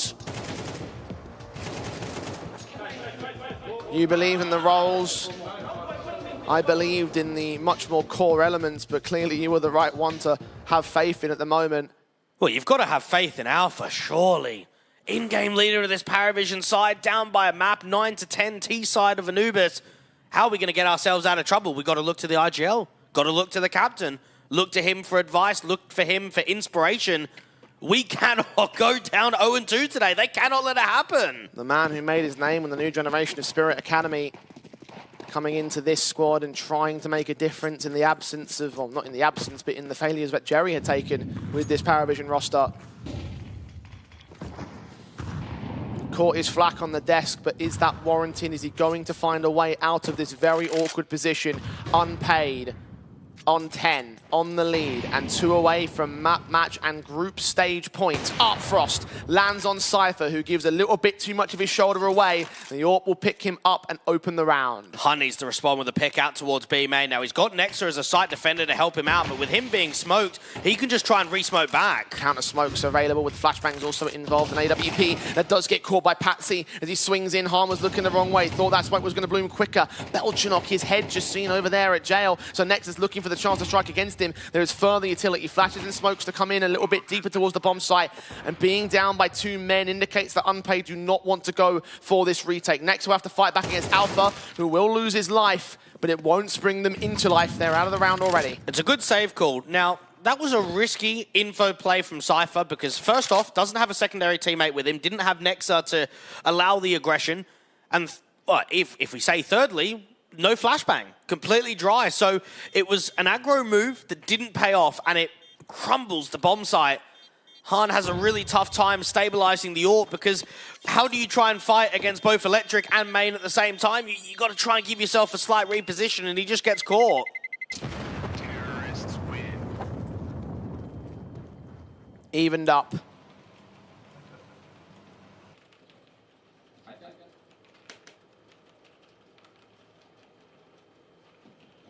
Standing dead set against each other, Unpaid and Paravision, wanting to break this stalemate. Unpaid nearly found what may have been their game-winning round. They've got to work for another one here in round 21. Both sides. A little bit scrappy on some of their savings, a bit more available for Paravision overall. Unpaid. Heavy-handed towards the B site. Again, Jacob's going to engage towards mid. Again, Vladden's going to be the only man on the A site. Paravision are prodding to try and find that first pick, but they're extremely passive about it. And you'd really hope that the lurkish and supportive player of Kickit's going to start generating some impact. A major winner, someone that spent years on that VP in a Vanguard organization and squad. In these sort of situations, in these kind of matches, you look at veterancy to make a difference. He's only on 6 so far for Paravision, though. Belchanok continues to try and lead that charge. Flashed by his own teammate. Jacob ready to receive them in from mid. Nexa's there with extra support. And now Vladden's even set towards camera. Now, this might be a full-on swing, both from camera and one from Temple. This could actually disrupt all of the mid offense. Paravision applied the brakes, Unpaid. When do they make their moves? Do they wait for Paravision to make theirs? Jacob tucked underneath the stairs. Belchanok about to reveal himself. Utility sent in, catching Alpha, catching a double on Patsy. Belchanok sprayed down, low HP. Vladden's going to pick him up. Bomb dropped in mid. The 2 players out of main can take the site, but it doesn't mean anything to them. They're backing off to hold their rifles. Unpaid are back in control. And it's a very clever crossfire there from Unpaid because you're drawing in the offensive. You're drawing in players to hold Util out in the open. Jacob catches the timing with the first player with a flash trying to get into camera, and he multi-frags up. You've then got Nexa from Temple that can swing on the contact, and then the 3rd player of Vladden to be the insurance policy, to make sure that they drop all players in mid. And, well, it's just the cherry on top to find out it's the bomb carrier. I tell you, T-Time's readying his tiara right now. The Cinderella story is coming to fruition here in the group stage. Unpaid, a couple steps away from eliminating Paravision and taking their spot in the playoffs. And I really didn't think it was possible. You didn't. You counted it out from the word go. Without a doubt, because again, this is a team in the middle pack of Tier 2 that's trying to be a top-end Tier 2 team, trying to show that on LAN they can produce more consistent results than what they do online. With a Tier 1 core of players with the RMR in sight, beating Unpaid for a spot in the playoffs, it should be a free pass. It should be your way in. It should be a top 4 in Belgrade. But it's Paravision on the back foot and on their last buy. No money left for them. Need to win this, let's lose to the map and match point and then probably lose the round after that. Buys and bomb plant bonuses aside. AWP of Han ready to receive them outside of B main. Are they going to flash their way forward? They better do. Doesn't connect. Second one doesn't either. Straight shot. AK spray of Nexa. Holds his nerve on Patsy. Artfrost. Bomb on his back. All alone back here. Cannot afford to continue facing. Needs to fall away and regroup. I just tried to work a contact. Tried to walk a timing. And Unpaid have got the players there on the defense. Vladin is pre-aiming this bench position. Kicker is just behind the smoke with Alpha. It's about to fade. Vladin didn't see his man. Kicker just held away. The M4, the AK rather, supported by an M4, takes his spray, lines up damage, but Jacob gets caught by Alpha the same, as he just found a lifeline for Paravision. Oh, he very much well has, because Paravision can now take space. They can get players to actually push up and aggress towards Heaven. Kicker and Alpha are low HP. They're swapping the AWPs back towards Alpha as a result, but Artfrost on a Galil here to provide the fragging output. The bomb is on site and will look to get planted. Unpaid are close to the scene. It's all about the utility usage. This incendiary and smoke is going to be key. And the HE is going to land on Kicker, take him down. The AK firing back. AWP, the Molotov does not land there for Unpaid. As he backs off, Artfrost is picked up. It's all Alpha now. 19 points of health and a 1v3 dream. Flick doesn't connect. Nexa holds Unpaid into map, match, and group stage points. And Nexa, the in-game leader, is the top fragger here for Unpaid to try and get the job done and dusted. It looked as if that there was going to be some struggles. Great start to the round. AWP to find the connection. The Rifler to find the second kill out on B. But towards the A defense, Vladin and Jacob, I'm sure they must have been nervous when they lose both of those fights to Alpha. Yeah, you bet. They did enough damage. They set the HP down. The HE connected. Nexa got a very easy kill out of Heaven.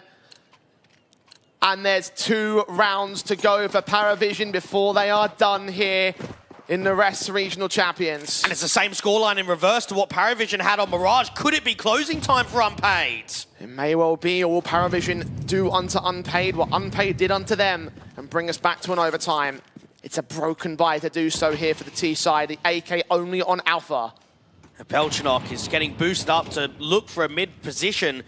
Now, they've actually got a lot of players towards A. We haven't seen this for a little while for Unpaid. Jacob up at Heaven, Han with the AWP deep in camera, Cypher just jiggling. Once he gets contact towards Belchenok, they'll probably rotate Han or Jacob back over. 3 players grouped around mid, 1 man per main. Paravision so slow about this. And rightfully so. One mistake could cost them everything. They're doing a good job, Unpaid, of holding on to Util. You've got Cypher with what? Smoke and Incendiary left, just used 1. Jacob's also got Incendiary down on A.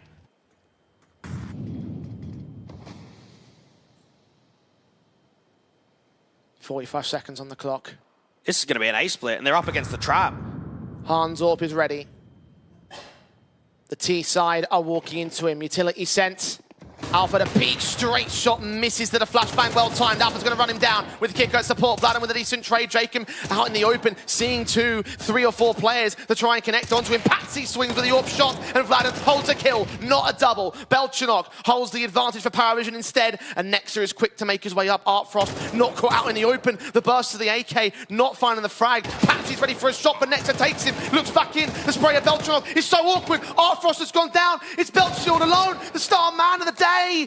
Tagging Nexa, low HP, needs to get Cypher at some point soon. Nexa peeks back towards the AK, tries to fire back, and the Brit has done it. Unpaid, not anymore. 13-10, 2-0. They're through to the playoffs. Paravision are done. And they do it in style to get the 2-0, to not have to go to the decider, to have those clutches. Cypher to win the clutch to start off the first half, Nexa to get one, but who is it to close? It's Cypher again. My boy, my man, and my team, what a hell of a showing from them. The 2-0 fashion for a squad that must feel so amazing about that, with everything that's going on about it. You don't expect them to win the tournament. They're in the money zone now. They're in the top 4, and they had to work for it today. They really did, and it was an extremely competitive best of 3. You can get that from just the scorelines alone. That is going to be such a euphoric feeling because you have just been in the money zone. You are right. You are in the playoffs. Indeed, they are. That rounds out our top 4, our group stage done and dusted. So it's only appropriate we head back to the analyst desk to sum everything up. That's it. We know our final team that is gonna join us in the playoffs that we're gonna have in the semi-finals. It'll be none other than unpaid or maybe soon to be paid, because at this point they guaranteed themselves some money. Yeah, they have earned money, which is honestly a lot more than they could really have hoped for coming into this tournament. They played very well. I think playing off each other, there wasn't just reliance on fighting. They didn't always have to go for crazy, wild rounds. Not to say that they didn't fulfill moments like that. They definitely pulled away with a lot of clutches and pulled away from man disadvantages, but they played with the caliber of what these players and the nameplates would suggest this team is capable of. I would also say, can you damn Brit stop saying Cypher is the one who won them that game? This is all Nexa, baby. It's homegrown talent. So, I mean, Nexa just came through. First map was absolutely dominant. He keeps him in the game long enough that Jacob becomes a relevant piece. Now you're looking over towards this map. He gets those 2 crazy rounds early on as well, making sure that he can get his team propelling forward in those clutches situations where they could have lost out to the Force Spies.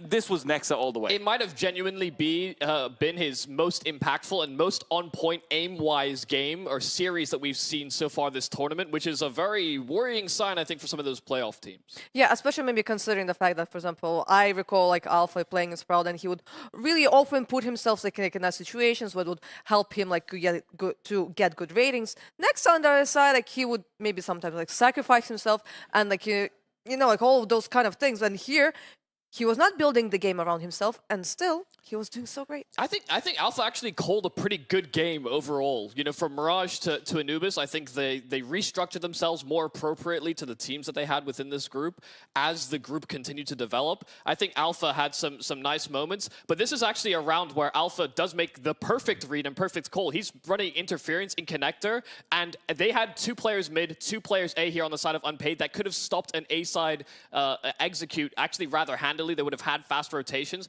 but because of that one bit of information given over to Cypher, they pull rotates away, and that's the type of interplay and exploitation of the fast movements that Unpaid have done, I guess, all series long. Look, Alpha had some good calls, but Nexa also did the same on his CT side too, right? I mean, there's a 10-10 round that we look over towards where it felt like Nexa was realized that they've been leaving mid open a little bit more so a lot of the time, and then afterwards they get this very nice 3-man setup with Nexa coming in from the right side, 2 players coming in from camera, and they get the nice crunch in when it was the most necessary, really push down on the money on the T side as well, and that's one of the reasons why I think they were able to propel themselves forward and actually win out this series. Now, I have to say, Jacob as well, as much as I am sort of praising Nexa, Jacob as well, fantastic series overall, and yes, a little bit more quiet over here on Anubis, but it's not like he didn't have his own massive rounds of impact, and he is unsurprisingly the MVP.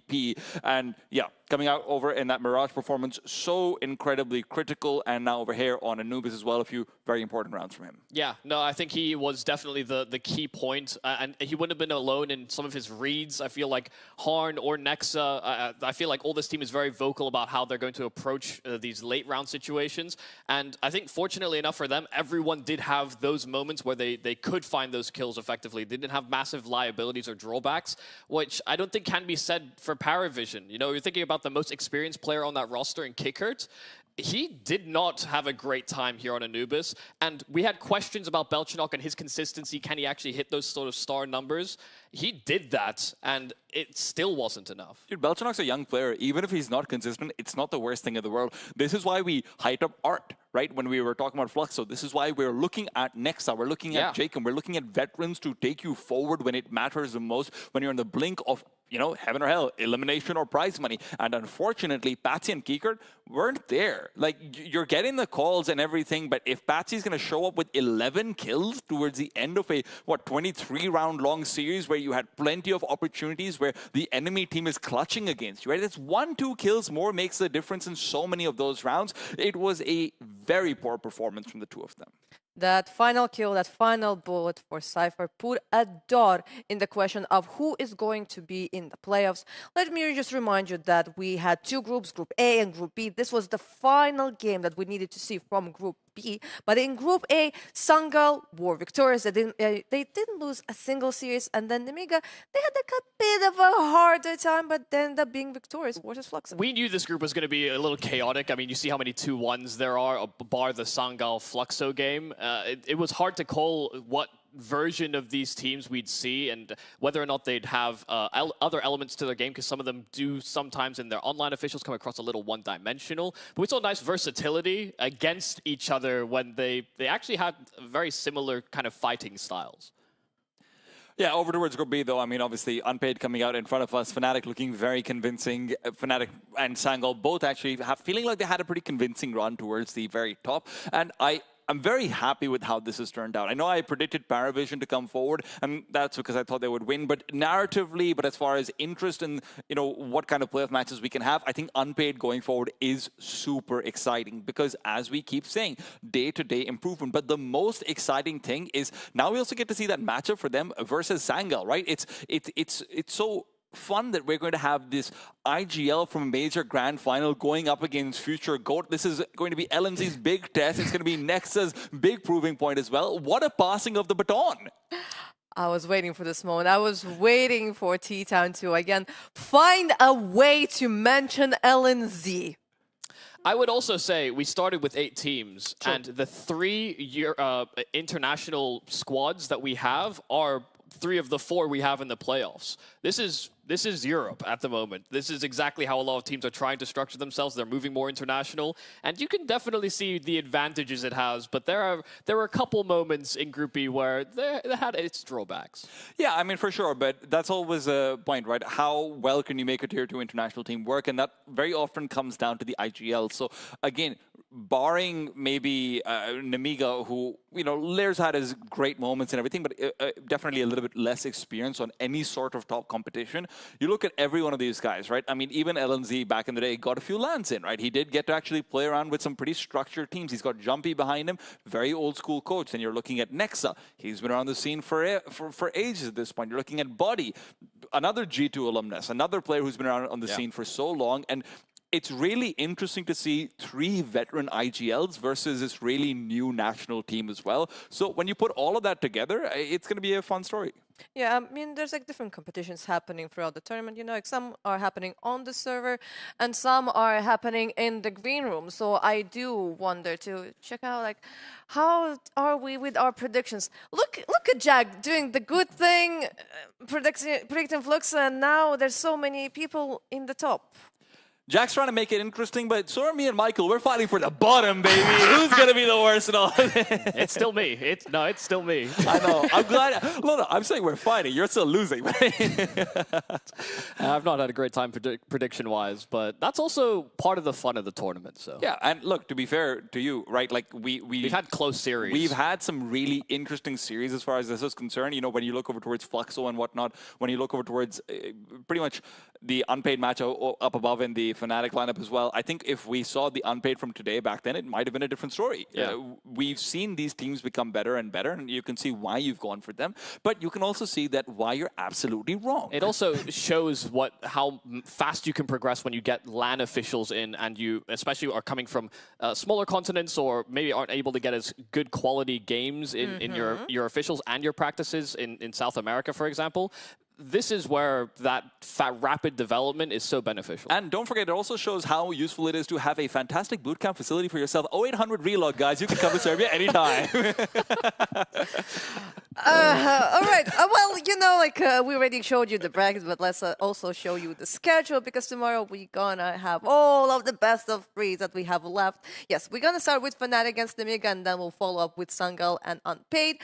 The winners are going to the grand finals. Exciting? Yeah, I mean, I think the big thing that we have coming into this tournament is we knew that 7 of our 8 were kind of coming in with the target of they should or they must win this tournament. Some of them will have different motivations about roster moves or diversifying their game, but I think it's always been in contention from the start, and only now after we emerge out of this group stage have we started to say that Fnatic, Sangal, they are our favorites just because they so easily got through their group. And I say so easily when Sangal almost lost their opening round to Nemiga. So, you know, they themselves also had to go through a bit of a training arc. It's also really fun because every single one of these teams has clear flaws, but also clear strengths, right? Be it Fnatic and their Mirage, which makes it so they're kind of a 5-map map pool, but that's obviously something they've been trying to shore up. Then you look over towards Nemiga, and it's like, well, their best player on paper hasn't been showing up, and they've been playing this weird style on LAN, which isn't how they play online, but it's worked out pretty well for them. Then, obviously, Unpaid come with their own massive baggage, and then finally you have Sangal, who didn't do too hot on Ancient, which has been a feature of this tournament, but looked great afterwards. So it really does feel like, with all of the individual flaws and strengths, this is anyone's tournament, and that's weird to say because in Counter-Strike it almost never is. Yeah, but this means that we are done with the groups. We are not yet done with the tournament because we have like one more day, but I do believe we are done with this day. So everybody will be more than happy to see you back again tomorrow. Bye. Bye-bye.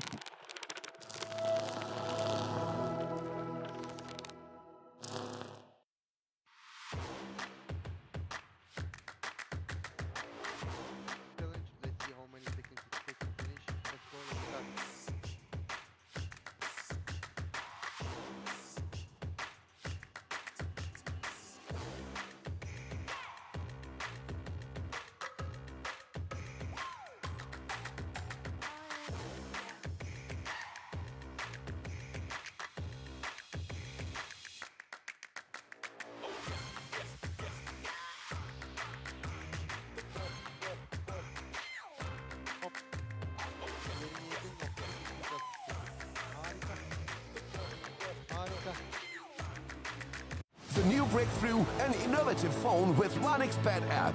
With 1xBet app, you can register and start betting in just one click. Intuitive interface and thousands of sports events every day. User-friendly app.